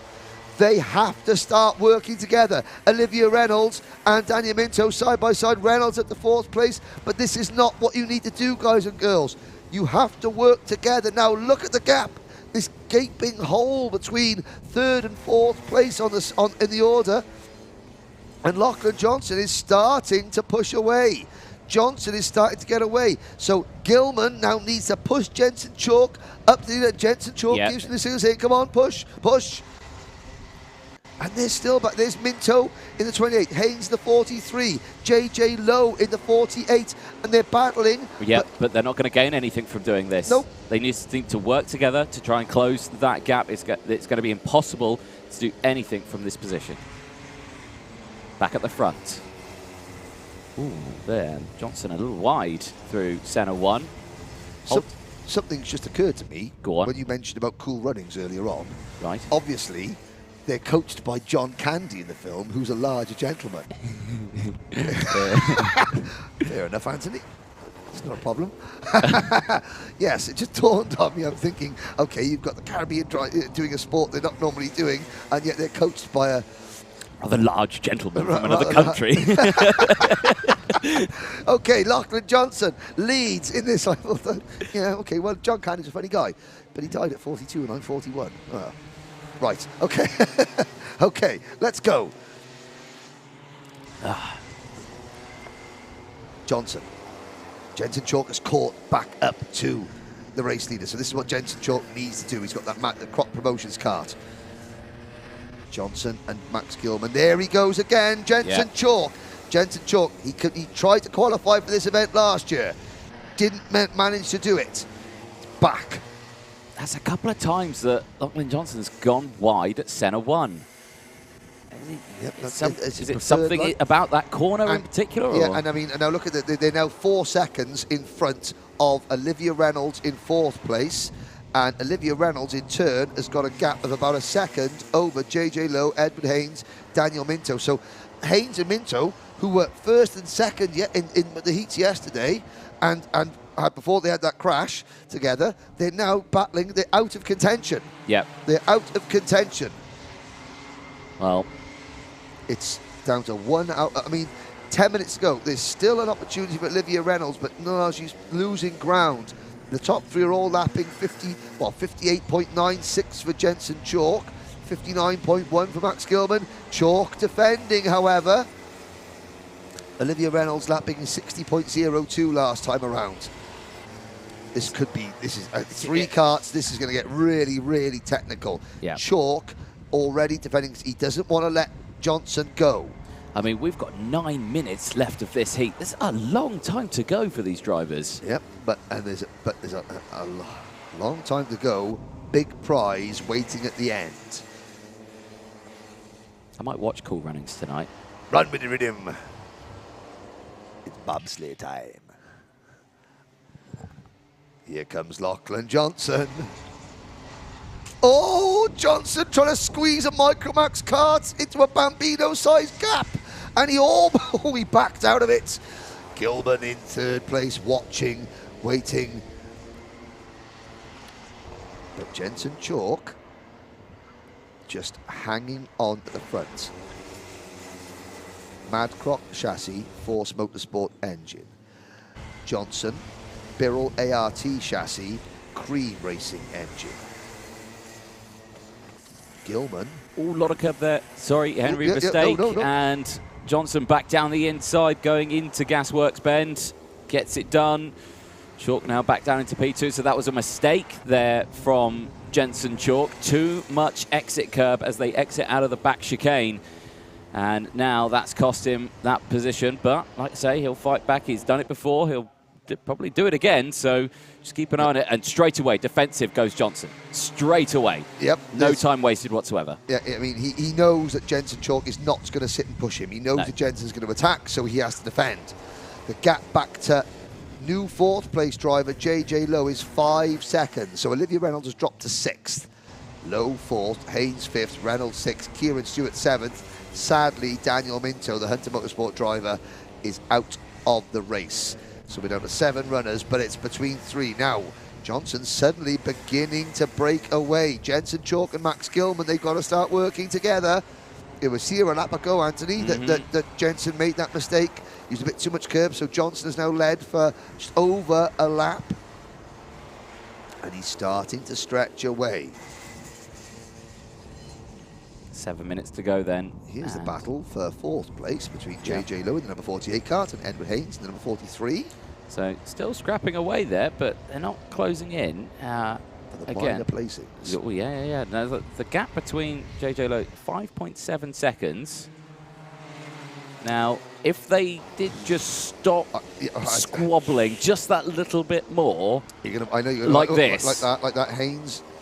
Well, Haynes did. You're going to ask, and if they do play nice, and if the leaders do continue to battle, is there time for them to catch a 6-second gap? 6.5 minutes, I think yes. Yes. I mean, the leaders would have to really start battling now.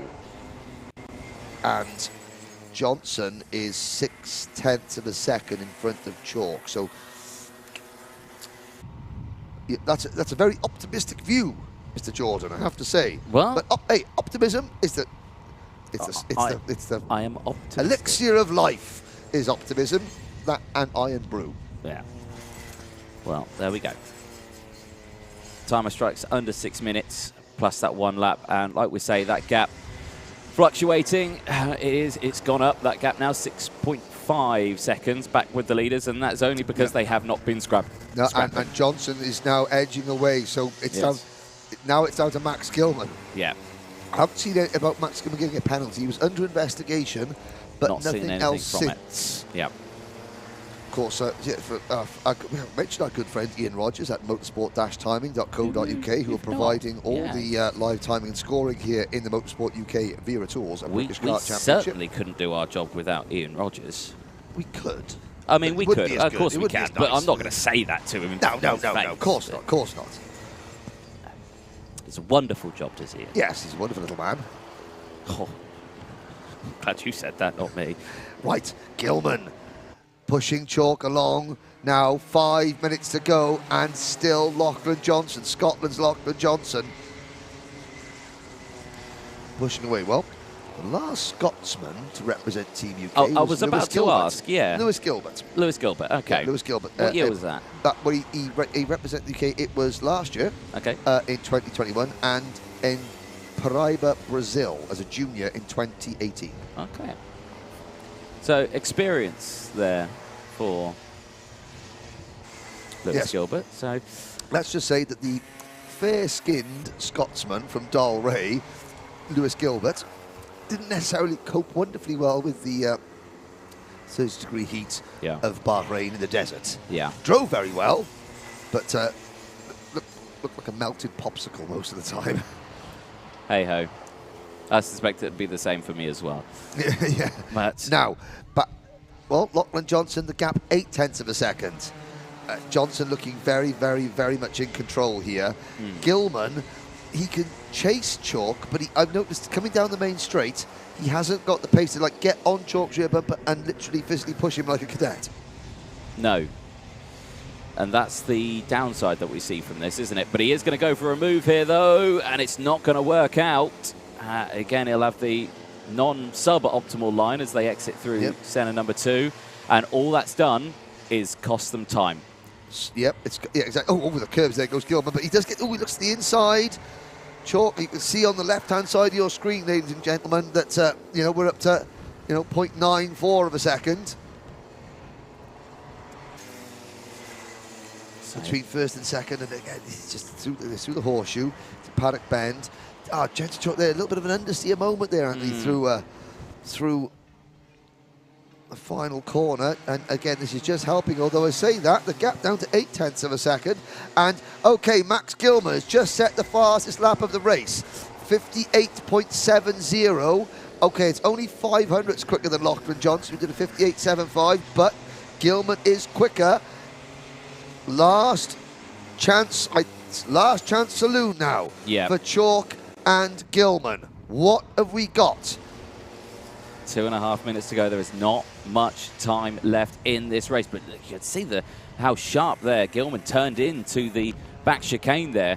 Really quick direction change there. It looked like it's scrub speed more than anything, but runs here through Gasworks, and again, so close to the back, but you're just not getting that same effect as what you would get in Cadets with the slipstream, anything like that. There's only 2 of them, but 2 karts can work better and can run faster than 1 kart. But look at that gap. Has that come down? It has come down. It's come down by 0.2 of a second. Now it's Jensen Chalk's turn to set a new fastest lap.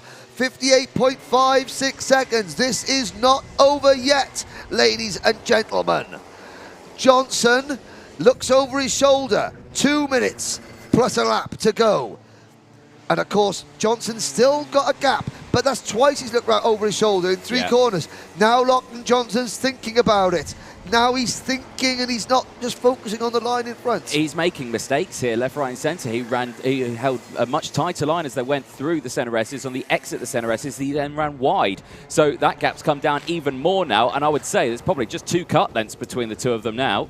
A lap and a half, or 2 laps ago, Jensen Chalk and Max Gilman, I said it was last chance saloon. Well, they've blown the saloon doors wide open and they're striding towards the bar.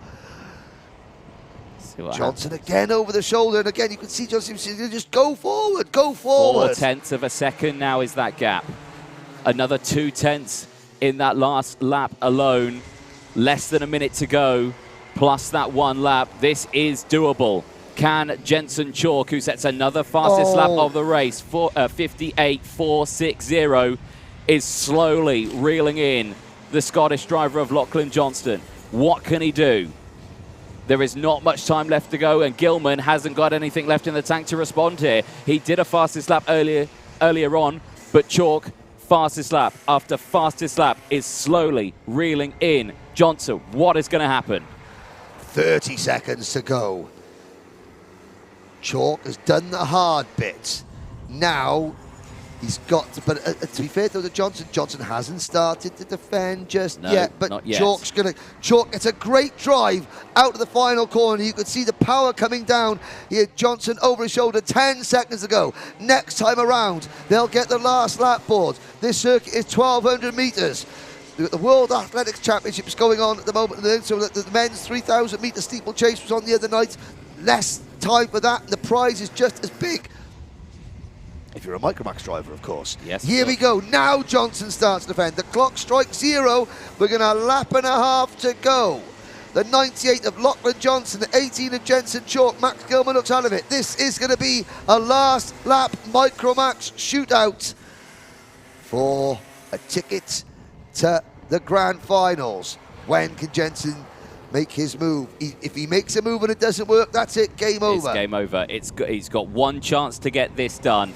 All 3 of these drivers have done an incredible job to pull away from the main pack. I mean, all the drivers in this have done an incredible job. It's not easy to come and race, and there's the last lap board. There it is. What's the gap? It's 0.3 of a second. It's opened up slightly on the last lap, but it's going to have to be a last-ditch effort from all of these drivers. Johnson's leading. He is comfortable at the moment, but Chalk is reeling him in, and he is right there once again. A little bit of mistake there from Chalk, and has that cost him? Has that mistake out of the dogleg cost a ticket to the grand finals for Jensen Chalk as they come through the centre S's for the final time? Lachlan Johnson's looks much more calmer now. Another look over the shoulder into the back chicane for the final time, and again everyone getting through. No mistakes, more looking over the shoulder for Johnson, but again, he just stays there. He stays cool, he stays calm, he stays collected, and a few more corners to go, and we can see a new driver going to the Rotax Max Challenge Grand Finals in Portimao. Out of the final corner, Lachlan Johnson, the Scotsman, takes the checkered flag and wins that ticket to the Grand Finals. Wow. Jensen Chalk What he did everything he possibly could, and then that half a mistake coming out of the dogleg, he clipped the curb, it just spat the kart across the circuit. That cost him the momentum. He finishes second. There are 2 more opportunities to go for these Micromax drivers, though, to get their tickets. Max Gilman finishes third. Ladies and gentlemen, the top 3 finished 11 seconds clear of Edward Haynes. JJ Lowe in 4th and 5th positions. Olivia Reynolds comes home in 6th. 7th for Kieran Stewart. Daniel Minto sadly failed to finish in 8th. So provisionally, the first British ticket to the grand finals is punched by Scotland's Lachlan Johnson. Well done to him, the SFR Motorsport team, and to all Lachlan's family and support staff. And that is, again, an 8-kart. Can an 8-kart race be exciting? You betcha it can. Again, we've got Victoria Anderson saying, go on, Lachlan. You know, plenty of support. There it is. Oh, and you could just see the head back. Now that, I said earlier on where he looked cool and collected, but that head back moment, that tells you all you need to know. He gets congratulations, from his mechanic there, people watching on. Lift your visor up, go on. Are you crying? Oh, lucky. Well done, little man. Lift that visor up, you donut. Look, you've got to do an interview. Look, you've got to take your helmet off. Well, I could say there's the visor. I think, as the team says, that iridium visor is hiding a very, very emotional young Scotsman, and quite right so. Anthony Jordan will be down there. All I can say to Lachlan and his family is to go and look at the coverage of the grand finals, because it is an event like no other, and I look forward to seeing you there in Portimao. Jensen Chalk, of course, Max Gilman will be very disappointed. We saw Jensen when he came in, he sort of threw his gloves down in the seat, but there are going to be other opportunities. There will be other opportunities. Again, some cloud cover coming over the circuit. Now that's going to cool the circuit down. That might help grip levels. Might see some faster lap times. But, yeah. But Lachlan Johnson, he'll have to compose himself. Anthony Jordan will be sprinting his way down to the paddock area, and of course we're not we're commentating from that first green building on the left-hand side of your screen there. That is where, no, we're actually in the middle green building. As you look at the screen, so it's a fair old track down to the exit of turn number 1 for Anthony. But he's a young whippersnapper. He can get down there, and we will be hopefully able to speak to the top 3 very shortly. That means we've got 3 races to go today, ladies and gentlemen. What we will do, we'll try and make an update as best we can on Albert Friend and Kenzo Craigie. In fact, when Anthony comes back, I will nip out and speak to the paramedics, the ambulance, just to see that everything was okay. But they were fine. They were up and about and alert. Probably just, again, a once over. Just check all the various extremities, and of course, when in an incident like that, when you have a big crash in a kart, and the adrenaline is surging so much that it takes about 30 seconds for it to die down. You think, this hurts a bit, or what have you.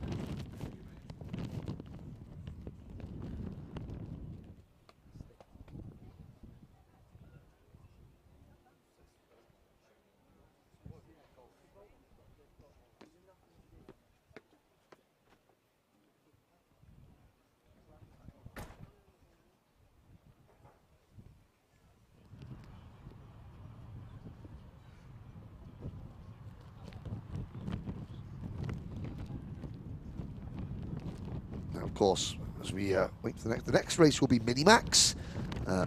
28 drivers in that race. So, of course, Micromax in 2019, Macaulay Bishop won the one-off qualification race. We didn't have one in 2020. And in 2021, it was Kenzo Craigie and Albert Friend who won that. So that's the third time we've seen Micromax as a guest event in the British Championships. But again, it's going to become a more permanent fixture next year and the year after. And this is actually, to call it its full name, this is the JAG Trophy for Micromax. So Minimax will be up next. I've got my statistics ready for you.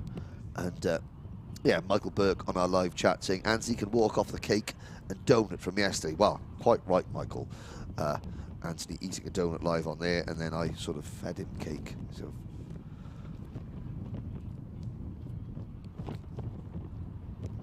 Okay, so what we're going to do is that because we've had a few technology issues today with the satellites here up at Karting Northeast, Anthony is going to interview the winners. He's interviewing them now as we speak, but they'll be recorded. So when you look back on the, as I'm sure you all do, as you all should do, on the Alpha Live YouTube channel, on the Motorsport UK YouTube channel, when we have the finals, we post-edit in the podium presentation that I do at the end of each day, and obviously the actual winners interview that Anthony does that we normally see on the live stream, that will be on the edit version afterwards. So you will get to hear from Lachlan Johnson and Anthony Jordan,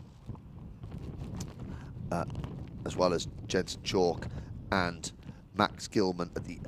When you look back at these, probably tomorrow or Tuesday, on the Alpha Live YouTube channel, the Motorsport UK YouTube channel. Big thank you to keep your comments coming in. 3 races to go. Well, here's another one for you, ladies and gentlemen, on the live chat. 3 finals. I'm just looking there. We've got 3 different teams. We've got Argenti Motorsport, Dan Holland Racing, and Hunter Motorsport. 3 finals. How many pole sitters will end up winning? William Murphy has never won a round of the British Championship before. Kai Hunter is the record holder for wins the British Championship. And of course his family own the circuit. And Gustav Usakovs from Latvia for the Hunter Motorsport team. So we've got 3 finals. How many of the pole sitters are going to end up in victory circle, shall we say, with P1 at the end of them? I'm guessing it'll be less than 2. Although don't stand to be corrected, but yeah, any thoughts on who we're going to see in victory circle later on? Please let us know on the live chat. And again, we've got people watching from Nova Scotia in Canada.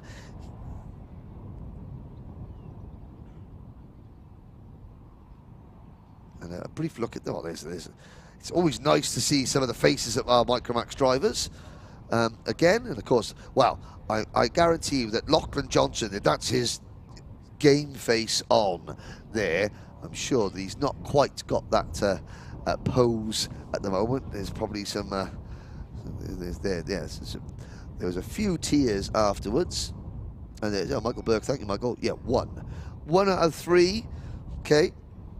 I'm not going to ask names to see who's going to win, but of course, Kai Hunter is yeah, pretty much. He hasn't been unbeatable this weekend, but he's been very, very quick, and in the pre-final, he was very rapid indeed.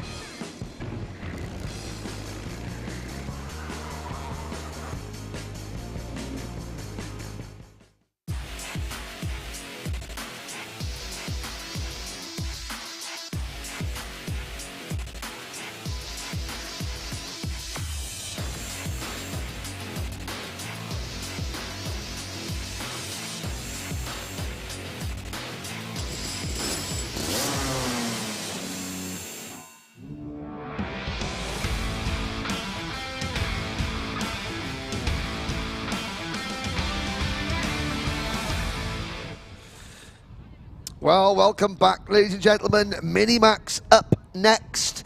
And have to say that the order in which they finished on track in the pre-final was not the order in which they are classified. We had a post-race penalty for Noah Wolf, who won on track, so he will be starting down on the 4th row of the grid. I shall let Anthony Jordan catch his breath ever so slightly after the track there. So, I mean, Anthony, we said we're going to show those interviews in the post-race. Lachlan Johnson, how was there was a lot of emotion there. Out of breath. He was out of breath. He was very much out of breath. Yeah, he couldn't get much words out. But I think he was just... okay, the emotion and the adrenaline subsiding. Couldn't believe it, but yeah, he was... I think he's pretty stoked. Okay, well, we've got Mini-Max up next. Already, we've got plenty of support coming in to David Vishaw. You know, that's Maria Vishaw getting it. I asked how many of the pole sitters, we got 3 races to go, how many pole sitters are going to end up winning. Michael Burke says 1 to Doge. Okay. Nice Doge. Says 1 as well. Okay. But we'll have to see. I mean, we got, start up, we got Karts heading out onto the circuit. Here's a very quick look at the starting lineup. It's going to be William Murphy and William Murtaugh on row number 1. Harry Bartle and Harrison Whitcomb on row 2. Let's have a look at we'll rattle through these. Or rattle through a pace. I mean, if you've got the pace, if you've got the waft, go.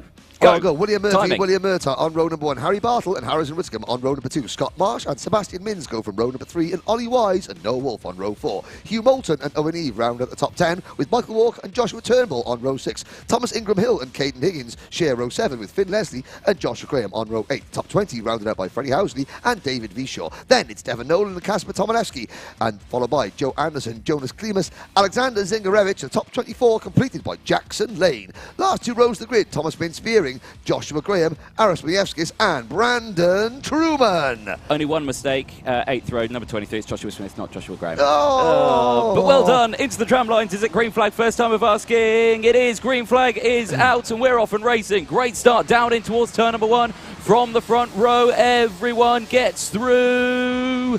Just about. Nice work. There's Bartle there in 2nd place, looking comfortable. And a bit of a concertina, a bit of barging as they go through there. But again, everyone round the first section, nice and clean. There's Noah Wolf, like you said, post-race penalty. We did think something like that was going to come around. It was a 5-second penalty for the collision with Joshua Graham, who was due to start back in 26th on the grid. Harrison Whitcomb in the number 66 car, going a little bit slowly there, losing a few positions. Josh Graham, so Brandon Truman, we're going to watch for Brandon Truman. Your uncle, and there's Harrison Whitcomb still getting freight trained, and of course, and that's he's on the outside there, a battle with Hugh Moulton in the number 51 kart.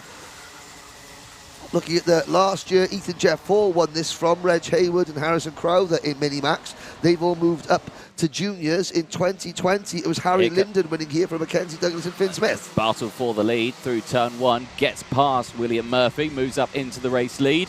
Crop Promotion now leading a Mini-Max final. When was the last time a Crop Promotion... The last time Crop Promotion won a Mini-Max final, it was... Do you know what? They haven't. They haven't. There we go. They've won Mini X30 finals, but not Mini Max. And Harry Bartle is... here comes Noah Wolf, forcing his way up the inside of the number 95 of William Murphy. So Wolf meaning business. He's been quite aggressive. Oh, Brandon Truman got a 5-second penalty. Brandon, you're not helping yourself. Uncle Tyrone's not going to be happy, Brandon. Oh, dear me. It's not had a good weekend, has Brandon Truman, with the retirement in the pre-final. Now a 5-second time penalty in the final. And he's still running 28th. Happy bunny, yeah. He's now 28th, but a bit further back in 28th. Yeah. So what? Noah Wolf. I think we're going to see a move here, Anthony, very soon. Harry Bartle. Think we are as well. But I also think that Harry Bartle is not going to be too keen just to let Noah Wolf go, because Harry's never stepped on the podium. This is his first season in the British Championship. Oh, there's number 22 side by side. Meanwhile, Championship leader Scott Marsh, haven't mentioned him yet. He's in 11th position in the number 2 kart. A long way to go, and again, Wolf is aggressive, but Harry Bartle is not going to make it easy at all. No, not at all. There's Scott Marsh in the number 2 play kart. He's not... Normally, we look at the Dan Holland racing kart. Oh, that's Scott Marsh, but no, it's number 27, William Murtaugh. He's not had the best start to this race. He's dropped down 6 places, so down in P11 for the time being. Well, he's up into P10 now. Joshua Graham has only gained 2 places so far. He's running in 24th, but he's just he just set a 53.27, which was the fastest lap of the race until he's now done a 53.09. He's up to 21st.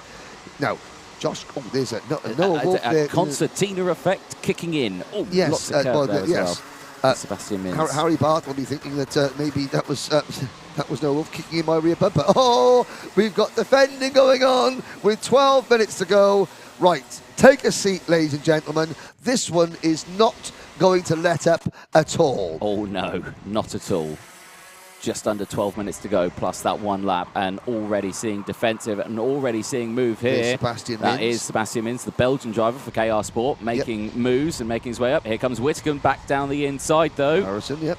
And West Walian driver. Yeah. And someone who earlier was commenting about Sebastian Mins' driving style with his neck. Well, of course, there is a reason.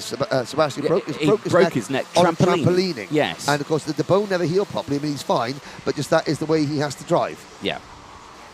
He's learned, that's how he coped with it. There's the number 95 Kart of William Murphy in 5th position, with Kim in 6th. Ollie Wise for KR Sport up to 7th. Josh Turnbull for Coles Racing in 8th. Scott Marsh has climbed back up to 9th position, and privateer driver Mikey Walker rounds up the top 10. Finn Leslie is 11th, and Owen Neve 12th. Thomas Ingram Hill is 13th, followed by Freddie Housley, Hugh Moulton, Thomas Min Spearing from 25th to 16th. Devon Nolan, Joshua Smith, Joe Anderson, and the top 20 now rounded out by Joshua Graham ahead of Australia's Caden Higgins. Still, Noah Wolf has the lead. There we go. That was up at Gasworks. It was, wasn't it? Yeah, a very common place for an overtake to be done, isn't it? And another 5-second time penalty for Joshua Turnbull. He's in 8th position. Oh, there's Ollie Wise making a move with the number 55 car. That was a brave move going into turn number 1. It's a wise move. As a wise man once said, that's a risky place to make a move, but Wise proving us wrong. Yes. Scott Marsh, fastest lap of the race. That's going to give him a bit of a boost in confidence. So, Noah Wolf, now, Harry Bartle needs to get back at him now. Yeah. If Noah Wolf is given a lap of clean air, I think Noah Wolf might be able to pull away. Yeah, definitely. So, and again, a lot of curve there on the exit for Harry Bartle. No, not close enough for the move here at Gasworks. Nope. Slotting in, and I mean, am I thinking we're going to expect an attack move from Bartle soon? It's looking like the chance is gone. Mm. He was very, very close this time a lap ago going into turn number 1, didn't make the move. I mean, it's very rare when we're in this sort of situation when Noah Wolf is leading that we see a mistake from him while he's on his own. I mean, in the pre-final, Joshua Graham was able to close him down. Yeah. So what has Billy Albone done with Harry Bartle's mechanic? What has he got in that cart? Owen Neve, fast lap of the race for the Callum Hargrave driver development team, 52.42 seconds. The problem that Owen's got is that he's 10th. Yeah. I mean, 10th is still not out of it. There, you can see there just crashes through the 3 seconds away. Kart. Yes. So, but Harry Bartle now needs to get back on terms with. If Harry Bartle gets to Noah Wolf and they battle, then the league group is going to grow and grow and grow. But at the moment, he just simply cannot get on terms with the number 45 Synergy Racing Kart. So. Noah Wolf's first time out in Minimax, he finished 3rd at PFI. Yep. Second time out in Minimax, finished 2nd at Lark Hall. Yep. Third time out in Minimax. The symmetry. It's going that way. But Bartle's had a good first sector of this lap. Oh. We're on lap number 8 now. We've got 8.5 minutes to go. Bartle certainly closing in that Croc Promotions Mad Croc Kart. Good through the twisty bits. I would very much enjoy if Harry Bartle got my prediction all wrong and just did it. No. Is that a pun? No, there was no pun there. No? No, that was it was just a statement, yes. Oh, okay, yes, okay, fair enough. Well, I agree with that statement because it would be good for us. Oh, sorry, I know, I was. Well, I missed your pun earlier, and I felt bad. Several because you took efforts to think of it. So here we go. Sleeping on the sofa tonight. Yes. That's what you did, isn't it, Tom? Karting wife. Okay, now Bartle, and he's bringing William Murtaugh with him. Now Harrison Whitcomb has just gone past Sebastian Mins in the 4th position. Oh, look at this battle. Here comes the cavalry, led by Joshua Turnbull in 6th. Oh, he's got a penalty. Neve is 7th. Then it's Marsh, Murphy, William Murphy, the pole sitter. Well, we asked the question, how many pole sitters end up winning? Well, it looks like this one isn't. Well, but he's dropped to 9th position. Ollie Wise, 10th. Then it's Ingram Hill, Leslie. Just look at the gap there. The gap between 6th and... just turned 3.2 seconds. The gap between 6th and 17th is 2 seconds. Oh dear. That is a Sam Pollock racing car, number 26. Finn Leslie getting spat aside. Yeah. Very spitting. Yeah, sorry about that. No, it's quite all right. Here we go. But I mean, up at the front now. So Bartle, he's not letting Wolf go. No, he's still there. And there's Scott Marsh. There's Ollie Wise, the number 55 Kart. Now there, Ollie Wise has just been passed by Joshua Graham. Joshua Graham into the top 10 from 26th on the grid. It's a good effort. 6 minutes to go, though. Is that enough time to close up to the lead group? All down to Harry Bartle. All down to Harry Bartle. If Harry starts attacking, and of course, his mechanic Billy Arbone will be there going, no, wait. So Bartle's proved he's got the pace to stay with him. Yeah. There was a couple of laps where it looked worrying. Yeah. You know, Noah Wolf, he's been so quick. He's got to now keep his cool. And to be fair to Noah Wolf, yesterday he was in this position and started defending way too early. Yeah. He hasn't done that today. He's just sat there and not defended. The minute that someone's directly behind him, he's not gone straight on the defensive. Harrison Whittaker in 4th place, looking to join the party. Yes, indeed. He's, like you say, Bartle, incredible job. Like you say, his first year in the British Championships, you know, Noah Wolf is a very quick driver in front. You know, double GP champion in his cadet times at the Kart Masters Championship, of course, as well. And, you know, multiple O plate and all sorts of plate winners and everything like that. So, you know, he's a very skilled driver. But Bartle, a rookie in the British Championships, is sticking with him. Exactly. What has that got to tell you about Bartle's future in this sport? That he's got a big one and a bright one. And even better is that you've got a Synergy Racing chassis powering Noah Wolf. You've got a Mad Croc kart beneath Harry Bartle.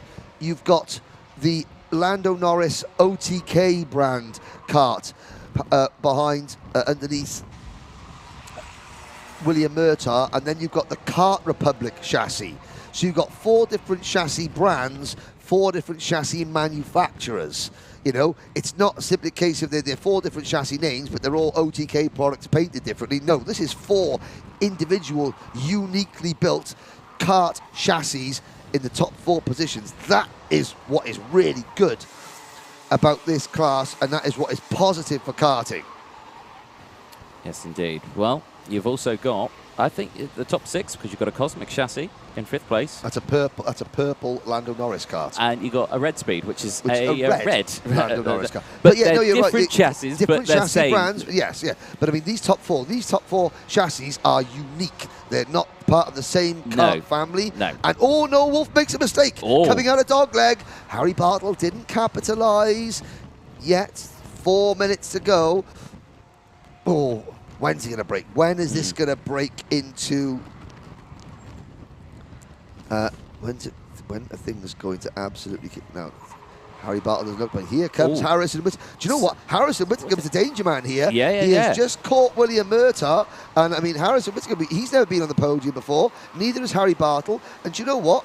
Neither has William Murtaugh. Well, Murtaugh went defensive there going into the Gasworks bend, so I'm not sure why he went so defensive. Whitcomb is closing, but not that close. Oh, warning flag for Jensen Graham, maybe going a bit too much to get through the pack, but there is. Jensen Graham, he's just passed he's just passed William Murphy. So Jensen Graham started 26th, and within 12 minutes he's passed the pole sitter. And he's bringing Thomas Min-Spearing along for the ride. Both of them, 18 positions and 16 positions gained apiece. I mean, we were talking about potential driver of the day nominees. I mean, Ellis Bell, fantastic on the Cadet. But I mean, you're looking at. I mean, the race isn't over yet. But I mean, you're looking at Joshua Graham from 26th to 7th now. Scott Marsh runs in 6th. Sebastian Mins is 5th, and then you're looking at the top 4 on screen. Oh, and very wide. Yeah, Noah Wolf, mistake there. Harry Bartle, he's got momentum. Does he duck to the inside of the turn number 1? 2.5 minutes ago, no. Well, if Harry Bartle was any closer to Noah Wolf, he'd be sitting on his lap through the dog leg. they use the curb, not on the exit though. Yeah. Bartle, now, coming into centre one, are we going to see a move here? No, Wolf is very good coming out of St John's. But Bartle is able to get out of the corners, get the drive down, the cart there's a bog without having the back end step out as much as Wolf's cart is. I think that coming into Gasworks is where Wolf might be susceptible. Not this lap though, but look at how much closer Bartle gets to the exit of the corner. Harry Bartle, that Madcott cart is working better than Wolf's. The second place cart is working better than the race leader's cart at the moment. There it is again.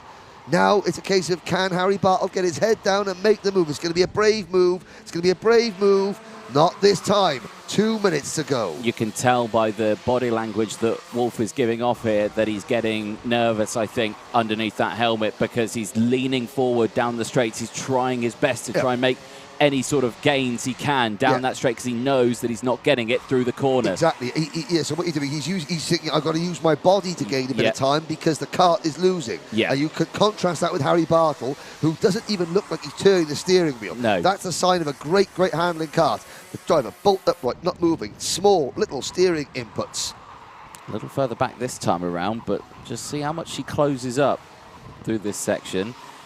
This last lap's been a relatively quick lap from Wolf. Noah Wolf has actually responded, but then coming round the corner again this time, Bartles wasn't so tidy through there. In fact, so Bartle a fraction slower this time. 45 seconds to go. It's still Murtagh third, Whitcomb fourth, Minns and Marsh, fifth and sixth, Joshua Graham seventh, William Murphy eighth, Minns Spearing is ninth, Turnbull 10th, Ingram Hill next, then Moulton, Leslie, Ollie Wise and Owen Neve round at the top 15 ahead of Freddie Housley, Joshua Smith, Michael Walker, Aris Mayuskis, Brandon Truman, Tomilewski, Higgins, V. Shaw, Nolan, Anderson, Klimas and Jackson Lane. Alexander Zingarevich has retired the number 16 Argenti Motorsport kart. I didn't notice Brandon Truman had a second 5-second penalty. 10 seconds so worth he of time made penalties. it up to 20th, and that would drop him back to 27th. Yeah. So not what you need. So 26th rather. In the final. Anthony, the clock has struck zero. It has. Noah Wolf continues to lead. We start the final lap, and Harry Bartle is within 0.2 of a second.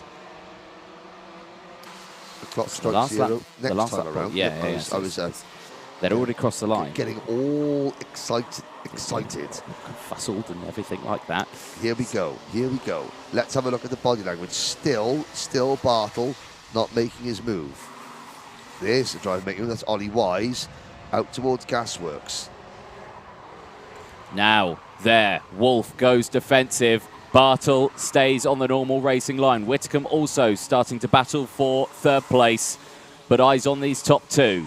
Out of the final corner, last lap board will come out, and there, that nose cone is, the NASA panel. 27 of William Murphy. Here we go. Now Wolf starts to defend. Murtagh gets a technical flag, so he's out of third place. That's going to give third place provisionally to Harrison Whitcomb.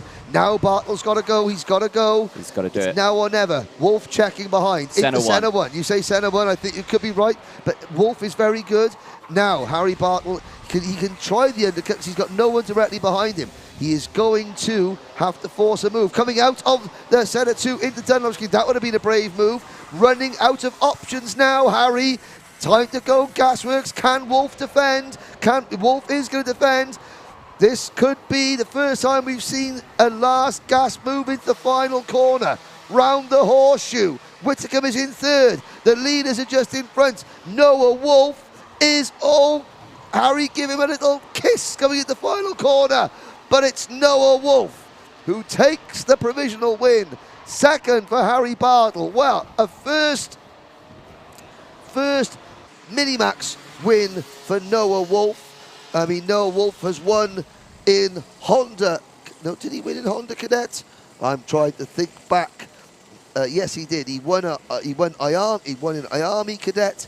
Did he win a round of the British Honda Cadet Championship last year as well?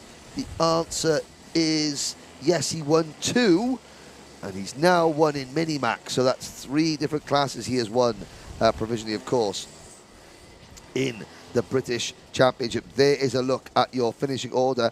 First podium for Harry Bartle. A great drive, a great you know, mature drive for the British Championship rookie.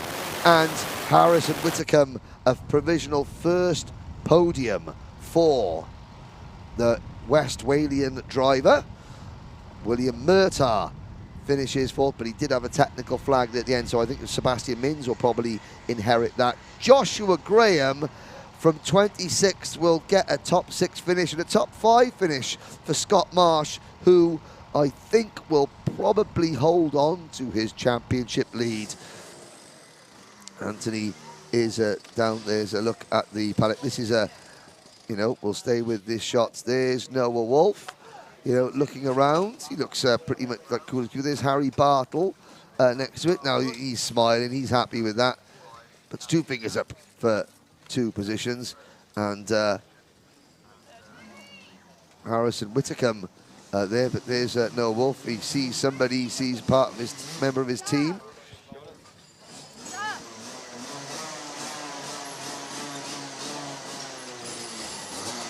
There's mechanic Sam Fugit.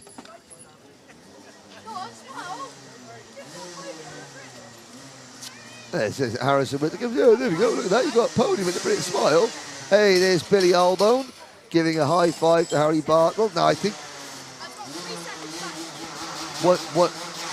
one more place, and I think that the price should be that Billy Albone gets that thing chopped off the top of his head. Here's Harrison Whitcomb. Let's listen.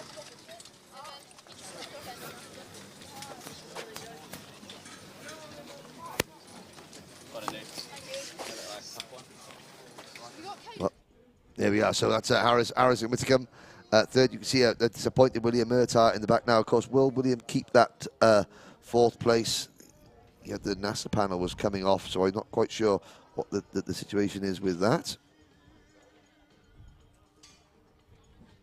Sebastian Minns 5th, Scott Marsh 6th, Josh Graham, William Murphy, the pole sitter, down to 8th position, and Anthony Jordan is going to have to catch up with the top 3. We are able to interview live now. Thank you very much, Henry. Yes, here with our race winner, Noah Wolf. Well, congratulations, first of all, but that looked like a little bit of a tough race for you. Talk us through the end of that one, because a lot of work had to happen to win that. Yeah, we got unlucky in the pre-final, so we started 8th, and I'm weighing my way up, made about 5 positions in the first lap. Then I got myself up into 2nd, and then I tried pushing him, but he made a few mistakes, so I thought I'd be faster in front, and we just kind of pulled a gap to the rest of the pack, and we just had a little battle at the end. A pretty comfortable battle for you, but like you say, come away with the race win, and am I right in saying that's your first win in Minimax? Yeah. Yeah, it is. So there you go, another one to the resume. So congratulations. Who would you like to thank?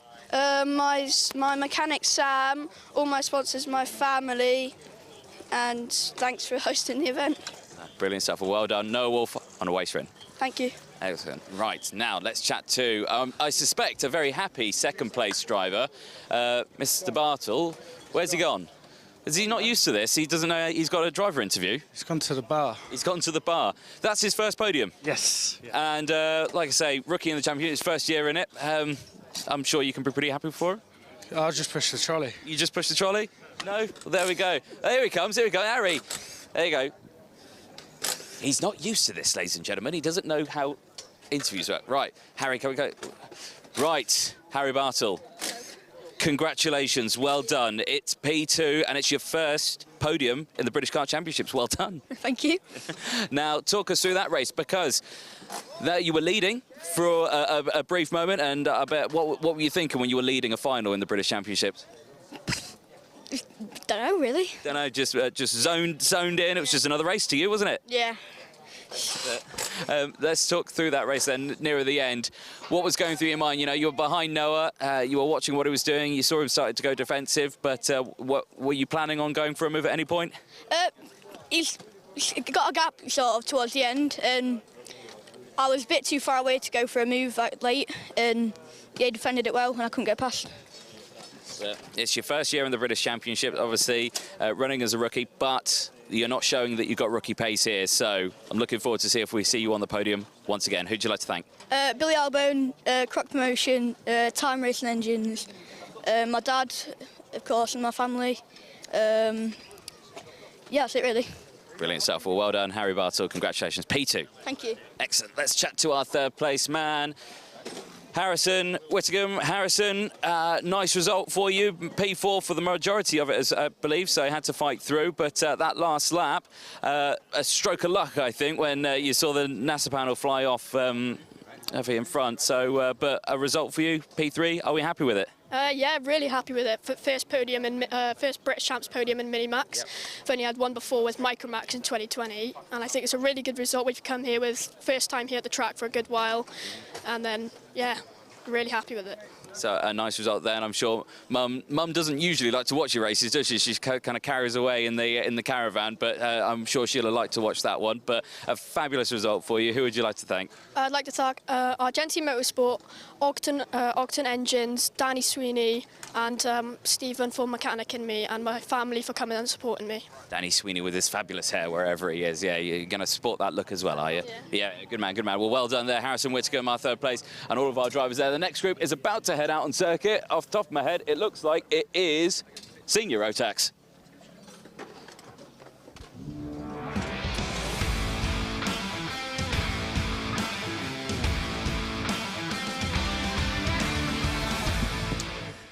Yes, indeed, Anthony. Senior Rotax, the penultimate race of the weekend.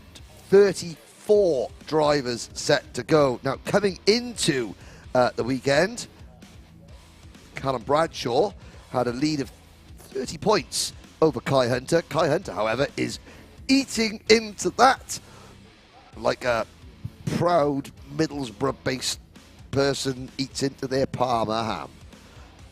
Chicken Parma. And so Hunter starts from pole position in this one. Bradshaw started 20th in the pre-final, has made it all the way up to the top to start 9th in this one. Of course, the question is, Kai Hunter, if he gets away at the front, then it's almost game over. Matt Isaacs has popped in, Billy Elbone, a.k.a. Rocky from Chicken Run. Well, but he just pushes the trolley. He does a lot more than that, I have to say. There is a look at our grid setting itself up now. Lorenzo Cordal starting at the back in the Cadet Motorsport number 20. After retiring, been a lot of retirements in this one. Lorenzo looks like he needs a wee or something like that. Where he's standing there. I hope he doesn't. But ready to go. There's Alex Moody, another driver that retired, the number 88 Cato Motorsport teammate. That's a lovely moustache, I have to say. Permanent moustache. Looks like who's Cannonball? Bobby Ball. He looks like Bobby Ball. Oh dear. Now there's the number 23 Kart being misplaced. Now this tells me that are we missing somebody from the grid? Yeah, I think we must be. If we've got chopping and changing all over the place amongst the rear guards, who is not there? We'll have a little look down. I mean, obviously somebody is out of position, or there's been sort of consternation and chopping and changing. There's Declan Russell chatting with Ryan Willis and Louis Harvey. 3 good fringes there. Jack Steadman just keeping himself to himself. Every driver likes to approach the race differently. They've got different rituals. You know, Ryan Willis goes back to his kart, number 40 kart. Sorry, that's Jamie Perilli, sorry. Ryan Willis, the number 42 kart. So we've got 3 Project 1 karts. There's Leon Henderson's dad there. Give us a wave. So Henderson there getting his, gathering his thoughts. Now, looking back at the results. So Senior Rotax here at Warden Law last year. I shall just gather my statistics. Last year in Senior Rotax, we had a win for, my memory serves me correctly, we had a win for Lewis Gilbert here a year ago in Senior Rotax. Sean Butcher was second, Louis Harvey was third. So Gilbert will start this one from the inside of row 2. Butcher, on the other hand, is down on row 7.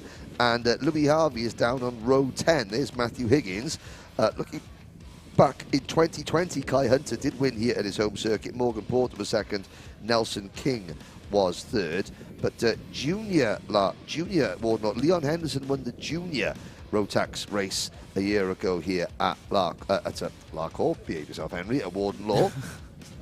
Karting Northeast. That is. So, yeah, sorry. Of course, so Henderson has got winning experience here. There is James Lowther, the number 7, ready to go, starting third. Starting fourth. Fourth on the outside of the road. Sorry, Anthony, I do apologise. We've got an all Dan Holland Racing row 1. I know, I need a slap. There is your pole man, Kai Hunter. Just Kai's achievements in the British Championship, the all-time winners list. Now, I don't know. He's got 11 wins. I don't know if that's his new helmet that he's wearing there. No, he said he wasn't going to wear it, and I told him that he needed to bet it in here with the British. No, I think that... Is that his old one? He's got a brand new crash helmet. He has got a brand new crash helmet. That is like funky. That is absolutely funky Cole Medina fresh. And I'm not quite sure. He said he wasn't going to. He said he wasn't going to. He said but if you have a look there, the clear visor, he goes, and I've got to be careful because he's giving me a lift to Le Mans. He says, I'm not going to wear and look like a Billy with a clear visor, but he's got that helmet on with a clear visor. Let's see if we can see the whites of his eyes. Right, full starting lineup is as follows. Kai Hunter on pole position, Matthew Higgins, his teammate, alongside Lewis Gilbert. On the second row, James Lowther alongside. Then it's Guy Cunnington and Sam Gornall, Daniel Armstrong and Matty Hingley. Row 5, Callum Bradshaw and Teddy Pritchard-Williams, David Al-Lejeune and Leon Henderson from row 6. Row 7, Sean Butcher, Jamie Perilli, Caden McQueen and Jack Stedman. There's Jack Lilly, Ryan Willis, Louis Harvey and Gabe Belanca, rounding out top 20. Will Ellswood, Ronnie Smith, Declan Russell and Scott Lapsley are next. Jamie Rogers, Alexander Baker on row 13, Jude Farrenher and Charlie Rippin round out row 14. Row 15 is Archie Walker and Alex Moody. Then it's Harry Barlow and Tristan Rennie. Final row of the grid then, Magic Camara and Lorenzo Cordell. What can they do from row 17? 34 Wow, karts. I'm not sure if he got 34 because I've got David Al-Lejeune has not come out and I don't think Jamie Rogers has either. And the lights are out, we're off and racing. It's a drag race to turn number 1. Kai Hunter gets it. Matthew Higgins trying to go around the outside. There's a kart going backwards. I mean, I know he's from the land down under, but he's not the land of driving backwards. That is Gabe Belanca, I believe. Yeah, 22. Kai Hunter, Kai Hunter has not come out in front. Do you know what? As we were looking at the 2 Dan Holland karts going side by side, I think Matthew Higgins and Kai Hunter tripped over one another. And is that Lewis Gilbert? I think it is. It certainly is. Lewis Gilbert leads. Second is Kai Hunter. So, yes, obviously, there was a little bit of contact there, and Matthew Higgins has fallen back to what looks like 2-4-6 position, and it's Gilbert. The Diamond of Dalry shines early in the number 29 kart. Hunter in second, already drawing a bead on him, and that's going to be the GP plate holder, Guy Cunnington for Strawberry Racing in third, Lowther, Armstrong, then Higgins, Gornall, Hingley, Bradshaw, and Teddy Pritchard-Williams. Great start then from the entirety of the grid as now everyone beds themselves in, but not one. James Lowther trying to make the move there on Guy Cunnington for P3 and couldn't quite get the move done there. That's cost him time and momentum. Now he's going to have to deal with Matthew Higgins and Sam Gornall from behind. So everyone's just got to play it nice and safe on these early stages. There's Caden McQueen losing position there to the number 3 of Sean Butcher. Yeah, Butcher coming through. Sean Butcher, who drew a terrible version of Shennington on the track challenge. Which is not the hardest track to draw, if I'm being perfectly honest. Said earlier, McQueen is struggling with a chassis it's seen a race or two. It's seen a race or 3 this year as Caden McQueen's wagon. Let's see if he can sort of get out of it. But there's a move that is Callum Bradshaw, championship leader, trying to salvage something from what has been a pretty disastrous weekend. Butcher on Teddy Pritchard-Williams, and McQueen again having to try and fight through, but he loses out there, and that is Jamie Perilli in the number 40 kart. That's the battle of the 12th and 13th position. Up at the front, however, Gilbert, Hunter, Cunnington, Lauder, Higgins, your top 5. Matthew Higgins, I know why he had to go for it at the start. If everyone knows, if you give Kai Hunter clean track and a race lead here, you will not see him until you put into Parc Ferme, and you're looking at him getting interviewed by you by P1. So Hunter, so Higgins had to go for it. He was alongside, and I think they probably just touched a little bit. Both ran a bit wide, and that opened the door. Archie Walker, 50.04 from the back of the grid. And Archie, where is Archie? He's up to 19th already from 29th. There's Matty Hingley in kart number 11, running in 7th place. Now, we are round 3 of this championship, of course.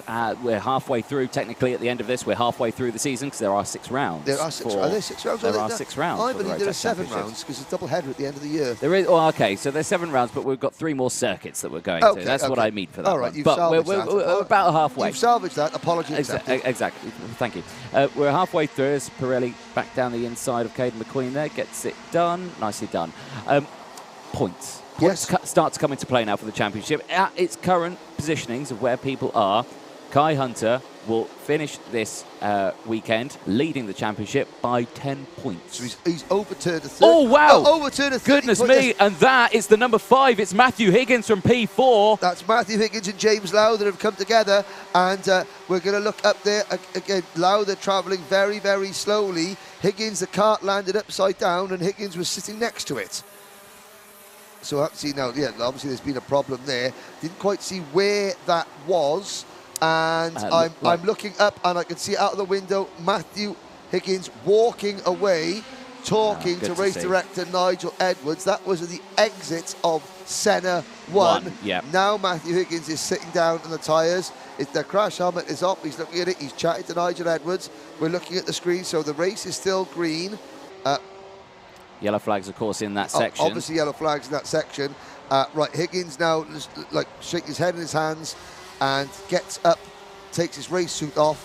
Right, so for Matty's family, he's absolutely A-OK.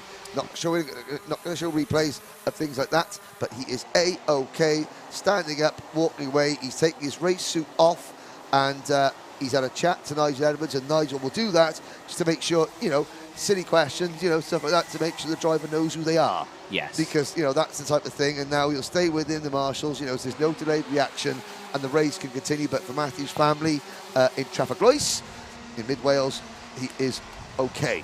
Yeah.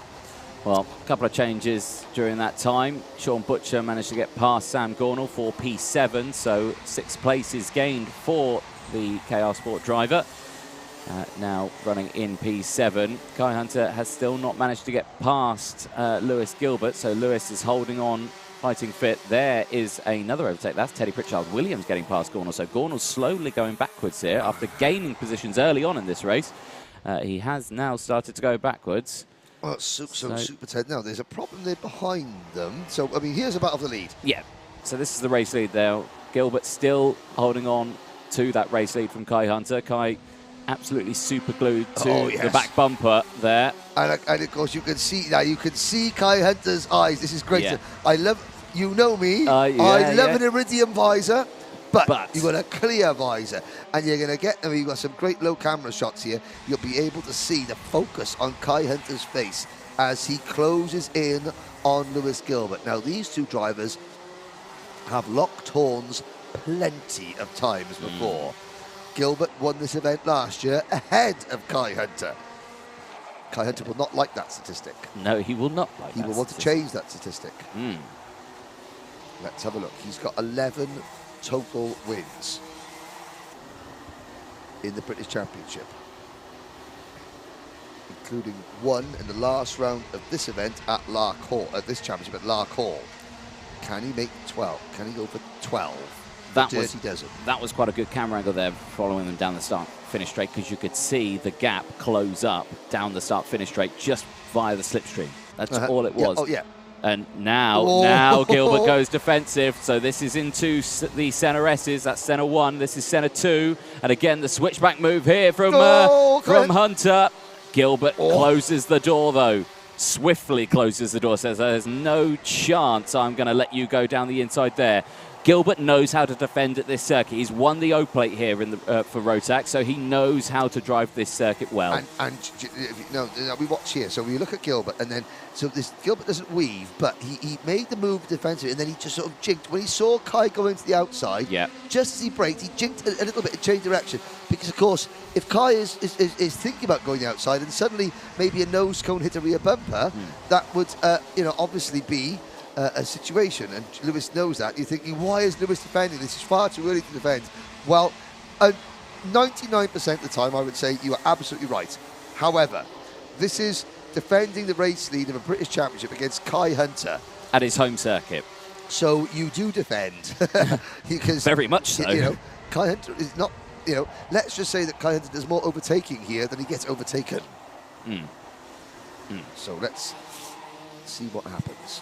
6.5 minutes to go. So Kai Hunter, again, there's like the opening salvos have been fired. Yeah. Just the warning shots. Yeah.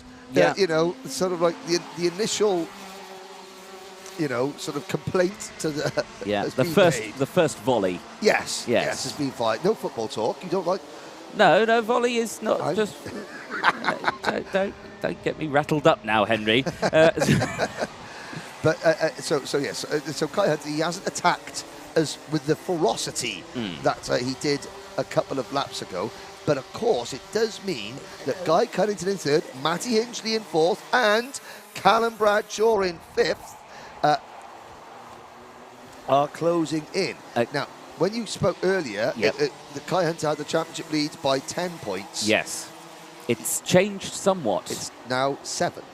Because Kai Hunter's dropped back and Callum Bradshaw has come forward. And I tell you who else is coming into view. Number 3, Sean Butcher for the KR Sport team. And warning flag Lewis Gilbert. That would probably be just moving around in the braking, over defending. Yeah.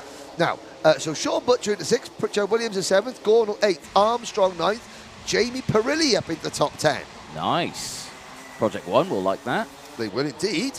Gerard Cox, he might even take his bucket hat off for this one. Ooh. That'd be a treat. How long's it been since he's taken that hat off? Well, I mean, he went to a Stone Roses concert in about 1989. Not taken Manchester, it off since. And wore it then. I think it's been there ever since, yeah.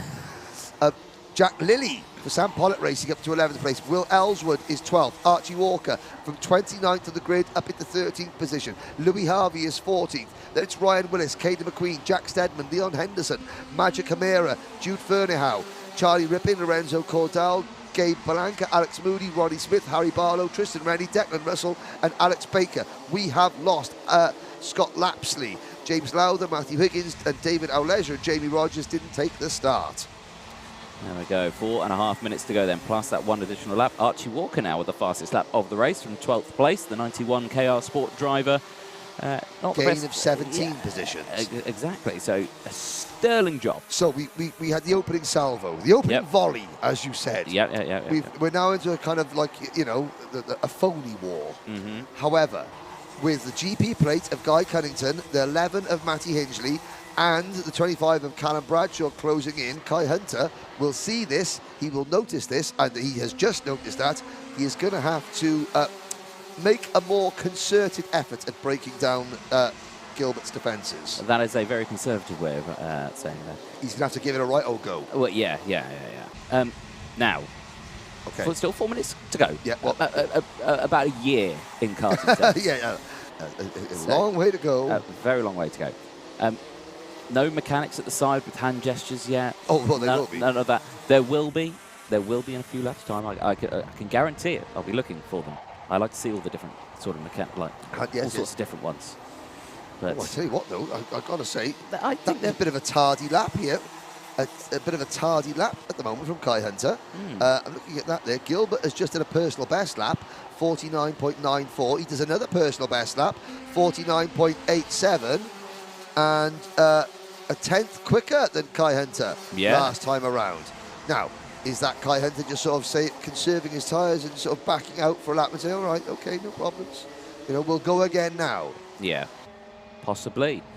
We'll see tonight, because you got to remember, Gilbert defended when we last saw the attack. That's when we first started to see the attacks come in, because Lewis did initiate that by going a little tighter into center one. We've not seen that again since, and is that because of the warning flag? Are we going to wait until the last couple of laps until we're going to see anything Gilbert else? has held off Kai Hunter now for, we're on lap number 15. So Quite he's held a while. Off Kai Hunter, well, I mean, well, the entire race. The entire race, but it really, you know, the last 10 laps.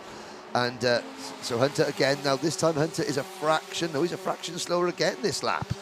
But he's in the slipstream. Now here's Matty Hingley. Hard to believe Matty Hingley hasn't a podium in the British Championship since 2020 when he was in juniors. And actually, when Matty Hingley was in juniors, he didn't drive for the family team. He drove for somebody else. He drove for, let's have a look there, it was Argenti Motorsport. He drove for in 2020, and there he goes. Wow. He makes a bit. That's a whoa, yeah. Oh, and Guy Cunnington just again. Guy Cunnington taking his line. Matty Hingley, overcooked things a little bit. Hats off to him. Hats off to him. He went for the move. It was a bit of a lunge, but yeah, unfortunately outbrakes himself and couldn't continue that momentum of the exit of said and it's corner. allowed Callum Bradshaw to move into 4th place. Well, I mean, considering that Bradshaw and Butcher, they're the 25 and the number 3, they started today outside the top 20. This is what champions do. They move forward, they pick up places. At the moment, they're running 4th and 5th. And Bradshaw is, he has lost the championship lead at the moment, but as things stand, the gap is going to be 6 points between Kai Hunter and Callum Bradshaw at the end of this weekend. Guy Cunnington isn't far behind in 3rd in the point standings. He's going to be less than 20 points separating the top 3 as we, head towards the halfway point of the season. Here, though, and of course that little battle for 3rd place between Hingley and Cunnington, that separated the top 2. So Kai Hunter now doesn't have to worry about behind. No. 30 seconds to go. It's like, okay, Lewis. You're all mine. That's going to change the tune quite a big bit now, because of course the one thing that drivers have to make sure that they have before they can start attacking for a race lead or race position or anything like that is a battle buffer. Now he's got a nice, comfortably sized one.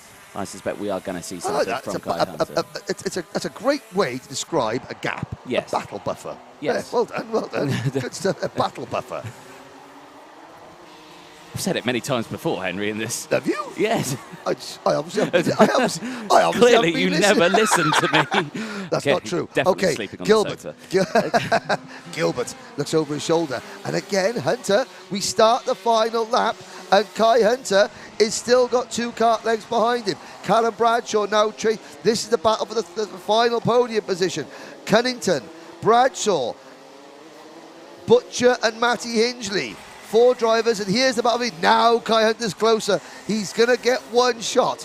Lewis Gilbert better be prepared to defend hard going into Gasworks. Here comes Kai Hunter, half a kart length back, full kart length back. And do you know what? Hunter's not going to be close enough. Are we going to have any last corner shenanigans? Lewis Gilbert, he's going to make it 2 wins in 2 years here at Karting North East in Warden Law. He beats Kai Hunter by a second. Oh, and he's happy with that. Hunter finishes P2. Foiled at his home circuit once again. And Kai Hunter finishes. Guy Cunnington holds on to 3rd position. Callum Bradshaw in 4th place. I hope Kai's not too disappointed because he's giving me a lift to France tomorrow. Remind me of that, please, Anthony, when you go and interview him. Matty Hingley, a top 6 finish. Great result there. He keeps him 4th in the championship. Lewis Gilbert, that provisional win, moves him up to 5th place. There is Matthew Higgins walking away. You can see the background there. And there is the number 5 kart. Well, that's just plastic and metal and rubber. You can mend that. And there is a fantastic mullet in the background I can see there. He knows who he is. He's got his Pit Viper specs on, and he's on camera. He puts the cans on so he can't hear it, but oof, that's our flag man here at Karting North East has just got an epic haircut. There's David Higgins, Matthew's dad, comes along. Nigel Edwards he's just speaking to him. Yeah, it was absolutely fine. No. And there's a look down at the rest of the results. Jamie Perilli, 8th position. Great result. Archie Walker up 20 from 29th to 9th. Teddy Pritchard Williams a top 10 for Super Ted and the MLC Motorsport team. Will Ellswood finishing 11th. He started right at the back of the repechage this morning, so that is a result salvaged for Ellswood. Ryan Willis in 12th. Louis Harvey 13th. Followed by Leon Henderson, Magic Camara.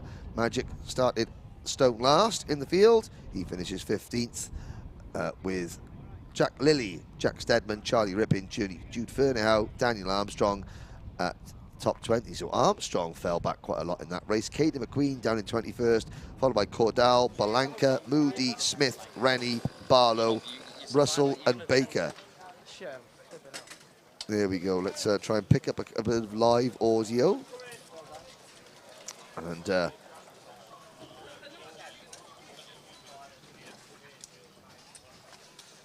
there's the kart. So there is Gilbert's kart. He's just chatting with that. That's Luke Hughes. Again, another driver, former driver for Potenza Racing Team. Luke. Yeah, I know that. Yeah, I know. Apologies for the language. But this is obviously a live sporting event and emotions can run a bit high. But yeah, Lewis Gilbert looking quite chilled, you know, quite happy. So we've got, we'll hear from those drivers very shortly. You can see the last race of the day, the last grid of the day lining up. There's Jez Williams, his dad, Chris, standing there. We'll go through the grid for that a little bit later on. But all is not lost for the Hunter family because, of course, you know, the Hunter Motorsport team has a driver starting from pole position in the next one, but that's in a minute. Right now, we have got the winner, top 3, with Anthony. Thank you very much, Henry. Yes, here with our race winner, Lewis Gilbert. You've won here before for the Rotax O-Plate. This time around, it's a British Kart Championship round, so a nice feeling, but that looked like a tough race. Yeah, it was very tough from start to finish. I had Kai on my back the whole way, and it was just a hard, tough race. Yeah, I mean, talk us through it. I mean, you led that race from nearly the word go. I mean, you got the lead straight away on that first lap. That was the crucial part, and defended slightly in the middle of the race. What was going through your mind at that moment? Because Kai was pretty close there still. Yeah, I was just making sure that I was still able to keep the leads. But yeah, it was very tough. In the middle race, we went as fast as I thought, and in the end, we were fast enough to get a gap. So yeah, it was all right. Okay, excellent stuff. But like you say, tough old race for you, but who would you like to thank for that one? Yeah, it was brilliant, great. Who would you like to thank? I would like to thank my mum and my dad. I'm at Potenza Racing Engines, and my mechanic, Luke, they've done a great job. Well, Lewis Gilbert, congratulations, well done, P1. We'll see you on the podiums a little bit later on. Let's chat to Kai Hunter. He's on the other side of the world, apparently, according to me. He's having a quick word with Dan Holland. Kai, let's have a quick chat. Can you? Just a quick word. Mate, that was firstly, well done. That was a tough old race, but I mean, talk us through it. Well, at the start, I just got shoveled off from first, so I got the motor to second straight away, which wasn't very nice. The guy that obviously won on track has got a nose cone because of that, so maybe things happen like that. But yeah, I couldn't really do much. And then round here, the lead is obviously the fastest kart, so trying to get close, I did, and then obviously just started defending, so I couldn't really do much from there. And yeah, it was literally race was signed off from first corner. Right, well, I mean, you lead the championship now, exiting this weekend by 6 points, so good step going halfway to the halfway mark, so still a positive you can take away from this. Yeah, I guess so. Half of the year, well, it's only half of the year, so there's a lot left to play for. Plenty of time to go, but Henry asked me to remind you, he doesn't lead a lift to Le Mans anymore. All right, that's easy. Yeah, cool. All right, yes, cool. Thank you very much. Guy Cunnington. Guy, third place. Again, wicked race from you. We usually see you at the sharp end, of course. We've got Kart Masters coming up soon to defend that GP plate. Is this a confidence boost for you going into that one? Yeah, definitely. We've been struggling a little bit recently, so we've sorted out more this weekend. We had a small issue in qualifying, which made the whole weekend difficult, but we seem to just keep making up places in all the races, and then we've ended up, obviously, third, maybe second on the penalties. So, yeah, happy with that. Yeah, mega driver in that final, mate. Like you say, you came through, and like you say, a brilliant result. And get Dad here is all happy, and he's got smiles on his face, so all is well. If he's got a smile on his face, it's all good. Yeah, we just struggled to hang on to the top two.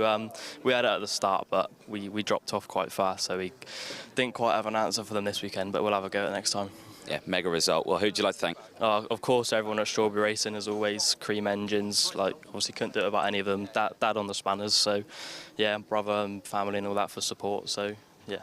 Awesome stuff, Guy Combs, well done. Congratulations, P3. Thank you. Well, one more race to go then. Junior Rotax is coming up next.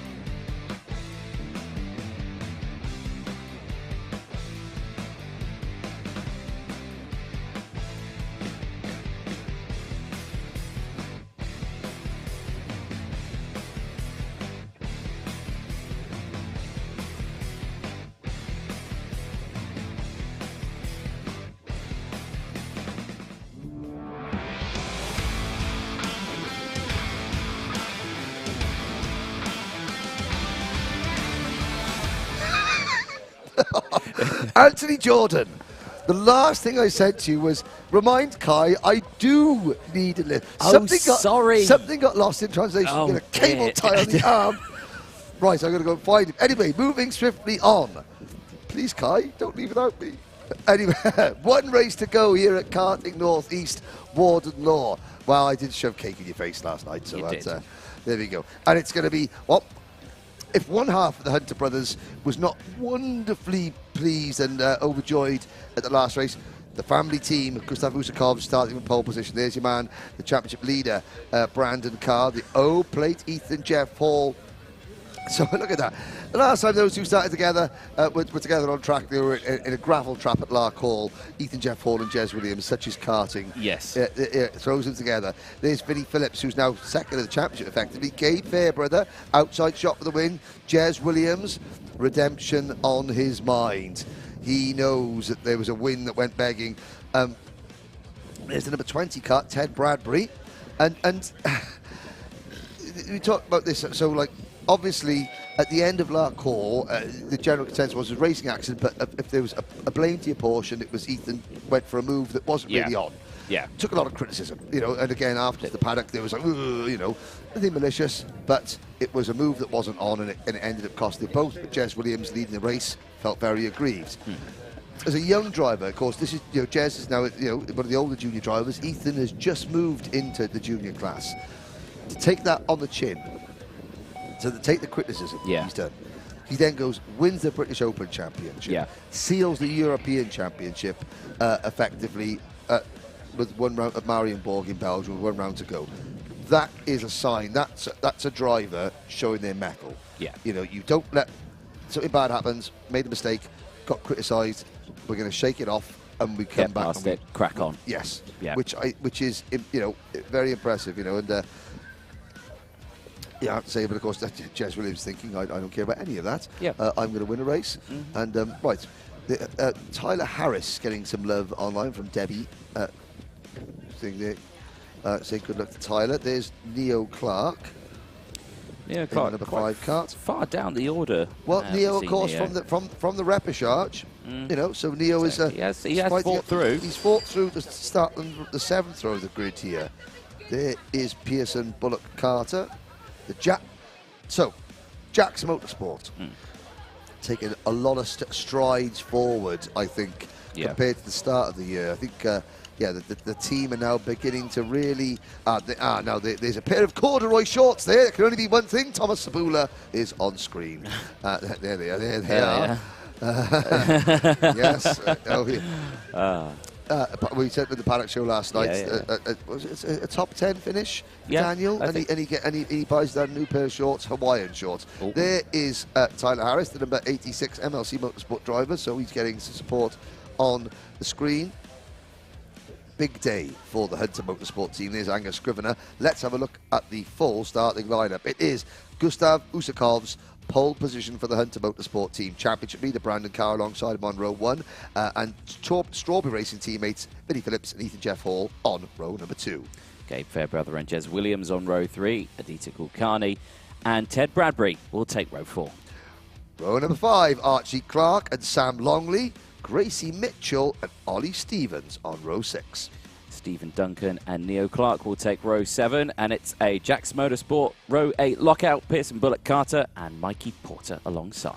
Macaulay Bishop after a penalty in the pre-final, and Charlie Hart on row 9. The top 10 round, the top 20 rounded up by Ben Folland and Daniel Sabula. Henry Beaumont and Harry Hannum on row 11. Alex Duncan and Tyler Harris will start from row 12. Tommy Harfield and Angus Scrivener on row 13, then Reg Hayward and Aidan Hassan, privateer driver, on row number 14. Blake Tysers and Leo Lacastro on row 15. Joseph Rippin and William Antrobus will take it from row 16. George Donald and Oliver Sander round out the field. I have to say, 3 privateers have made it this far. So we started this weekend with 57 junior Rotax drivers. Ollie Stevens, privateer entry. Declan Russell, privateer entry. Aidan Hassan, privateer entry. In fact, no, Declan Russell, he was senior. So Henry, what am I talking about? We've got 2 privateers that have made it this far. What can they do against all the big guns in the world of junior Rotax racing? It was Leon Henderson who won this event in the junior class last year from Jez Williams and Archie Walker. Jez Williams, the only driver on the podium last year, still in juniors. Lights are out for the last time at Karting North East. We're off and racing. Gustav Usakovs leads into turn number 1, but there was some pushing going on from behind. And there's Kart, as Ollie Stevens is one of them going over the grass. Are they all going to come back on? Jez Williams getting forced very, very wide indeed. It's a very physical opening lap here at Karting North East. And Usakovs has held on, but it's Vinnie Phillips into second position. Where has Ethan Jeff Hall gone? The answer is there he is. He is in 6th position. And a lot of chopping and changing going on here in the opening salvos here. There's Gabe Fairbrother. Gabe Fairbrother in 3rd position. Kart number 11 for the Ultimate R team. Won the warm-up event here a week ago. Looking strong once more. Yep, good start then from the entire grid, but most importantly, good start from Gustav Usakovs. He did this in the pre-final that we saw earlier on today. Started on pole, kept it all the way to the end. Are we going to see a repeat of that this time around? As we exit out of Brian's Bend through the dogleg once again, everyone's just line astern. No moves being taken so far. There is Ollie Stevens, fresh from his grass-cutting antics at the end of the start of lap 1. Kulkarni on there, brother. Tried it. Tried it and couldn't complete it. Couldn't complete it. Nah, mate. Completed it, mate. Completed it, mate. Or lack of there. So the drivers that fell foul on the opening lap. Well, we've we've got Angus Scrivener and Alex Duncan were the two drivers that lost the most ground, but everyone's still, all 34 starters still running. There's Kulkarni ahead of Brandon Carr. So Brandon Carr started from the outside of row number 1, but there was, again, the momentum that from behind the two front row starters pushed them both wide. Usakovs was able to hold on. Oh dear. Well, I mean, Ollie Stevens was bouncing over the grass. That would have obviously jiggled. Jiggled something into a position where it no longer functioned. Yes. That's the best way to put it. Now, Usakovs has not been in this position before. I'm going to look at the Minimax roll of honour to see if no podiums for Usakovs in Minimax. He was in Cadet Honda for a while. No podiums for Usakovs in... Oh, my word, that is Ethan Jeff Hall and Jez Williams. Jez, remember me? Yes. Oh, yes. I suspect they do. But that's the thing with drivers, they've got to put that out of their mind. Yep. And you know what? If Jez Williams needs to work with Ethan Jeff Hall to get them both at the order, he will. You know, and Ethan knows that. And, you know, that's it. That was a long time ago, Lark Hall. A lot of karting's taken place since then. There's Gabe Fairbrother and Aditya Kulkarni. But Usakovs, no podiums. Hunter Motorsport, first year. Kulkarni finally makes that move up at Senna 1 and passes Fairbrother as the number 20 car of Ted Bradbury and his teammates, the number 43 Archie Clark, also in getting involved there. So Usakovs, no podiums yet. Hunter Motorsport, no podiums yet in their British Championship career. Reese Hunter sort of saw him during the lunch break, shook his hand, and I said, "Big day for you," and he went, "Yep." You know, this is. This is. He knows that in their first year as a team, I mean, it's Argenti Motorsport were the last team to turn up and get on the podium in the British Championship and win races in their first year. Exactly, and it's a lot of weight on a driver's shoulders, isn't it? You know, a new team. To give that new team its first win, because your name will go down in the team. And exactly, and the team's got quite a few drivers, but there's quite a few drivers that are like club drivers graduating, you know, into the British Championships. Usakov's an established name. Yeah. So the de facto sort of like Usakov's and Tristan Rennie, I'd say, who have been in the thing, they're sort of like the marquee signings for the team this year. You know, there's a bit of extra pressure on them to sort of, keep them, keep spirits up in the awning. 5-second penalty for driver number 15, Pearson Bullock Carter.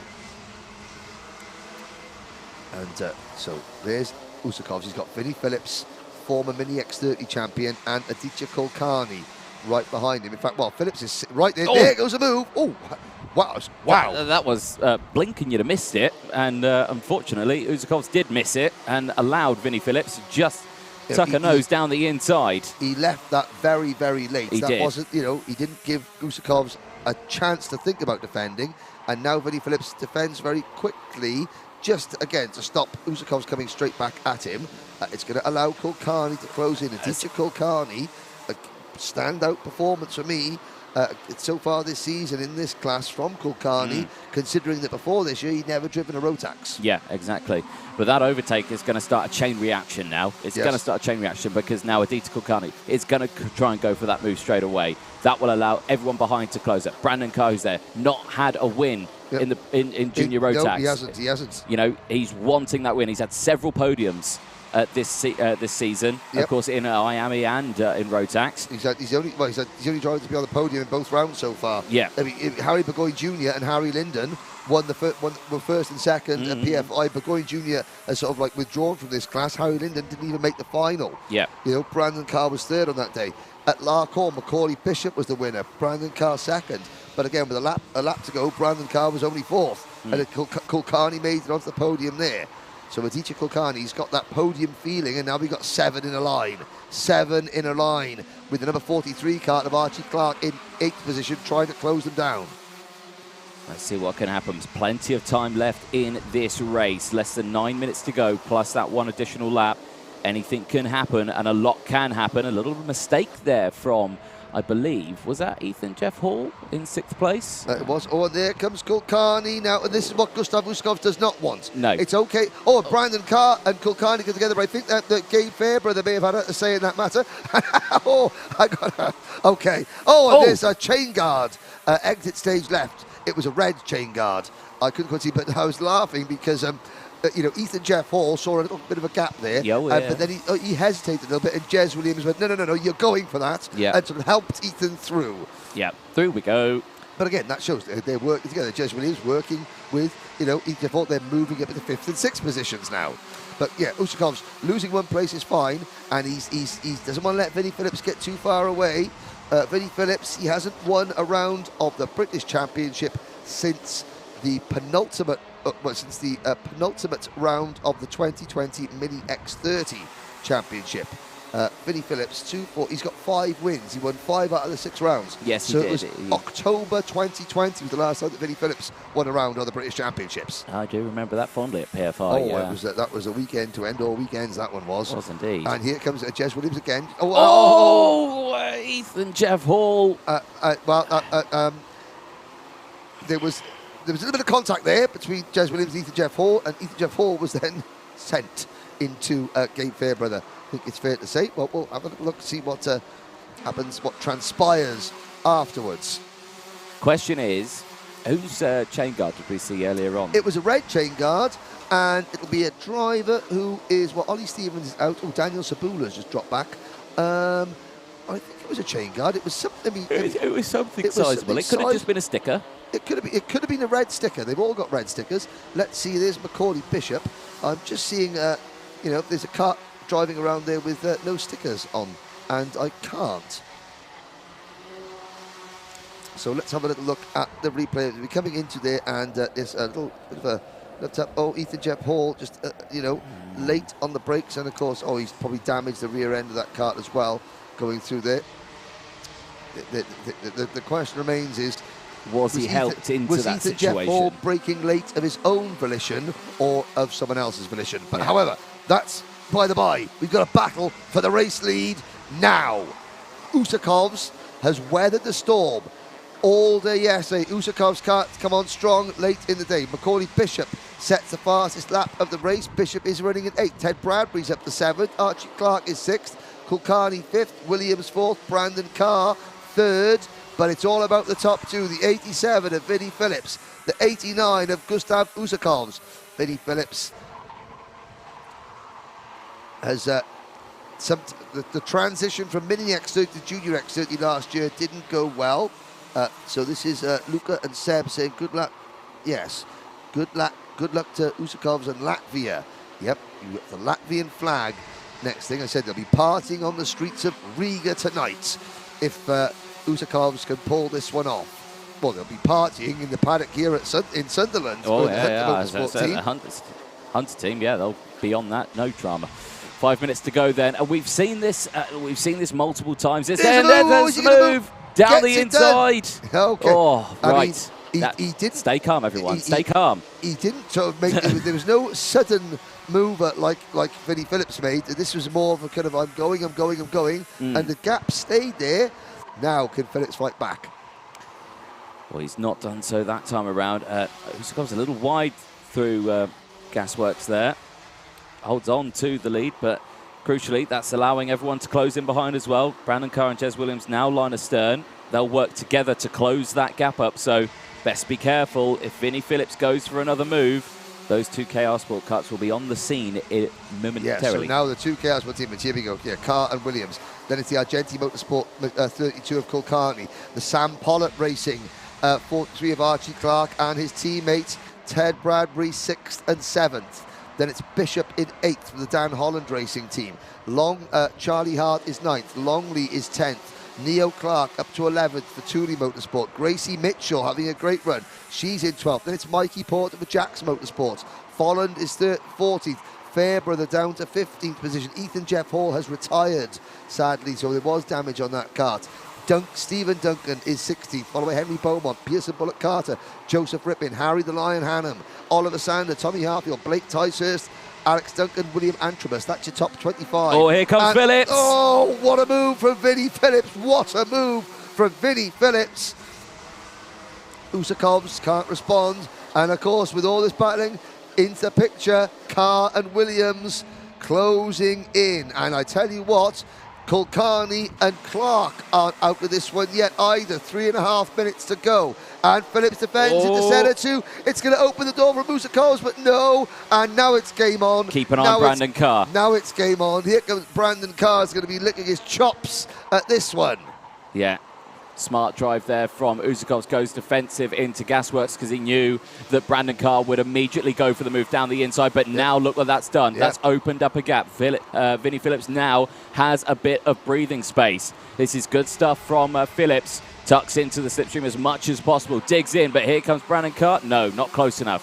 Thought he was going for the move there through turn one. Thought he almost like then give Usakovs a little bit of slipstreaming help there, and it has. It's brought the pack back to the rear bumper of Vinnie Phillips' car. And I tell you what, McCauley Bishop in 7th, Ted Bradbury and Charlie Hart 8th and 9th.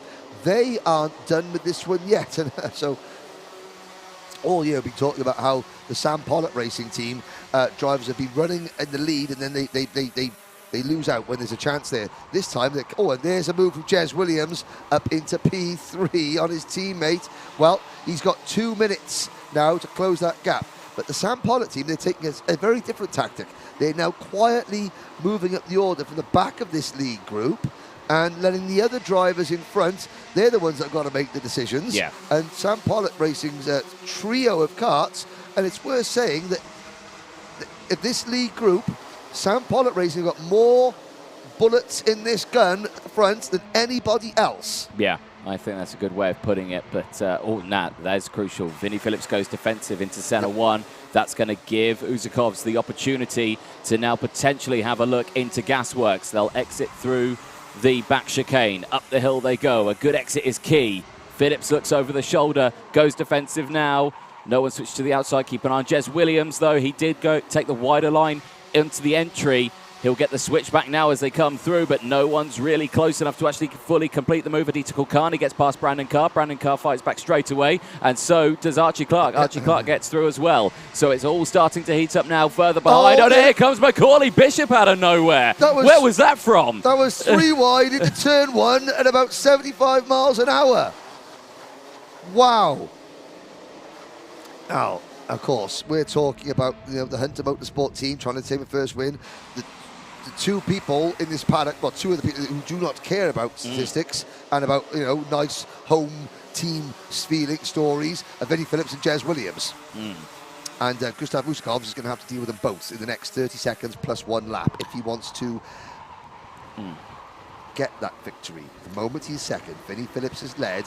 Vinnie Phillips is defending, so Usakovs is going to have to really make something happen, which is going to be very, very tricky, because the minute Usakovs moves offline, Jez Williams will fill the gap. Yes, indeed. 13 seconds to go. And breathe. Yeah, this will be the penultimate lap then for these drivers. The last lap board will come out this time when they get to that start-finish line. And again, everyone, a lot of curb they're taking on that inside there of the dog leg. And that is quite a harsh curb there. No, Vinnie Phillips defends. Now, Usakovs don't go to the outside. You're going to get... No. Don't try the undercut, Gustav, because you'll lose out big time. Smart. Here we go. Dunlop chicane. I mean, the problem is, everyone said that if the lead, even Kai Hunter said it, how tricky it is to overtake.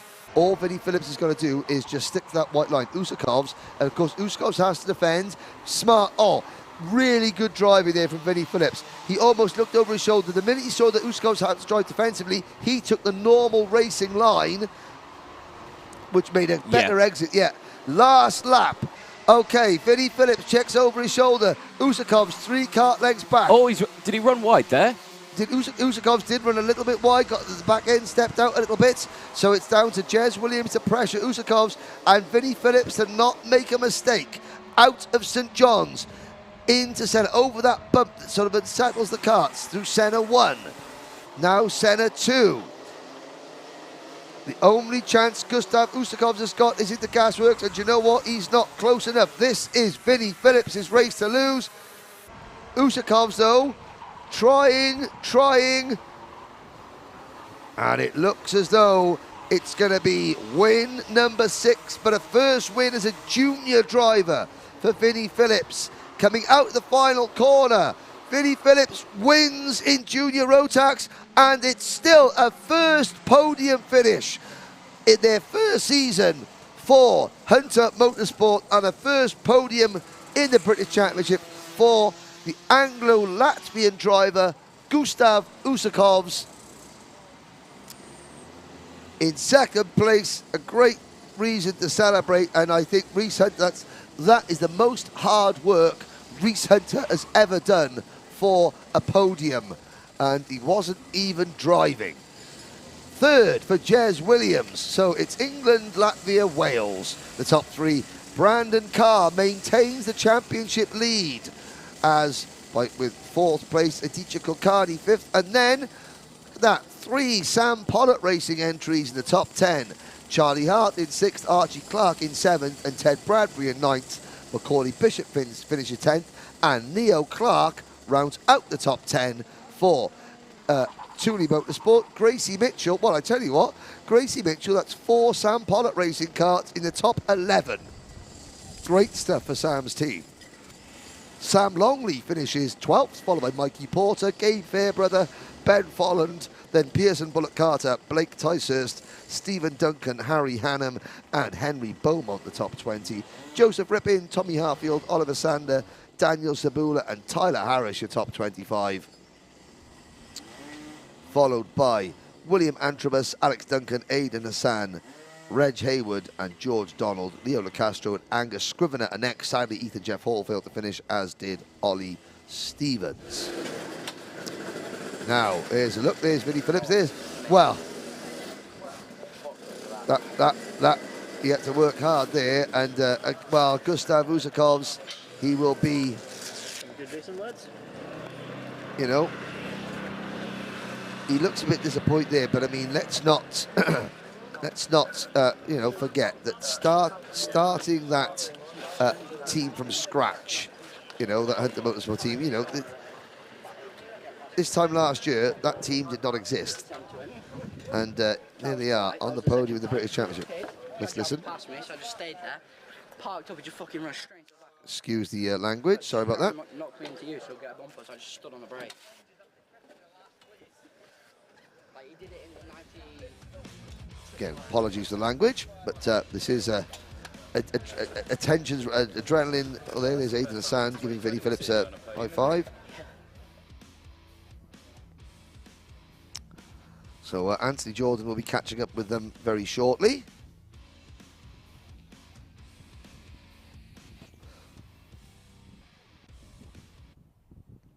And we'll be hearing from Vinnie Phillips and the rest now. Thank you very much, Henry. Yes, down in winner's circle with our race winner, Vinnie Phillips. Well, we've not spoken since, what, 2020, isn't it? Not PF5, I think, the last time we spoke, wasn't it? Welcome back to the podium. Yeah, it's good to be back on the podium. Yeah, it's been a while, hasn't it? The Strawberry team have done you well. Obviously, you've been with Strawberry since the start of last year, am I right in saying? And yeah, it's been a while, but we've finally got you back on the podium, so good to see you. Talk us through that race, though. It looked pretty tough out there. Yeah, it was a tough race. Good stuff. Got a good start. Me and him just went away towards the middle, and then I overtook him, and then got a little bit of a gap, and then he got caught back up to me, and then he done me, and then pushed him through like first sector, and then overtook him again, and then just started defending, and went good from there. A solid result for you, mate, though. Congratulations there at Warden Law. Who'd you like to thank? I'd like to thank Dazza for the spanners, Strawberry for having me back through the whole weekend, and Cream Engines for motor, and yeah, so. Good old Dazza. Well done, mate. Yeah. Congratulations.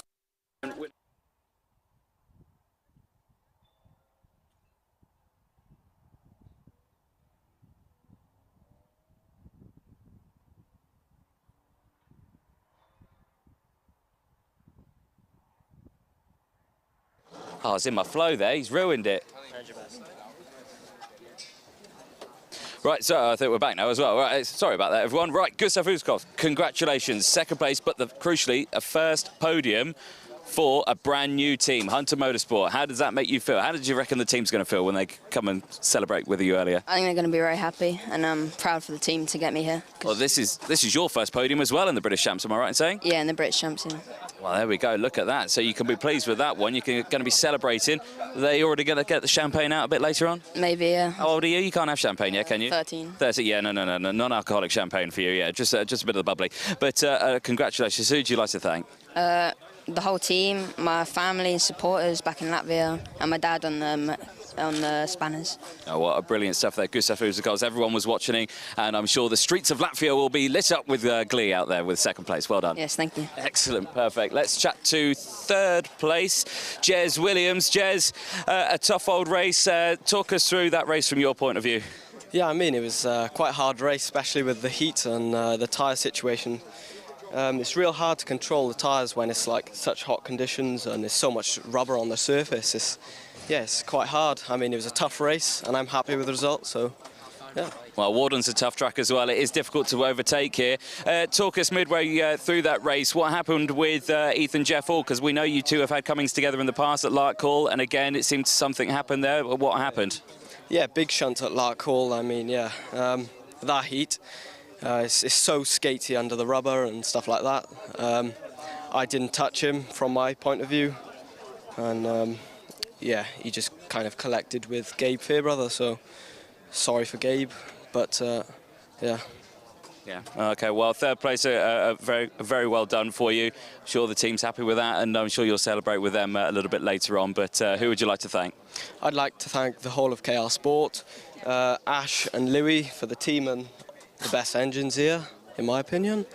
But yeah, I'd like to thank my mum and dad for the weekend and all of my sponsors. Yeah, well, brilliant stuff, Jez, and congratulations, P3. Thank you. Well done there, and I'm sure usually at this point I would have Henry down here. I do have Henry. He's behind the cameraman. Henry, hello. Come on through. Hello. Hello. Well, what a weekend we've had. Bit of a roller coaster one, this one. It's been an up and down weekend. You know, the circuit's up and down, but I mean, it's been up and down as well. Main things are, so all the drivers that we saw having incidents are okay. You know, there's a few bruises and bumps and bashes, but I mean, that's the main thing, you know. Once again, a massive thank you to the entire Hunter family and Karting Northeast. The staff here are fantastic. It's the jewel of the North. You know, I'm the angel of the North, and this is the jewel of the North. But you know, it's yes, we're so grateful. We're into the second half of the season now. Got a couple of weekends off, you know, with other championships. I know a lot of these drivers are going to be at Kart Masters, which we're going to be next. But Motorsport UK British Championships is going to be the end of August now. We're at Wilton Mill. Well, you're at Wilton Mill. You know, I'm sadly going to be missing for that one, but I'll be back for the rest of the season.